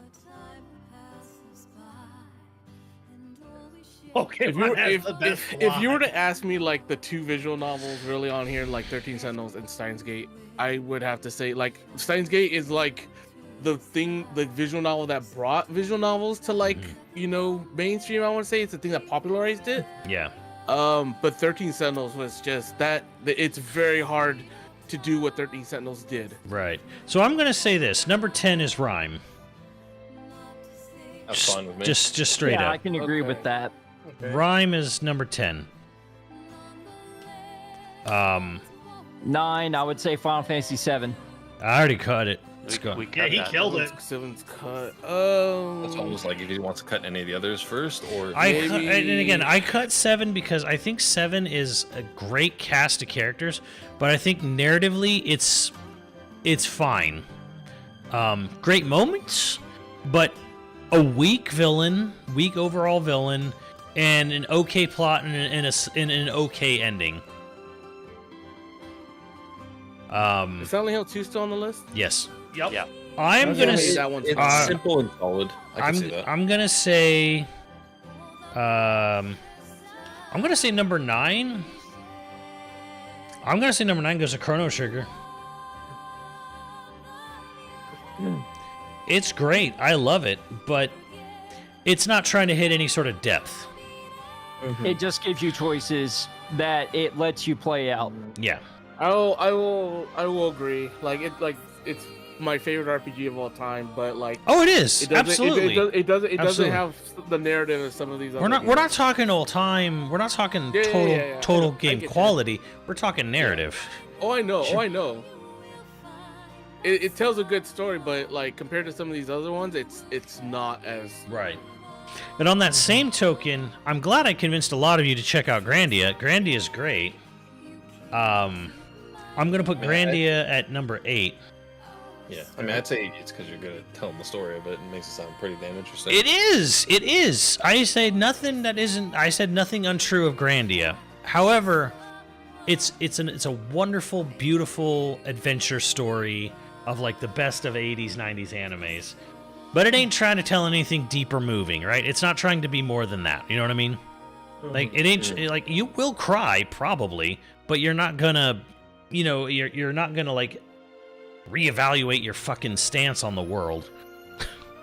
Not like some certain other game on there. But we're not there yet. Oh no, we're not. I'm gonna say 7 is Metal Gear Solid 3, and it's a great game, and it's cool, how the boss Lee Lucius or her way at the ending or whatever. Yeah. Oh God! Why did you have to make it sound like that? To ruin it for you forever. Oh, I doubt it. I barely paid attention. To That Code means Geass. that means Chris knows what you're talking about too. Hmm. Yeah. But dude, hey, in my defense, I know what he's talking about based Oh, I know through what he's talking about, AMV too. hell. I watched it through AMV hell. I didn't watch the actual show. Fuck that. Oh, I watched it through Toonami, dude. Yeah, I did. I did think Sephiroth. Yeah. Sephiroth is a very Sephiroth I is a very watched- weak villain. You take away your desire to fuck Sephiroth, he's not a great villain. They're making him a great villain right now with compilation with Ever Crisis. Ever Crisis is trying to fix the weakest narrative element of 7, which was always Sephiroth. Well, yeah, they're giving him a crap ton of story now. Right, and they're trying Yeah. to make something out of it. So I appreciate that. I actually appreciate that a lot for the people, doing Metal Gear, or sorry, not Metal Gear, Warcast? doing Rebirth, doing 7. Ah. I appreciate Yeah. the people right now at Square who are trying to make something out of this nothing burger. He's all vibes and weirdness and thecthy, but he's like, what's his character? Who gives a shit? He just wants to lick Cloud's ear. But Now I can just picture Sephiroth doing that JoJo meme with the fucking Here's- cherry. Like Here's- Kakyoin? Yeah, Yeah. here's where I get a little feisty. I am putting right. Hold on, let me see here. 6. Listen. 6, 5, 4, 3, 2, 1. Okay. I am putting the visual novels at number 6. I agree with that. I am putting 1,000 Times Resist and Steins Gate at number 6. I have no Fine problems with with that. that. Um, Very, very, very good narrative games, but you could pretty much almost get the same experience by watching a YouTube video. So they get docked a little bit for like not really being games as much, but It's a slightly interactive movie. right, like a little bit of docking on that. And they're very, and I don't know, they're very cool narrative. They're number 6 for God's sake. So I'm putting them there, and again, it's mostly just because I played Resist, no one, and not Steins Gate, and everyone else played Steins Gate, not Resist. But everyone tells me Steins Gate's great, so, and I thought the argument was solid. I really did. I really thought the argument was solid. Number 5. I say in that vein, then put 13 Sentinels number 5, middle of the pack. I thought about that. I have thought about that. I would say Well, wait, Silent Hill what do we 2. have left? Yeah, Yeah, Gear, Link's Link's Sandals, Awakening. Link's Awakening, Xenoblade 2. But to Silent Hill. You know how 2? top 3 is and gonna. Silent Hill 2. Yeah, I already know top 3. I'm saying 13 Silent Hill Sentinels should be 2. number 5. I'll say I would that- put it higher. I would say Silent Hill 2. He's yeah. not finished with the damn game. Give him a break. I did want, 13 Sentinels? No, No, Silent this Hill. guy really hates Silent Hill 2. He hasn't finished the damn thing. Jesus. Calm down. Don't get a big dick. Calm down. Calm Calm down. 9 hits. Don't get a big dick. Yeah, I'm actually debating 5, and Poochie makes a good point. For Just to 13 be in Sentinel. vein of the visual novel argument. Right. Yeah. No, And 'cause there in is- terms of there narratives, 13 is- Sentinels beats a lot of these. Like to me, it's top 3. Yeah, and I kind of feel it's top 3, but there's not even choice in 13 Sentinels.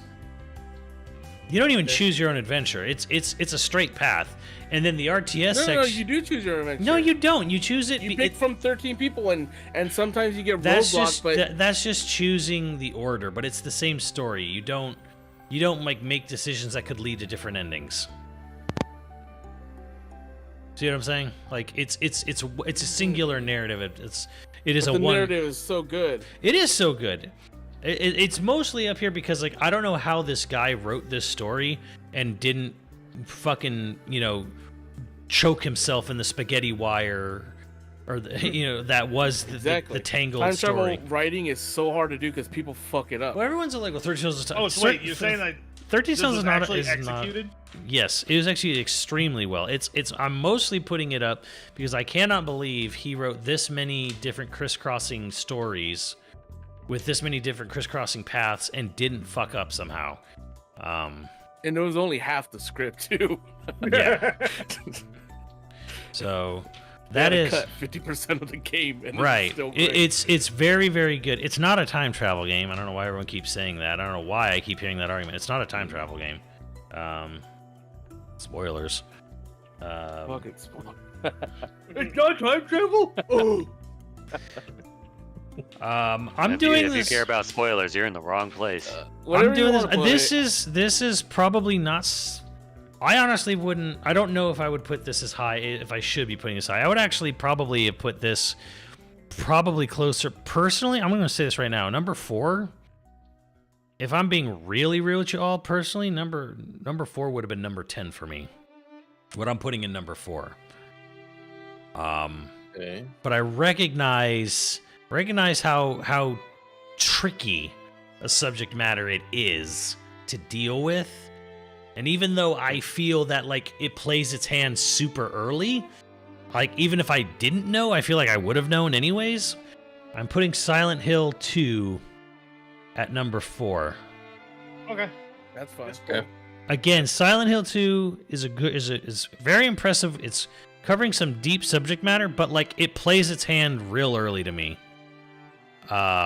Which is my dick is taking me to places I wouldn't even go with a gun. From the opening hours I played of that game, I'm like, James fucked up. His wife got sick and died. He probably cheated on her. Or did something horrible to that effect. It was already going that way. And then when you see the Pyramid Head come in and rape the mannequin, it's like, all right, this is what it's about. Hot. That's hot. I'm like, Isn't okay, it's a game about guilt, and this guy like literally let his wife either killed his wife or let his wife die because he was fucking fucking around with some other way Because he was horny. because he was horny. I was about to say, what isn't the plot like loosely sort of like Memento? In Silent Hill, I don't know about that. I haven't seen Memento, so couldn't tell you. I mean, dude accidentally kills his wife and then has amnesia. So he forgets that he killed his wife, but he I will pins say it on though another guy. that Silent Hill 2, they tried to I feel like they tried to capture the same magic with Silent Hill 2 in Silent Hill Homecoming because it's literally like the same twist Yeah. and the same crap. But again, they Except not. with the other characters, I realize there's other characters in the game, and they cover some pretty heavy subject matter that most video games would be way too scared to cover. And the only way they would cover it would be in a hentai game that only Pooch. No, sorry. I think Fuda Fix Dick Dine and Dash should be number 1. What is it? Me Wow. personally, or Monster Girl Island. I'm very subjective. Are we? I like Monster Girls, I like Are we at the Fudas. top 3 or top 4 now? I'm at top 3. This is paining me because it is my number 1 game of all time.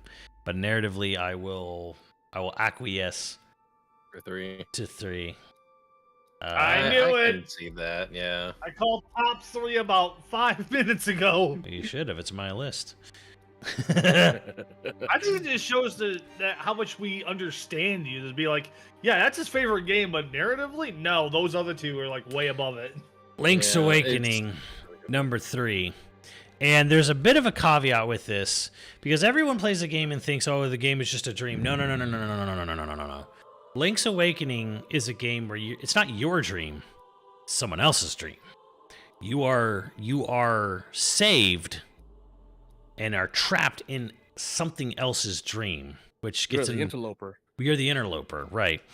And the person who saved your life, if you want to leave this dream, you have to destroy this whole world, including the person who saved your life, including the person you bond with, including the person you possibly fall in love with. And you have to sit there and argue what is the price of freedom for you? How far would you be willing to go for your quote unquote personal freedom. And they're like, well, you'd be trapped in the dream forever. And then you have to ask yourself, what is, again, the old nursery rhyme, life is but a dream. Are we not more than just the dreams of just collective stardust that just smashed together? You could live your whole life happily, in peace, with your love interest, or you could leave the dream by literally destroying everything behind you. And they did this on an 8-bit game on a black and white screen. Well, more like black Green. and pea soup green. Like green. Yeah. And they did all of this on 80s tech, on black and green, and put it all together there. Just, it's just a nice dick punch, of an ending there. So, yeah, the mural moral gut punch is fucking timeless, and like the whole dread as you start to realize it, not at the end, but halfway through, and then you're starting to get told, and like the monsters are warning you, and then the death cry of the final boss is our world is going to disappear. Our world. It's lamenting. It's not even, oh, curse you, Link. I could have ruled forever if not for you meddling kids. Wait, are you talking about the shadow or Deathel? the facade? Deathel. I thought facade was the one who said that. Facade tells you, okay, you do realize what kind of island this is. If the windfish wakes up, everything will be gone, and I do mean everything. Yeah. That's what Facade tells you. Deathel just says our world is going to disappear, our world, and then it dies, and then the world disappears. So it is an existential dread, morally makes you morally questionable in your playing the game. The only way to, and then it doesn't even give you the luxury of giving you a multiple choice or whatever. There's kind of a secret ending, but kind of not really. Like, you want to see the end of this game, you have to beat the game, you have to kind of like erase the game in a way. Not the way Nier does, but in a sense. They made it feel like a lose-lose situation. Let's be Right. honest. Right. So, waking up from this dream means forgetting everything, or like erasing everything. Yeah. So then, then we know what falls into the rest of the line here. Yes. Let's see. Yeah. It's kind of funny when you put it in perspective like that, when you actually take an outside look at all the information gathered. Link's Awakening is a dark fucking game. Yes. It is, but that also makes And it really good. I for love those of it. us that I'd are argue- this old, we this is our first introduction into like deeper story in Yeah. a game. No, Like, I'd and say- like I said, it's not because of the ending twist. They tell you this shit halfway through the game. They straight up Yeah. tell you, and then it's like, do you keep playing? What else are you gonna do? Like, you keep getting warned, and then like they straight up tell you at the halfway point, this is what is going to happen. Castaway, you should know the truth.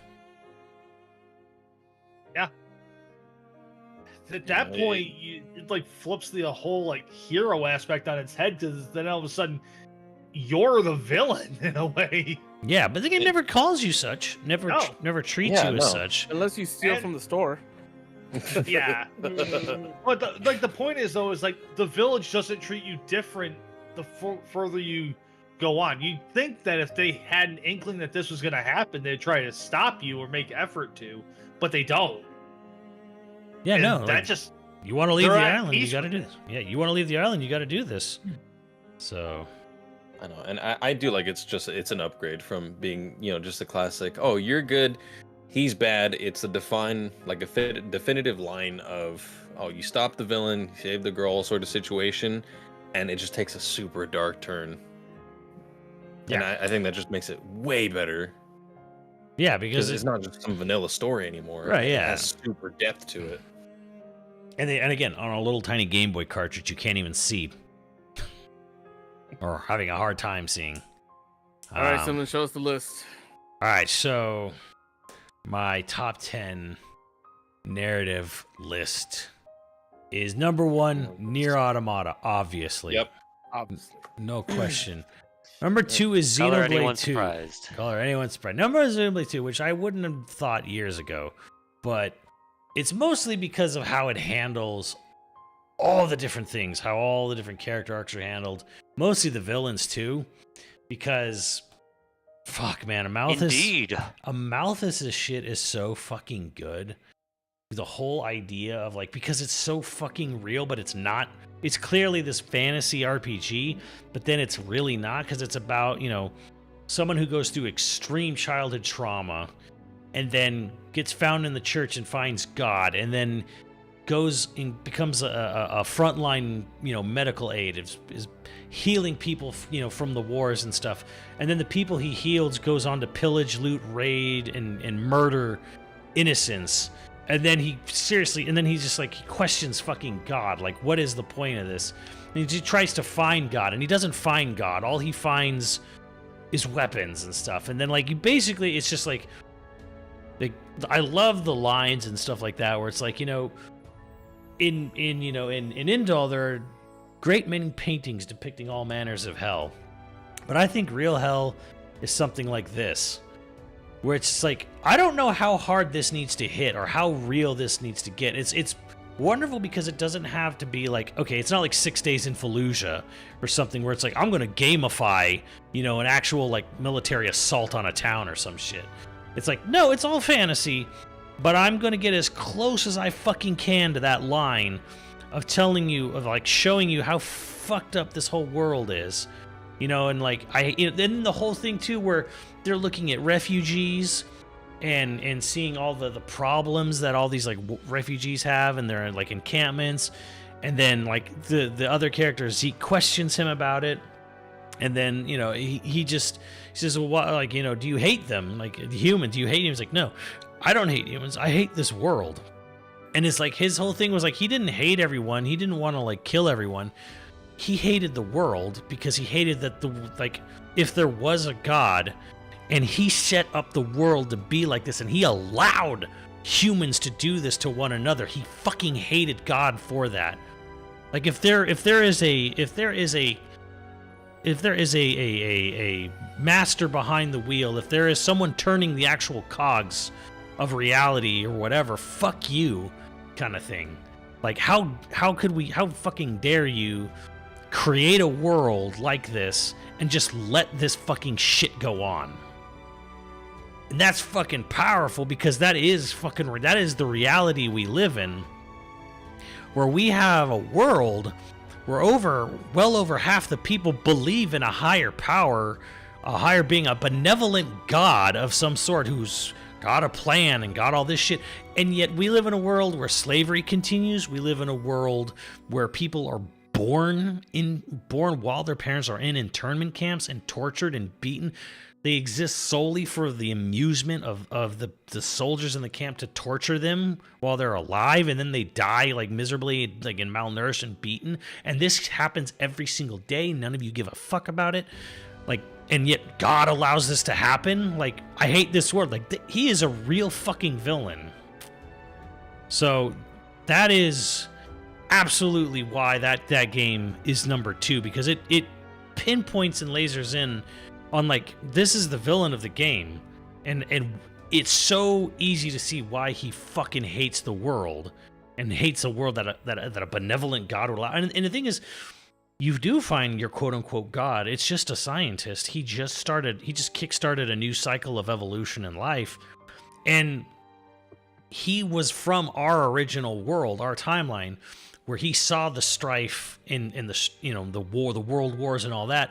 And then when he rebuilt humanity, restarted everything, and humans fell into the same fucking pit of stupidity that humans always fucking do. And the creator himself lost faith in humanity, where it's like, this is fate. It's bound to happen. It cannot help but happen. That's all they fucking, like, if I make humans, if I went through all this trouble to restart humanity, and this is what they evolved to and went right back to, then fuck it, I'm not even going to intervene. I'm just going to... What's the point? Then what's the point? Just let him fucking play out. And he has to meet other humans, like kind of like the ending of Abyss, where it's like he has to meet other humans that show him there is a possibility. There are good people in the world, and there's good things worth fighting for. You can't just allow all the other fucking atrocities to weigh you down and shit like that. So that's why Xenoblade 2 is so fucking good, because it is addressing, without outright stating what it is, but it's like, yes, welcome to the real. This is what the real world is like. So that's why Xenoblade 2 is so good too. And then you have all these different layered villains and stuff like that with Malos and Amalthus and Jin, who did nothing wrong. Always kind of throw that in. So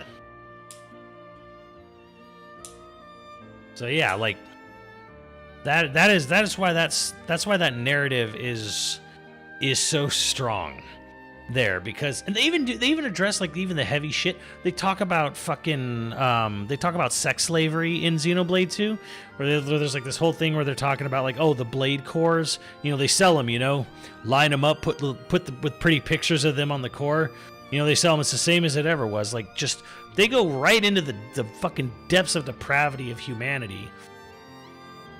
And it's like, you don't blame the villain for doing what he does, but you also can't agree with him either. So humanity is fucked up and it's trash, and it kind of deserves to die. But like at the same time, you don't just give up on it. You don't give up on it. You can't just give up on everyone and everything because so many fucking people are shitty. So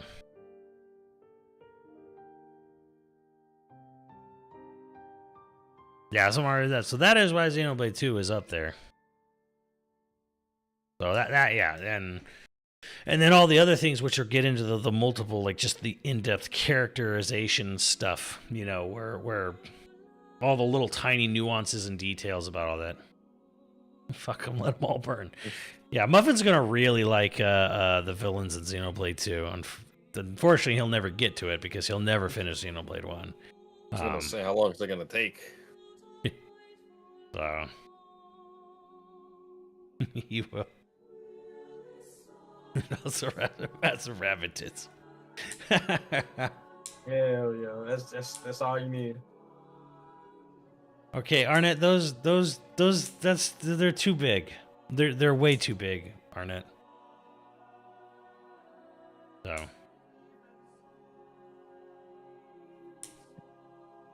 all these people going overboard. It's not about having more than you need, okay? Honestly, I think this discussion just gave me more games to look into that I just didn't have access to in the past. yeah, well, if anything. And Hopefully. maybe, just maybe, I will give Chrono Trigger a fair shake after all these years. Chrono Trigger's fantastic, man. Cheat, I don't care. I Yes, just- this is Xenoblade music. This is music from Xenoblade 2. It's not that. It's just I have to get over a bias of people telling me, oh, I don't know what I'm fucking talking about, just so I couldn't get into it back in the day. Maybe a different mindset helps. I don't know. Like, I just play casually. Shit, I don't know. I think I just gotta give it a fair shake this time. Yeah, but I mean, the other Xenoblade games have good stories. Well, Saga does not have a good story. Gears had what it wanted to be a good story, but it's too convoluted and it's a messy, rough draft. One story is so shonen it hurts. It's just it's the Shulk story, and the adventure Shulk goes on, and him not listening to his friends. And everything's about him and why everything's important, because it's just kind of like I don't like stories that are just about, oh, you're the chosen one, or you have this legendary item and then you gotta beef the legendary item up, and then like you discover how to power up the legendary item to make it more powerful, blah blah blah blah blah blah. Yeah, Muffin's past the beginning of that game, right? Yeah. Of one? A bit. Dude, the fact they had the stones to kill Fiora right out the gate. I do Like respect that. that. I loved that. I mean, I hate it because, damn, but on the other hand, that's a pretty gutsy fucking thing Yeah. to do when you give somebody, like, precognition and the ability to change the future. And Give him it something turns he out, can't oh, change. he can't. Or you could if he acted faster. Yeah, that's true. You could if he maybe told some fucking people about it. Yeah, open your mouth.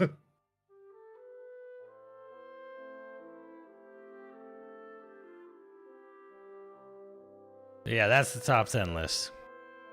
Nier Automata, Xenoblade 2, Link's Awakening, Silent Hill 2, 13 Sentinels, Thousand Times Resist, / Signs Gate, Metal Gear Solid 3, Grandia, Chrono Trigger, and Rhyme. Chrono Trigger is lower than I put. I personally would probably put Silent Hill 4 down at 10. But Yeah, I agree. I gotta give it props for trying to attack some pretty heavy subject matter. I've seen Rhyme, watched everyone play it. I should play it myself. Only not played 5 and 6. Well, yeah. 5 and 6. Oh, yeah. The visual novels. Well, you should play 13 Sentinels. Get on that. I'll be fine with people just watching Steins Gate, but if you have the means, play the visual novel. How long is it? Or, I mean, how much is it? The Steins, I don't know if it's on Steam. $29.99. There you go. And it's elite, so it gets.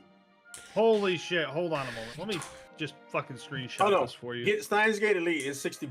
$60. That's enough. Wait for Steam sale. Yeah, wait for Steam sale. Hope it's 85% off again. Yeah, look at this. Oh, fuck. Yeah, this is what I got just from doing a quick search. $60. Well, let me ask you this question then. Is the music any good in it? I like the music. Hmm. It's not Sugi-san Bleach, but you know, it's nice. It fits the tone. It does have some good tracks, yeah. I did not know about linear bounded phenogram, so that shows the story of the other characters. Shit. There are some games I have no idea about. Nobody really said much about them. Like Lyra mentioned, To the Moon is supposed to be like narratively like really good. Yeah, it's heart wrenching. Yeah, which means I'd probably like it. I don't know why Muffin's always like, why do you like sad shit? Why don't you like sad shit? Do you only ever want to feel one emotion when watching something?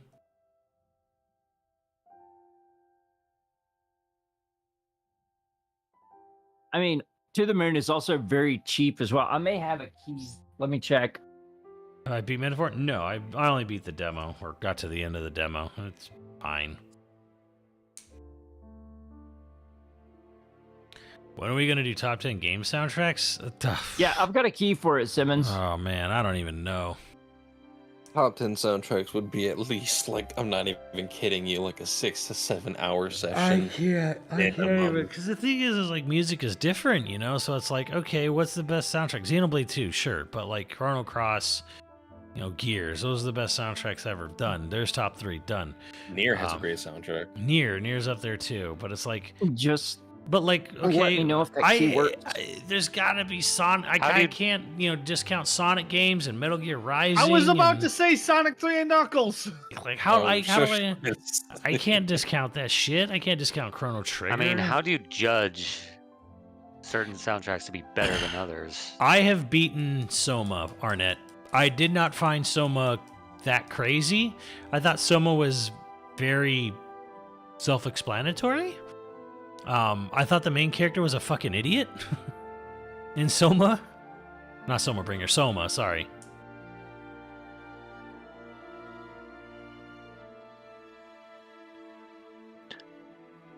They could play as the top 30 game songs? No, that's impossible.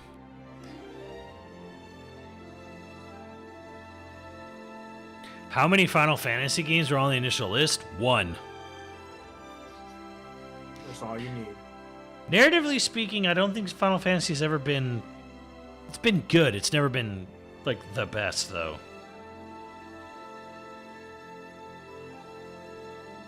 That's what I would say. Yeah, DDR, sure, but that's kind of licensed music, so that's kind of bullshit. Yeah. We're about Spec I- Ops The I Line. would say RoboCop, dude, it you would are be so Richard. goddamn late to this party.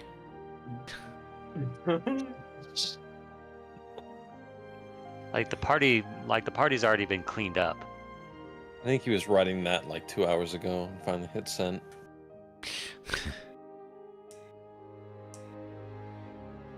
But yeah, like I beat Soma. I didn't find Soma that crazy because they're like, oh yeah, you make a digital copy of yourself.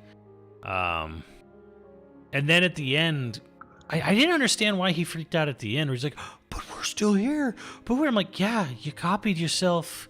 You copied yourself into the Ark or whatever. No fucking shit. You know how copies work, right?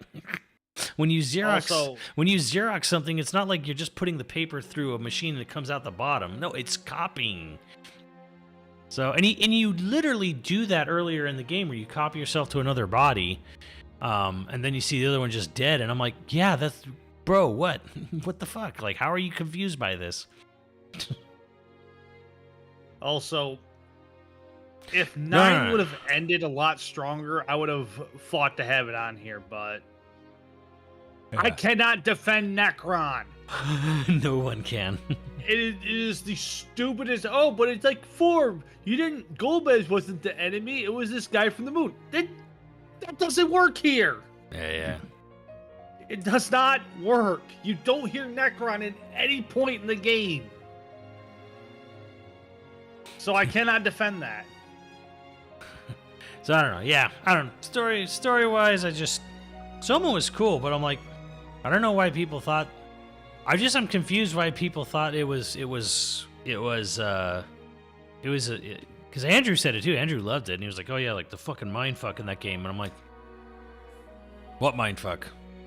They're like, oh, when you copy your body, you're sucking in. I'm like, yeah, that's what copying is. Like,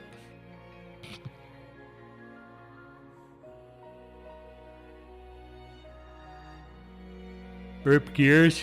I mean, who was it? Chris fought for Gears, but I'm like, Gears is cool, but like I posed the question of Gears. Gears is a franchise that still doesn't even have answers. Like they still haven't even fully explained also- themselves. And also, it falls apart when we started bringing in the fact that, hey, this game kind of requires other games in order for it to make sense. So Or to I let hit that hard, one yeah. die. Yeah, it's like we just made that argument for Legacy of Kain Defiant, so I can't double back and try to defend that. Also, Phoenix, that's like the whole gist of top tens is that we all have varying opinions. And when you get a group of people together, ideas are going to clash and people are going to have opinions. Yeah, just trying to find a common ground that we can all agree on. Yeah. And besides that, Simmons, I think you need to restate this next time you do one of these. From the beginning, these top 10 lists have just been a social experiment to begin with. Pretty much. These were never meant to be like be all end alls and stuff. I saw a video pop up on my time feed about how the top 10 fighting game list they did what was it, a couple weeks ago?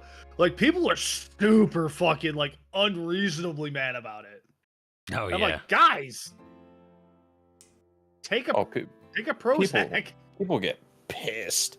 People were livid about. Here's a Cold mind all Calibur. wrapped Max in still cheese. on Calm Mike down. Tyson? What?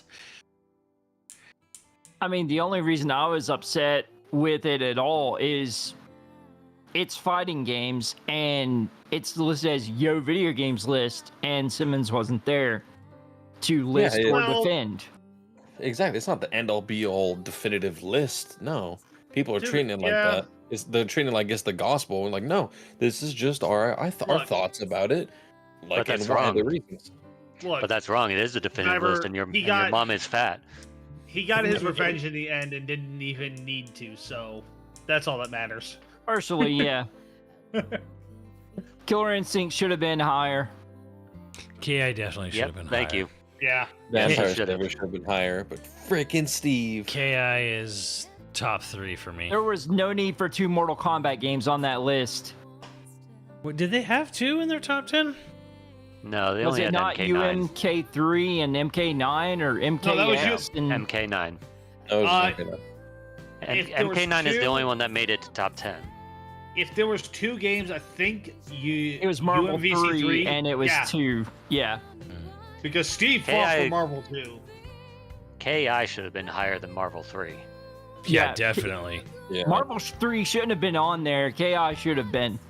Because they already had a representation under Marvel 2. Yeah. That's true. I mean, by that logic, I would have swapped out UMVC 3 for Virtual Fighter. Why no Yeah. Xenoblade 2 on this list? Or why no Xenoblade 3? Because Xenoblade 3 is not narratively as good as 2. There, I said it. Now I have to live with it. The only reason KI was that low is because I think Steve basically proposed, all right, we need to put KI up against MK9. And that was dumb. I mean, like, budget and scope-wise, they couldn't be further apart. KI is a miracle that it came out the way it did, honestly. Yeah. I mean, I think Mhm. I'm pretty well. Lightning yeah. in a bottle. My NDA is expired on it, but I still am not comfortable saying anything. I'm just be like, that game did not get a lot of money. Not Oh, as hell much, no. not as much as you think it would. It's probably It was a shoestring budget. it was probably Oh, yeah. less. It's probably less than what you think. It's probably less I mean, than your low ball I estimate. remember watching like this like sort of documentary thing that came with like one of the like definitive editions or whatever apparently, and one of the guys was like, man, you have no idea how close this game launched without online. Yeah, there was one guy who basically went to town on making sure it happened. Yeah. And then he had like one of the, and then like him and like 2 others, I think it was a total of 2 or 3 people, ended up having the best fucking netcode in a fighting game for years. Yeah, that's a big thing about KI, and that I don't think they were even considering. It's like netcode. Yeah, something. yeah, and GGPO Mortal Kombat games is still don't not have that new. good. Yeah, GGPO is not new, but KI is like the first like major implementation of rollback netcode into a fighting game. Yeah, you're not wrong, Rob. You're not wrong.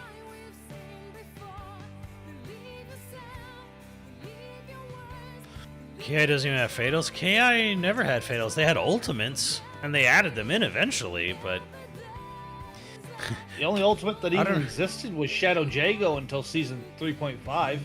do people not remember KI was actually always a T-rated game? Right. Yeah,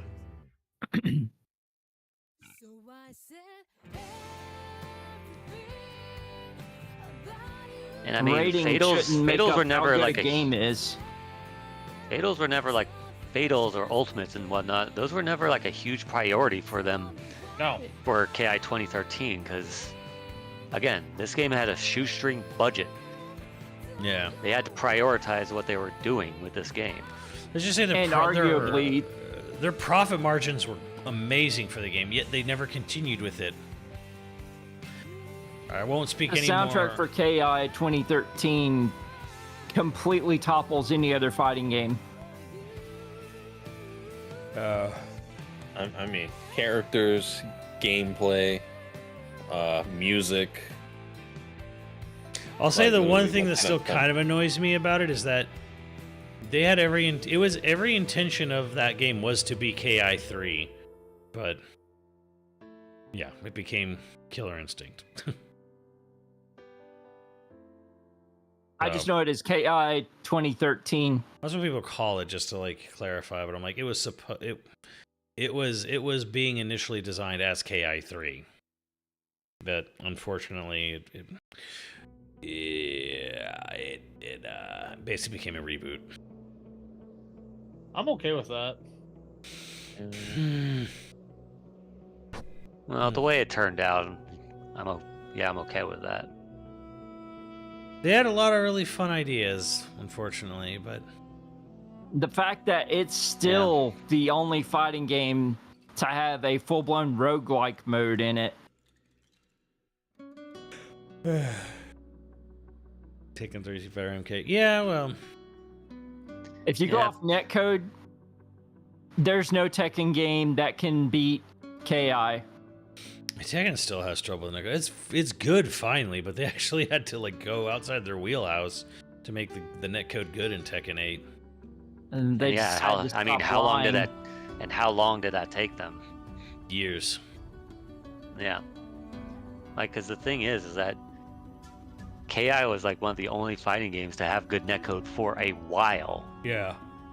Like, we were still getting fighting games just years and years later that still did not have good netcode. Well, that's the thing too, where I'm kind of like surprised, you know, because I mean, I agree with Muffin on the idea that Marvel 3 did kind of revitalize a lot of hype and interest in fighting games, you know, kind of like, and those types of fighting games. But the netcode was so fucking ass in that game. How did you even enjoy it?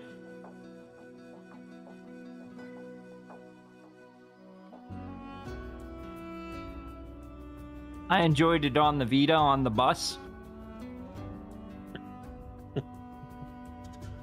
Uh, 3D game netcode is a lot trickier, to be fair. It's just data. It's not making calculus. The data, it is and it isn't. Well, Parado likes to tell you it is, but it's not. I mean, I should just post the part of the KI documentary where Keats just talks about rollback netcode. I mean, we've been working on rollback netcode from scratch for almost a year now.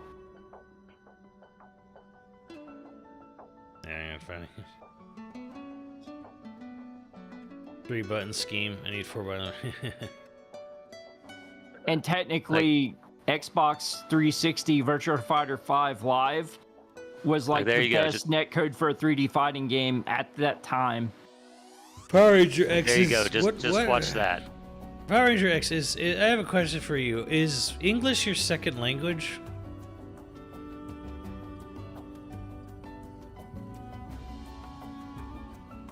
Yeah, just post it in chat. Just watch that video, and there you go.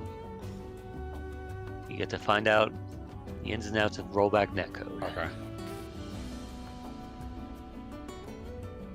But yeah, KI is actually not a gory game. It's always been a teen-rated game here. Even from the beginning, there's blood, but it's not a gorehound game. The original KI2 and KI 2013, there was actually never a gore game.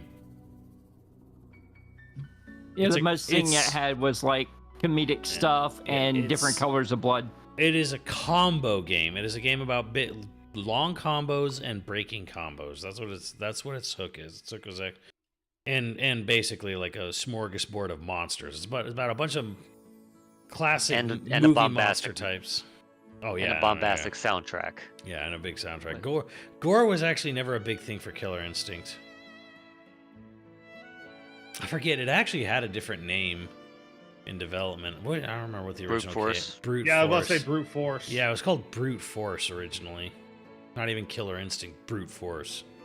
I'm glad they changed it. Yeah, Microsoft I mean, is too. they back What? then they thought they would never get away with calling it Killer Instinct. Come on, Grim. You don't wanna play as Mr. Fist? Got Clay Fighter, jeez. All right, it's 5 o'clock. I'm gonna head to bed. All right, That means Thanks, it's Vaughn. early. Well, dude, the day's early, man. Oh, kiss my ass. I got 453. Tell you what, Grim. When I move West Coast, I will say those exact words with you. There you go. Yeah, Chris gonna come to the best coast. Yeah, just give me some time to save up for the move because I'm probably gonna have to drive, and that's gonna be a lot of money in gas. Just ship as many things as you can rather than taking them with you. May I suggest, Chris, if you ever are You told me. if you're ever serious about this, Chris, may I suggest something? Get a U-Haul box, like a pod box, not a pod, but Yeah. just pods. Yeah. But you get a U-Haul. So what they do is you order it. Someone drives this giant wooden crate to your house with a lock on it. You put all your shit in this wooden crate. You lock it up. The next day, a truck comes back and it takes that and it delivers it to wherever you tell it to deliver it to. I will Depending- talk to you more. Depending on time of year, it can fluctuate the price, but Yeah. it is actually one of the best ways to move long Yep. distance. Okay. I will get back with you on that because when I first told you that I was taking you up on that joke from all that time ago, this is all developing shit.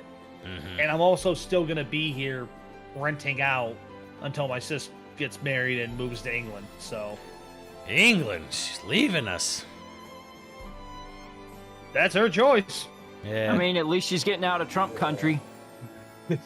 oh boy, Yeah. it's gonna be a rough 2 years.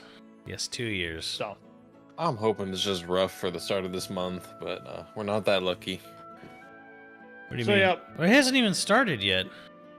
The real shit No, begins. he has the re- already technically. the real There's shit some begins changes next- in the grocery store. It's already started. I don't know if you guys realize how bafflingly fucking idiotic the person in charge of health and human services is. Oh Alright. yeah. I don't think you realize thousands of people are going to fucking die because of this idiot. Yep. This absolute fucking moron. You know what? I don't care. I know it's not like polite to talk about this shit, but y'all should know. Y'all should know the fucking bed you made. Let's see if I can get some choice quotes. But yep. Y'all have yourselves a good night. I will chat with you again. All right. See you, Chris. Later. Let's see if I can find this. His dumbass is trying to take fluoride out of tap water. Yes, fluoride is one of them. Yes. I mean, I'm allergic to that, and I don't drink tap water. Let me see here.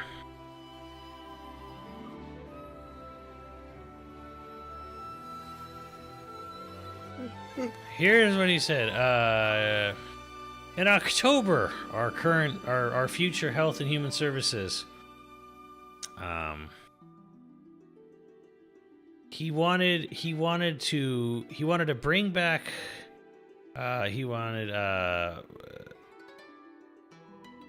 bring back raw milk, psychedelics, and he wanted to bring back ivermectin and hydrochloroquine as COVID remedies and get rid of the vaccines. Why don't he just drink the bleach and just don't stop drinking was- until he stops breathing? Tell me how it tastes.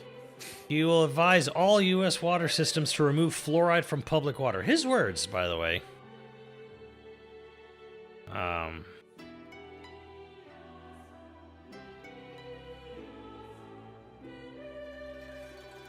And I'm sorry, he can't get that done around here. As much as people would crime, wine, or whatever otherwise, they use it as a disinfectant.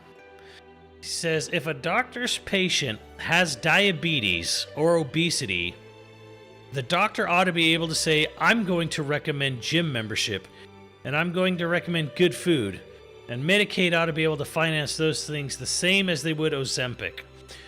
Yeah, right. Let me just tell you what just happened. He just said a person who gets diabetes should be told by the federal government your prescription is go to the gym. Go to the fucking gym. Your pancreas literally cannot process the sugar. Go work out. This is the fucking idiot we're gonna have running this. People are going to die because of this dumb fuck. And every apathetic or idiotic motherfucker who voted for or didn't vote at all, this is all on your fucking head. Oh boy. Well.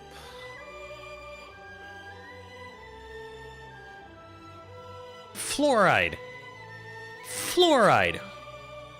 He wants you to drink raw milk with all the yummy, yummy bacteria inside it because pasteurized milk is apparently a health crisis.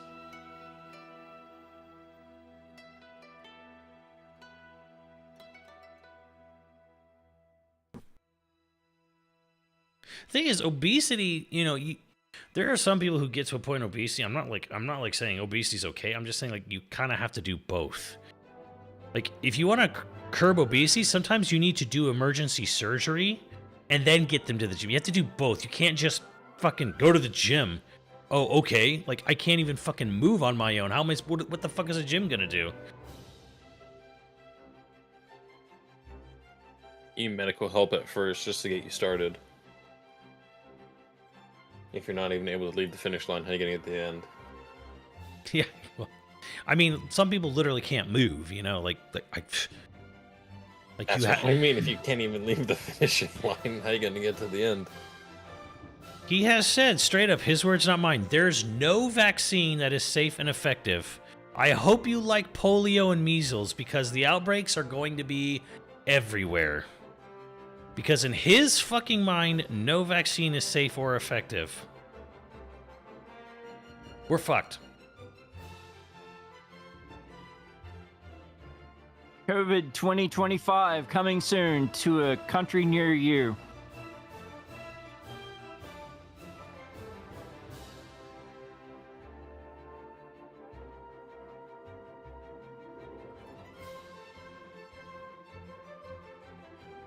So we just call it as it is, and Trump second edition is just going to be the pandemic part 2.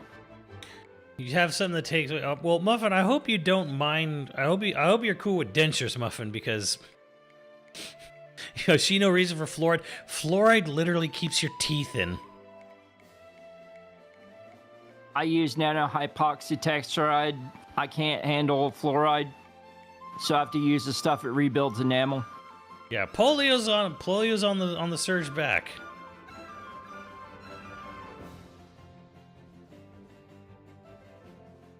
Fluoride is also naturally occurring in vegetables and water. Muffin, why are you even saying such dumb things?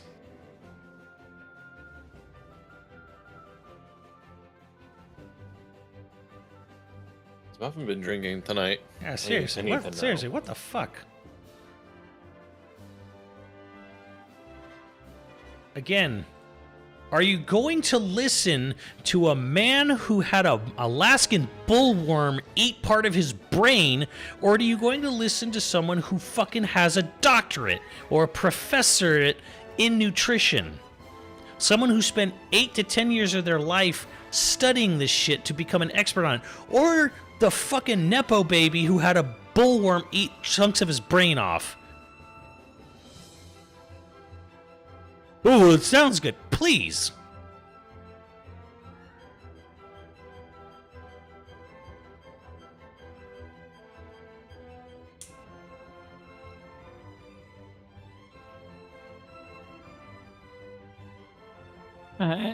I've been saying it ever since Trump originally got put into office. We're on our way to hell in a handbasket, and he's carrying the handle. Yeah, well, I mean, I think he's just doing this on purpose now, just to see what he can get away with. Oh boy. Muffin special report coming live. No, I'm here to get banned. I'm putting myself out of limb here. So I've done years of fucking research on fluoride. Are you a dentist? No, I'm not a fucking. Do you dentist, have a but, degree in it? Why? Just think about it. Why the fuck? No. I am thinking about this. If you are not an expert in the subject, what good is your research? Let me finish speaking, okay? Please.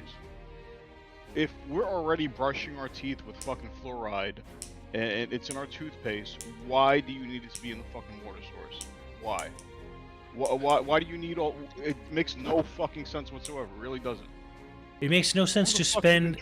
Why do you want to spend millions and billions of taxpayer dollars to remove a naturally occurring substance in water that all it does is help prevent tooth decay? But no, we should fucking spend tons of money to get rid of it. They put fluoride in the fucking in the goddamn water. It's I guess right because it can prevent tooth decay. It's naturally occurring in vegetables bullshit. too. Okay, They use it as an why don't they antiseptic put around shit in here. there to fucking to get rid of fucking diabetes and all this other fucking. It's fucking dumb, bro. You can't use fluoride to get rid of diabetes. I understand that, Simmons, but why not put vitamin C in the water? Why not put vitamin D in the fucking Because water? it's going Why to is it because it's fluoride? going to break down and dissolve. it never made much sense to me. So I Talk to a dentist then. Talk to someone who Of course I talk spent to a fucking 10 years doing this. He's not gonna tell you I- fluoride is worthless. Simmons, do you really trust our fucking government? Do you really trust? No, our I government? don't. But you know who I do trust? People who spent fucking decades of their life becoming experts at this shit. Not a fucking idiot who has a brain worm. Half the time you go to the fucking doctor in the United States, what they're going to do is they're not going to tell you you should exercise or you should eat properly. They're going to say, okay, you I have this never had a body, doctor let not tell me let that. Let me finish speaking, please. What most of the time what they do is, okay, I'm going to give you this pill to treat this symptom. They never treat the fucking causes. I've watched it happen millions of times with my fucking mother, with my father, with myself when I'm Sure, going to the doctor. sure. They never talk about weight loss. They never talk about fucking nutrition, which is probably the root cause of most, I'm probably going to say about 80% of human disease comes from improper nutrition and lack of self-care. That's Meanwhile, true. as soon as you walk into a fucking doctor's office, all they're going to say is, okay, I'm going to give you this pill, and that's it. That is fact. And I do not trust most fucking doctors. I do not. I finally got a doctor this past summer who I thought was actually excellent, because he's like, okay, I'm not going to prescribe you things. It's going to work on the other things first. And I was like, you're amazing. Like, you're amazing. I've never had a doctor say that to me before. How many doctors you've been to? I'm not going to trust most people that literally say that, oh, I'm an expert or I have a doctorate, I went to school for this, because I do not trust anything about our fucking government. I do not trust our fucking education system. I do not. Because in my mind, most of it is fucking bought. The FDA is so fucking bought. Why do we still have aspartame in our fucking Diet Coke? That shit is actually fucking poisonous. I did that not by just reading what I saw on the internet. I did a self-test. I drank diet soda most of my fucking life, and I said, you know what? I'm reading all this shit on the fucking internet. I'm watching these videos. Let me just try it on myself for the hell of it. Let me see what happens. I stopped drinking Diet Coke, Diet Pepsi for a week. That whole week, I had nothing but chills, hot flashes, and migraines, and I was like, what the fuck? My body's actually going through withdrawal. I did not believe it. After that, I never drank fucking you needed to Activin. do an experiment to know that Diet Coke was bad for you. Not Diet Coke alone, Simmons. I'm talking about aspartame specifically. Right, And but that like shit is legal. It's fucking legal in the United States. Meanwhile, it's banned in so many other fucking right, so is brominated vegetable oil, which will literally So- dissolve a rat. So let me tell you this. If the government's telling you that, okay, aspartame's okay, and so is fucking fluoride, why would I trust either of those? What doctor Why is would telling you this? What doctor is saying Diet Coke is fine? Drink it up. And the thing is that the government is saying it, Simmons, because the government has aspartame as a legal fucking substance they can put in our fucking foods and drinks. They're not telling you to Not- drink. They're not telling you to drink this up. I have never met a doctor ever in my I'm life. not saying that. You're okay. Now you're getting off the point of what I'm trying to make. I'm saying if the government is saying that this is legal to use, why would you ever trust them on the whole fucking fluoride or anything else? I don't my trust point. You get what I'm them. saying? I don't trust them. I would trust a nutritionist. And a nutritionist is not qualified as an HMO or PPO. They're qualified as a specialist. Specialists will tell you what you need to know and what to actually do. HMO and PPOs go off what pharmaceutical companies say. Right, like Anyway, you get you it, don't but I you don't trust talk the you don't fucking just government you at don't all, bro. don't trust them. Why would you? You shouldn't. But you talk to an expert. You don't do your own research. That is why millions of people decided horse dewormer paste was a viable substitute when it fucking wasn't. That's what doing your own research leads to. So you talk to an expert, Again, not even most- not I you, get it. you I don't get talk it. to your senator. You don't talk to your congressman. What you're saying makes sense, but the thing is that the government allows it, though. The government fucking allows it. Of course they do. And there's so many other fucked up things about the goddamn FDA itself. Not even the other fucking branches of government. Just the FDA alone. Okay, the but amount of fucked up okay, shit that they allow to right, go sure, fucking- sure. But are you saying you're going to be okay then when let's all drink raw milk? Let's not put expiration dates on food. I didn't go that far. I didn't That's go that where far. we're no. That's where we're going. That is literally But where that we're fucking going. commercial that he put out about saying that all these breakfast things that these fat little motherfuckers are eating every goddamn morning for breakfast. I agree with that shit. Why has no one ever said that shit before, bro? How many fucking fat little kids do we have with diabetes nowadays? No, I've never seen another fucking commercial like that come out from any fucking party. whether it's Republican or fucking Democratic. Right. I No. agree with 100% what he's saying. Do I agree with everything he's fucking saying? No, I don't. But I'm saying that, you know what? At least he had the fucking decency to make a video and call that shit out. Because he's No? a tinfoil hat conspiracy lunatic who's missing parts of his brain. Well, maybe You he do is. not I don't put. know. He, Maybe he no, is. no, he is. He is. He is. He has said this. He has not denied this. You can go watch him. He's literally talked about how he's had a bullworm eat part of his brain. Being concerned does not make you the right fit for being in charge of health and human services. That is my point. Yeah, he probably went a bit too far with that, but still, it was a good effort on his part to put that fucking video. I mean, saying it is one thing, but going in and gutting an entire department that regulates food. Okay, like great. We're literally going back to the fucking dark ages because polio's on the menu, measles is on the menu, monkeypox is gonna get even worse. COVID's coming back, baby, because no vaccine's effective. That's not going to happen. Either, We bro. are You're we blowing are way a out of lot. proportion. That is not going to happen. There's no fucking way that vaccines are Go gonna- listen. I saw his. I Pull watched his- his fucking interview with a reporter. Who's where going she to stop questioned him? Let me finish. Where she questioned him, and she's like, "Do you really believe that we're going to get rid of all these vaccines?" And he's like, "No, we're not going to get rid of all vaccines, but there's some that have to be looked at." Which I mean, obviously, is exactly what he fucking said. If he goes on his word and bans all vaccines, all right, then we're fucked. But if he's holding true to his word by saying that some vaccines should be looked at, I agree with it. Sure, go ahead. If there are vaccines out there that may not be good, go He for it. literally thinks vaccines cause autism, which has been absolutely proven over and over and over and over again to not be the case. Like, this is not the person you want making any decisions. At all. He does sound like a health nut extremist as far as the definitions of things that are being spoken. There's some truth to what he's saying, though. Utter lunatic. He seems like the guy who'd make his dog go vegan because he feels it'd be right. And let's speak about that fact. The lady who fucking shot her own puppy in the face because it barked too much is also in charge of a department of our government coming forward. We're fucked. We'll be Or fine. beyond. We'll be fine. No. Stop scaring these kids. Muffin, we are fucked. We survived Like, 4 years with literally. them before. Oh, I'm Let's not go for it. saying the world's gonna end. I'm just saying shit's gonna get bad because y'all are too apathetic. Ooh, Kristi Noem. She's got a big old fat position in Trump's parliament. The lady who blew her fucking puppy's face off because it barked too much. I don't think it'll be so bad, to be honest. Like it's like I mean, trust me, I understand Trump is fucked up, and a lot of the people he's gonna appoint is fucked up. But bro, the Democrats That's are much fucking better, bro. and They're that's not the much thing. better. That's the thing. That's the scariest part. It's not him. It's all the fucking idiots he's putting in all these positions. Democrats weren't much better, man. That's all I'm fucking saying, bro. If we survive with them, we'll survive with fucking him. Nothing's gonna be Okay. All right. Democrats were the suck, lesser though. of two evils. All right. Exactly. Nah, I bro, don't like nah, either. They're just as fucking bad, man. Trust me, I'm a lifelong Democrat, still Democrat and liberal to this fucking day. But I bro, mean, do you it's- really think someone who literally has sex with minors should be attorney general?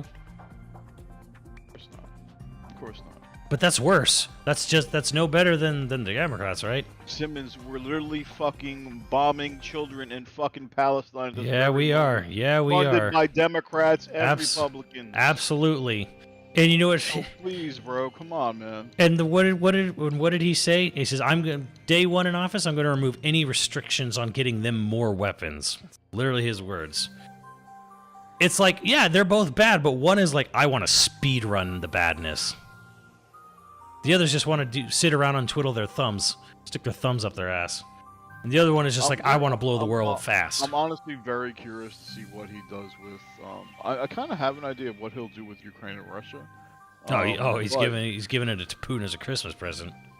Yeah, he's gonna give part of it to Putin, and he's gonna say that Ukraine can't basically join NATO. But I'm very curious to see what he does with the Palestine-Israel thing.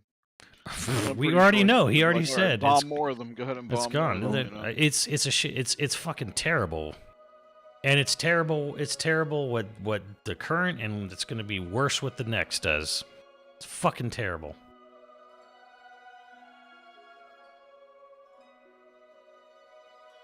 I'm not white, motherfucker. People saying that the COVID's not coming back. We've had RSV in this area for like more than 800 people in the 30-mile radius for the last month and a half.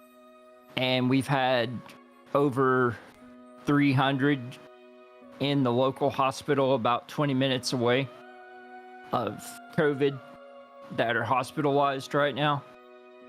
Just because people are like, oh, Trump's elected, yay, we don't have to wear masks, we don't have to be safe, we can be stupid and go back to being morons and coughing into each other's faces. My whole thing, JDP, is I actually agree with that shit, bro. Why the fuck is the U.S. like fitting the whole fucking bill for most of this fucking foreign policy shit, man? I say it should go by Because there's a country with Germany- 5,000 nuclear warheads at their doorstep. That's why. I understand, but if Germany and all these other fucking France countries have national, surpluses, and we're running a fucking double $1 trillion fucking deficit, like Yeah, bro, come and on. in what part of this country gives most of the money, earns most of the money? Who's the largest economy in this country? You talking about state? Yeah, Well, pretty much New York and California. pretty much. So we have to support all the shitty parts of our country and them. Yeah, New York has been fucking paying for most of fucking other state shit, even during the fucking pandemic. It was horrible, man. You fucking goddamn southern backward states, motherfuckers, like fix your shit, bro. Republican states. No, we need to keep digging coal because that's still good. That's the future. I wish they would just stop fracking for like 2 hours where I 2 live. hours.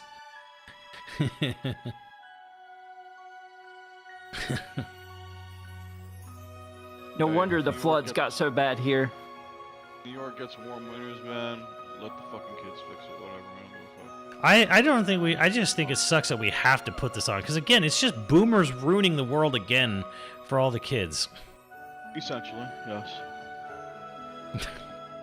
The boomers really fucked this whole thing up.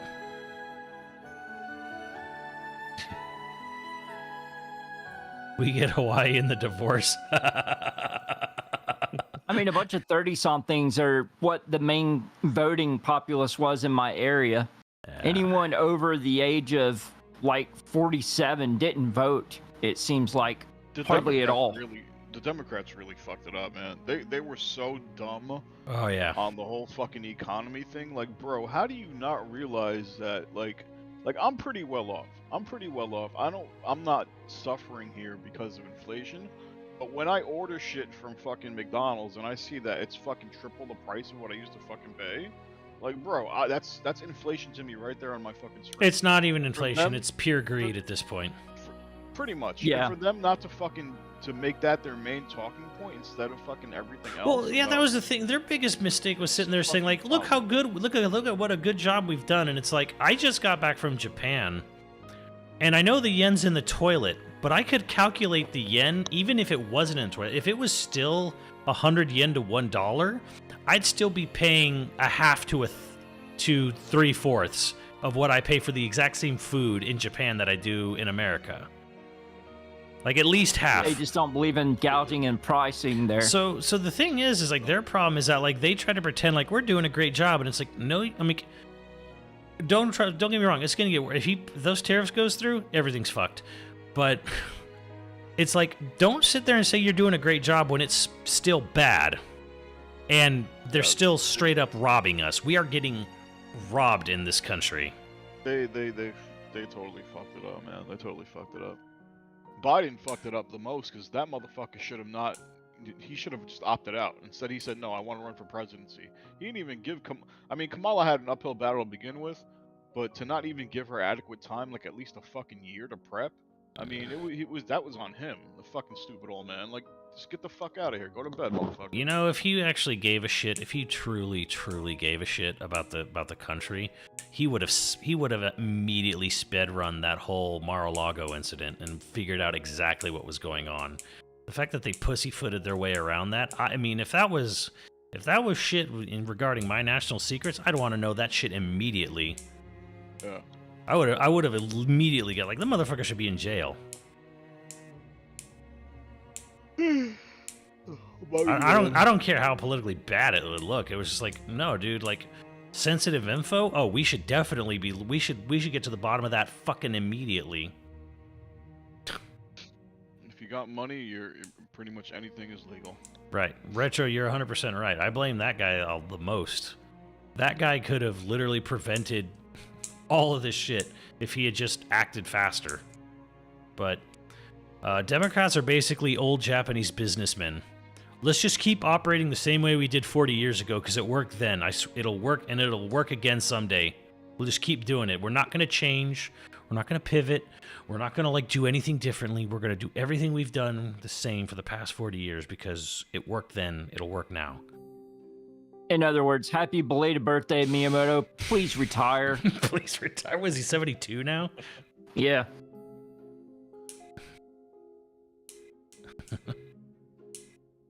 My COD token's running out. I literally activated an hour token, but then I heard you talking about this shit and I had to jump in. Are you playing COD? Yeah, I'm just leveling up pistols. Are any pistols good in that game? Not really. I mean, in multiplayer, most pistols can kind of hold their own, but There was one pistol obviously that if you go into Warzone, you're gonna get fucked. I wish Warzone would give at least one good pistol. One good pistol. The fast one was actually pretty solid. I forgot the name of it. Have you There's even one- played Black Alright. Ops 6, Krim?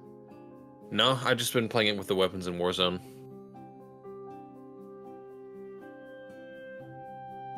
I do kind of want to get Black Ops. Are you sticking to Blops multiplayer right now, or are you going back to Area 99?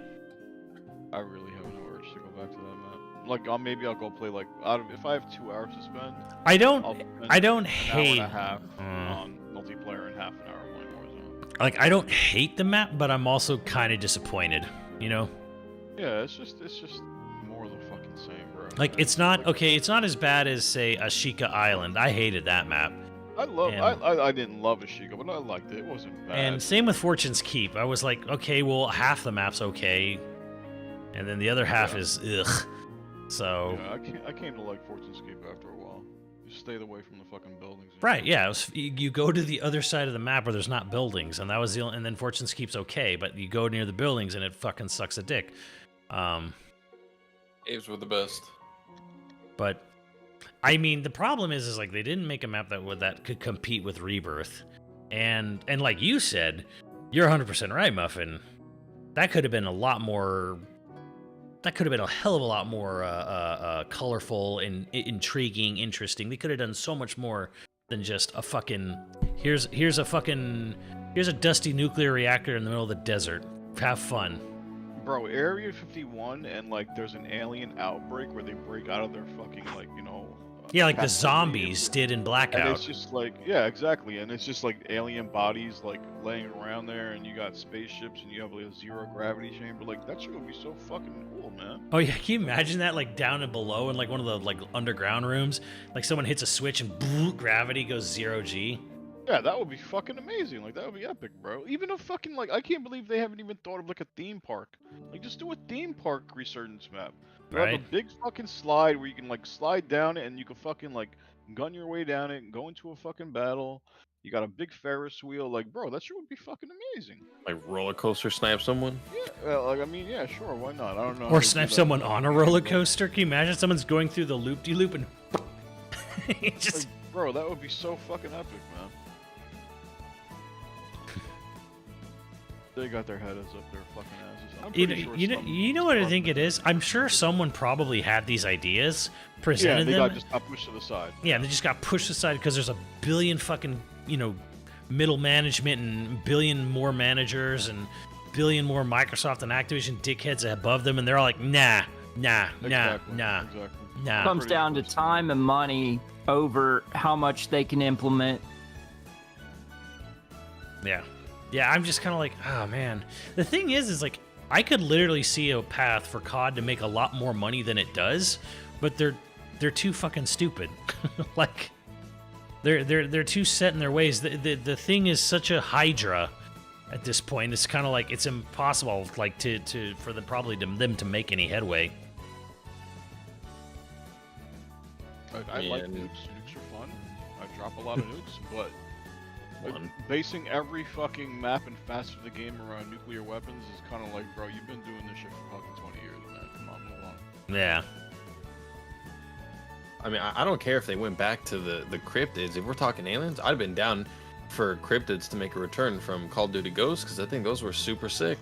What was That the would've been fucking really Call cool. of Duty where it was like in space and you had like Infinite Infinite. War. and shit? Yeah, Infinite. Like Infinite I kind Warfare. of regret that I never played that fucking game because that sounds fun to me, to be honest. Yeah. Yeah, could have been a Great nice campaign. Yeah, apparently the campaign was awesome, but like everyone hated it because it was in space.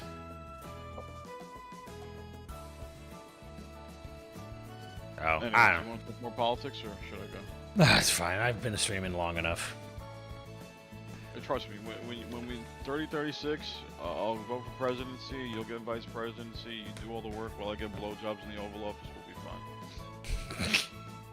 We'll be fine. Hire some of these guys, and I'm here. I'm here for the white vote. that's exactly. Night, Marvin. All right, later, guys. Am I okay? Wait a minute. Am I okay? Yeah. Why? Hi, baby. You want to see? So Simmons, are you interested in giving Metro Awakening a shot? Oh yeah, absolutely. Okay. Damn, Al playing Monster Hunter World instead of Naraka. Yeah, Krim, get at him. Get his ass. Get his ass for fucking always. He's playing with another streamer that he had free setup time to play with. Ooh, Zal Simpin? Al I don't remember. It was somebody posted on Twitter the other day. Wow. Master I thought Chief and we Doom had collab something coming from planned them. first. But whenever you get a chance to check that key, let me know if it works or not. I may have another one just in case. For the moon? Yeah. The moon. All right. It's a great game to play on the Ally too, especially with the speakers on the Ally being Dolby Atmos, so it Yeah. feels like it's all around you. Yeah, I worked outside, and I was outside all day, J2. We white people, we burn easy. I was helping a friend move, so yeah. You get a little cooked into U-Hauls.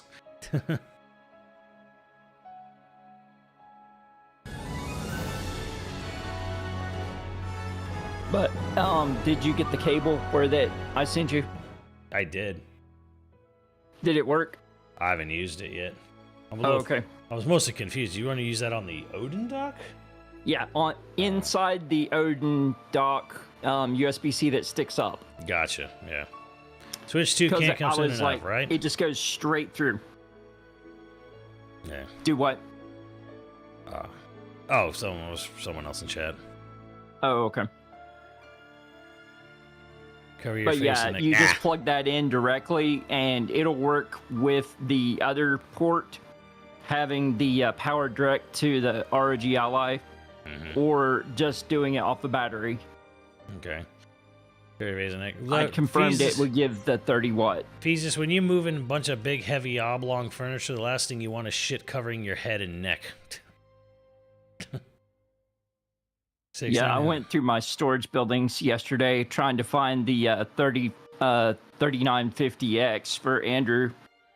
So I thought I put it in the box of the CPU that I built the system for Al, but I couldn't find that CPU box. I found the box for the 3950X, but it wasn't in there, so I gotta look at other places. I'm sending him the Go XLR and Shure MVI and the CPU whenever I find it. Nice. So I asked him what any audio, video equipment stuff that he would be interested in, because I'm just trying to do some spring cleaning on extra stuff I got in the storage units.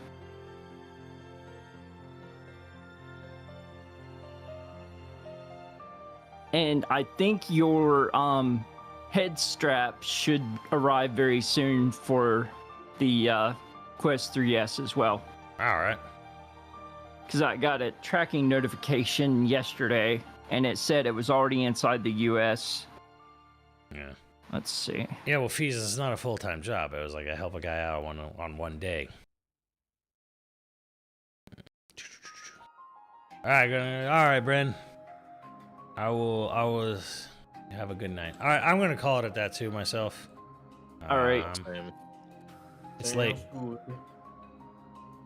Well, have a good sleep, Poochie. Take me to Bucky's someday.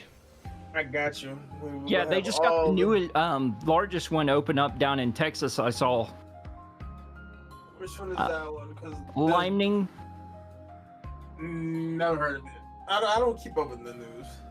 Nah. All I know It is ties the one in Tennessee, but the parking lot is bigger, so it's technically larger.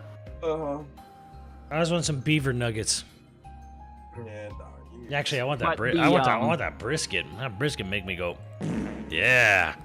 Orlando one next year is supposed to be the largest one in the world as far as completely, truly largest one, but it won't be opening until like late June. All right. Uh-huh. All right, guys. You have a good night. I will see y'all later. Yes, Six in sir. a smoothie. All right. Beat my meat. Yeah, that's the last thing you guys get to hear out of Poochy's mouth. Have a good night, chat.